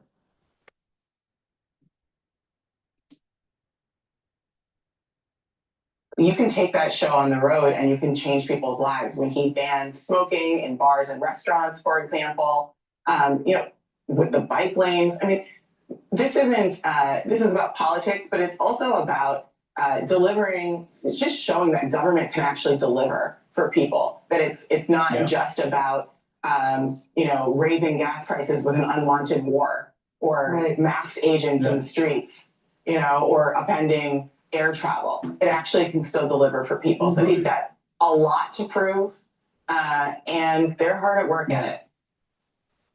So Maura, you raised a concern in that you said it's important to figure out whether somebody can say no to the mayor. I went on and on and on a couple days ago about how the president of the United States needs somebody that can walk in and say, no, Mr. President, bad idea. Well, let's not do that. Is there a growing sense around the mayor that he does not take no for an answer? No, the issue isn't that he doesn't take no. He's a very different character than President Trump. The issue is just that there aren't a lot of people with the kind of experience that years on Earth and years in office can bring to have the confidence to kind of tell this very highly charismatic and energetic mayor, no, that's not such a good idea. There aren't a lot of people in the building who are over the age of 45. All right, that's an issue. So. See, lack of experience, no historical context, and don't understand economics.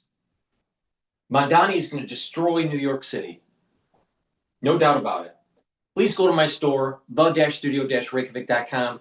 Get the C60. You can get an avocado oil, extra virgin olive oil, and MCT coconut oil. C60 has to be suspended in oil for proper absorption. Take it on an empty stomach for best results, preferably in the morning. Take a teaspoon a day every day. What this will do is soak up free radicals. It's a very strong antioxidant. It's about 1,000 times stronger than vitamin C.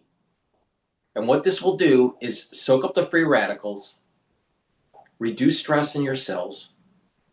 The mitochondria is going to be healthier. You're going to have more energy because you'll have more ATP produced from your mitochondria. And if your cells are performing better, your tissues will perform better. If your tissues are performing better, guess what? Your organ systems perform better. Your immune system will be better. Your endocrine system will be better. Your glands will perform better. Your brain function will perform better. Your cardiovascular system will perform better. And guess what? You're attacking two really important vectors of aging.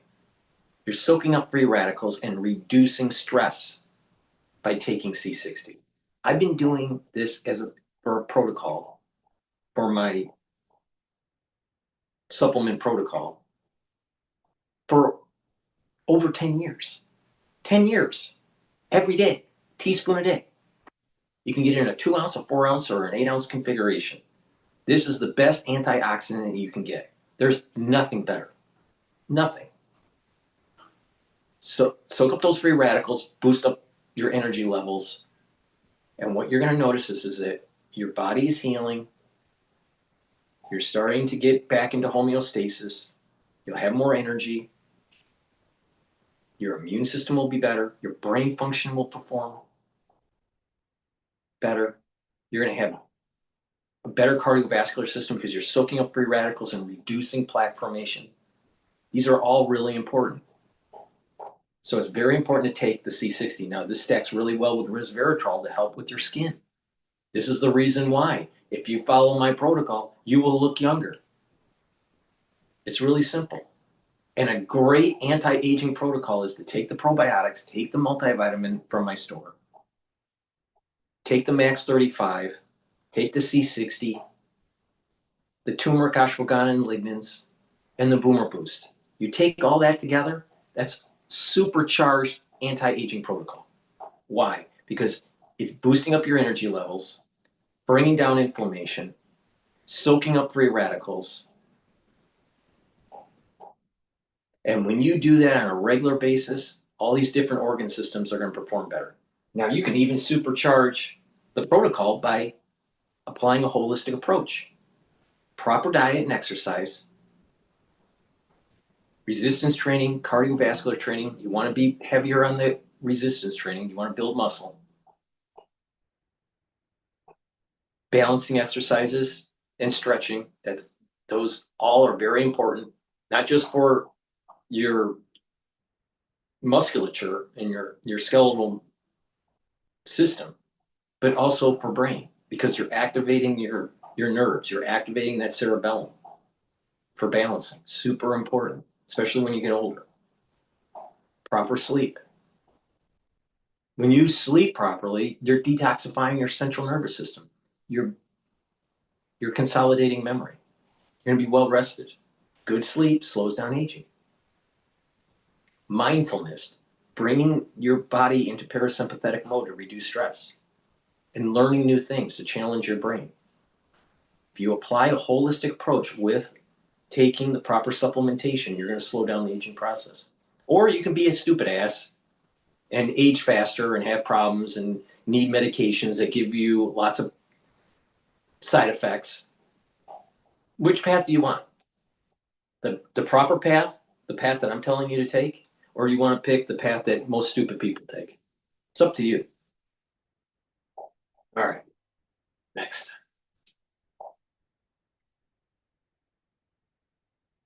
So please go to my store, the-studio-reykjavik.com. All right, let's listen into Fareed Zakaria, Dr. Zakaria, who knows so much. Wait, I want to start with a new timeline the president gave tonight. Among many of the things he said about the war in Iran, he said it will be done in 2 to 3 weeks. What does that tell you? It tells me that President Trump is trying to find a way to end this war unilaterally. The problem he has is that he wants to end the war clearly at this point. The Iranians have a get a vote, and their vote seems to be to continue it because they want to exact a price by stressing the world economy, driving the price of oil up, keeping the Strait of Hormuz closed. So the president seems to be, in a sense, unilaterally saying, look, we're going to wind down activities. My guess is what he's doing is saying 2 to 3 weeks, because that gives him enough time to pummel the Iranians even more, which is what his Gulf state allies want, Saudi Arabia, the UAE. And then it seems as though they're preparing for a strategy where they simply leave. And maybe the Strait of Hormuz is still closed. Maybe it's not. Maybe they get an agreement. But it's a way out. It strikes me as a rather bizarre situation, because you would have the Strait of Hormuz closed. Oil would still be extremely expensive, but it appears that the White House is searching for a way out. And as they have, through this entire process, they're sort of freelancing and throwing stuff up and seeing if it will work. And that seems the new idea. Just quit and go home after a few more weeks of this pounding. And as for the Strait, he really seemed to confirm all the reporting over the last few days that he'd been telling aides that we could end this without reopening the Strait of Hormuz. He flat out said tonight, what happens in the Strait, it's not going to be us that has anything to do with it. Basically saying the United States will not be the one to open the Strait. So where does that leave things? Well, as I say, it's completely bizarre, because not only are the strategic objectives of the war then not achieved, you have the same Iranian regime in place with even more hardliners, with the Revolutionary Guards in place.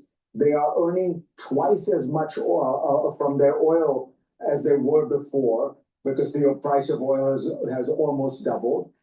And they are making potentially hundreds of millions of But dollars. the thing is that once Trump stops bombing Iran and leaves, oil is going to go back to $70 a barrel. Now, I don't think it'll be trading in the range of 58 to 65 like it was pre-war with Iran. It's probably going to trade in the range of probably 65 to 70 or 70 to 75 range. But it sure as hell ain't going to be $100.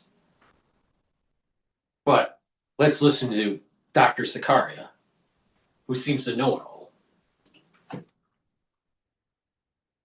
$2 million per boat that goes through the Strait of Hormuz. In that way, they are holding hostage the Gulf states, Saudi Arabia. And so you created a situation which is much, much worse for America and its allies, much, much better for Iran. Yes, they are militarily in very bad shape, but they have enough power to do what I just described, which seems to me to be a very, very difficult situation to spin as a win for the United States or its allies. You say Iran, they have enough power. The question is, who is they? Because the president, I think the third bit of news he made tonight is he flat out said what others have been saying the last few days. He said there has been regime change. The regime has changed in Iran, and he's claiming the regime now is much more reasonable. So how accurate is that assessment? Well, I mean, it frankly makes absolutely no sense. I don't mean to be disrespectful, but look, when you say regime change, what you are referring to is the system of government. The system of government in Iran is fully in place. The people who have replaced the old office holders appear to be more hardline, more militaristic. They are the ones who blocked the Strait of Hormuz. They are the ones who attacked Saudi Arabia and the UAE and Qatar. They are the ones who are refusing to open the Strait of Hormuz. So how you can claim this is a new regime, I don't understand. How you can claim they're being more reasonable while at the same time you're admitting they're not coming to a deal. How can they be so reasonable if they're not coming to an agreement? The whole thing makes no sense. And I think, frankly, it's just it's political spin. I mean, it would be like saying that the United States had a regime change when one party changes control. What regime change means is what President Trump implied in his declaration of war, which was that the people of Iran will rise up, throw out this regime, put in place presumably a democracy. I agree with him on I this. say there's a very simple test of whether there is regime I'm change concerned in about Iran. Trump bailing and not making sure that the IRGC is completely destroyed and they can't reconstitute, and that the theocratic regime is completely destroyed and can't be reconstituted. That's what worries me. Trump is probably going to fail at this item. And because of that, later in the future, it won't be in his presidency, but some president down the road, maybe the next president or a couple presidencies down the road, Iran will rise up and use weapons of mass destruction on the United States because Trump wasn't willing to go all the way and destroy. You have, if you're gonna go to war, you have to destroy your enemy 100%. You can't give any quarter.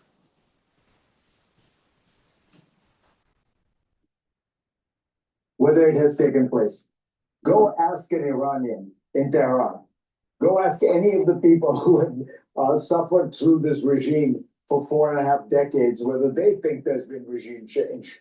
And I think they will tell you no. That's true. That's true. And Trump needs to push on and make sure that the theocratic regime is destroyed. But the thing is that the seculars within Iran need to rise up against the government. You know, the United States can't do everything for them.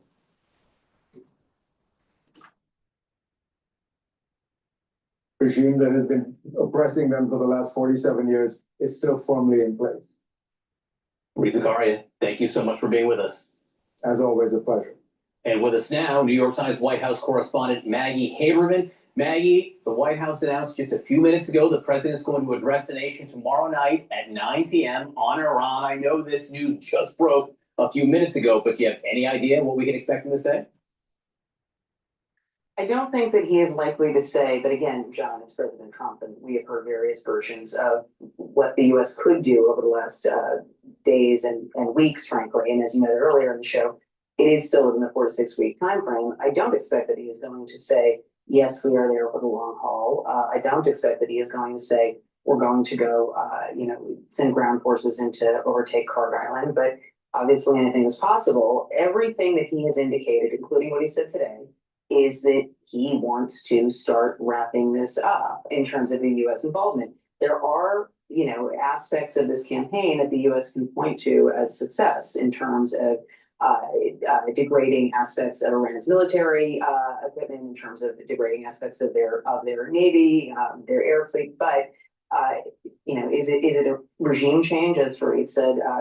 Certainly not, in terms of what the country actually looks like. This doesn't seem like it's trending toward a democracy. It's a theocracy of many million people and has been for many decades now, number one. But number two, Iran does have a say in this. And so if what ends up happening is the Strait of Hormuz is still closed, even if there are some permissions allowed, that's different than what it was before. And if there is no agreement about the nuclear enrichment stockpile, the U.S. is going to be back here at some point, most likely, no matter what.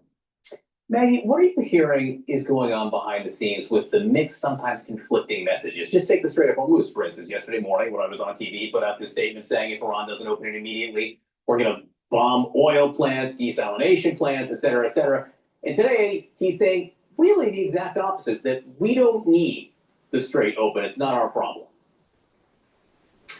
I don't think it is a deep strategy, John, other than the fact that the president on a basic, cellular level likes to keep people off balance and likes to preserve what people who have known him for a long time would describe as optionality. And that certainly is optionality. It's just hard to do optionality moment to moment with a military that has to go, to the Middle East, and that takes days to get a fleet in place and people can track movements and so forth. I know you see this, we all see this. This is much more of a one-man band presidency than what we saw in term one. It is a very small group of advisors around him. There are fewer leaks that come out. It doesn't mean that they don't happen at all, but it is a tighter group. And in general, they want to see him succeed. Unlike term one, where people either actively wanted to stop him or disagreed with what he was doing. In this case, he is running his own show. You will notice that you do not see a lot of people leaning out ahead of him, other than when you see Pete Hegseth, who is clearly very strongly a voice for military action against Iran, and you've seen that over and over again. That's also true behind the scenes. But he doesn't say anything that would upset the president or jostle the president. And generally, what you see either the White House press office say, or the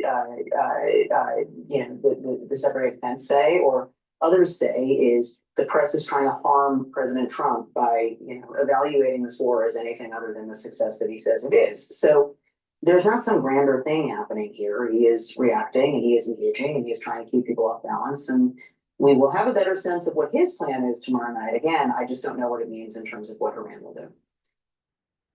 Please go to my store, the-studio-reykjavik.com, and get the heirloom barley. This will help to detoxify your body, bring down inflammation, and soak up free radicals through superoxide dismutase. Super important to take every day. And when you do this every day, this is a month supply, you take this every day, it's going to help with your immune system, your endocrine system, help you recover after a workout, help with joint health, reduce inflammation of the joint, and help with brain function and cardiovascular health.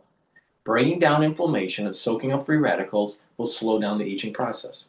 And detoxifying your body allows your body to go into homeostasis. Guess what? Get the heirloom barley, take it every day. You can stack it with the Boomer Boost to get added benefits. And it's a great way, if you stack it with the Boomer Boost, to control your A1C levels, your blood glucose levels. So please go to my store, get the heirloom barley. That's the end of my broadcast for today. Thank you for joining. I greatly appreciate it. For the ones that have watched the live version, I will repost this tonight. The big takeaway is that depending on what Trump says at 9 o'clock tonight, depends on the way the oil markets will perform in the equity markets. If what he says seems to be a de-escalation of the war, equities will rally and oil will start to fall. If he says something that seems that there will be ground forces and there's going to be a short-term escalation, I suspect that equities will fall and oil will go up. So pay attention, 9 p.m. tonight. I believe that you're going to start seeing some action in the futures market and in the Asian session. Thank you for listening and have a nice day.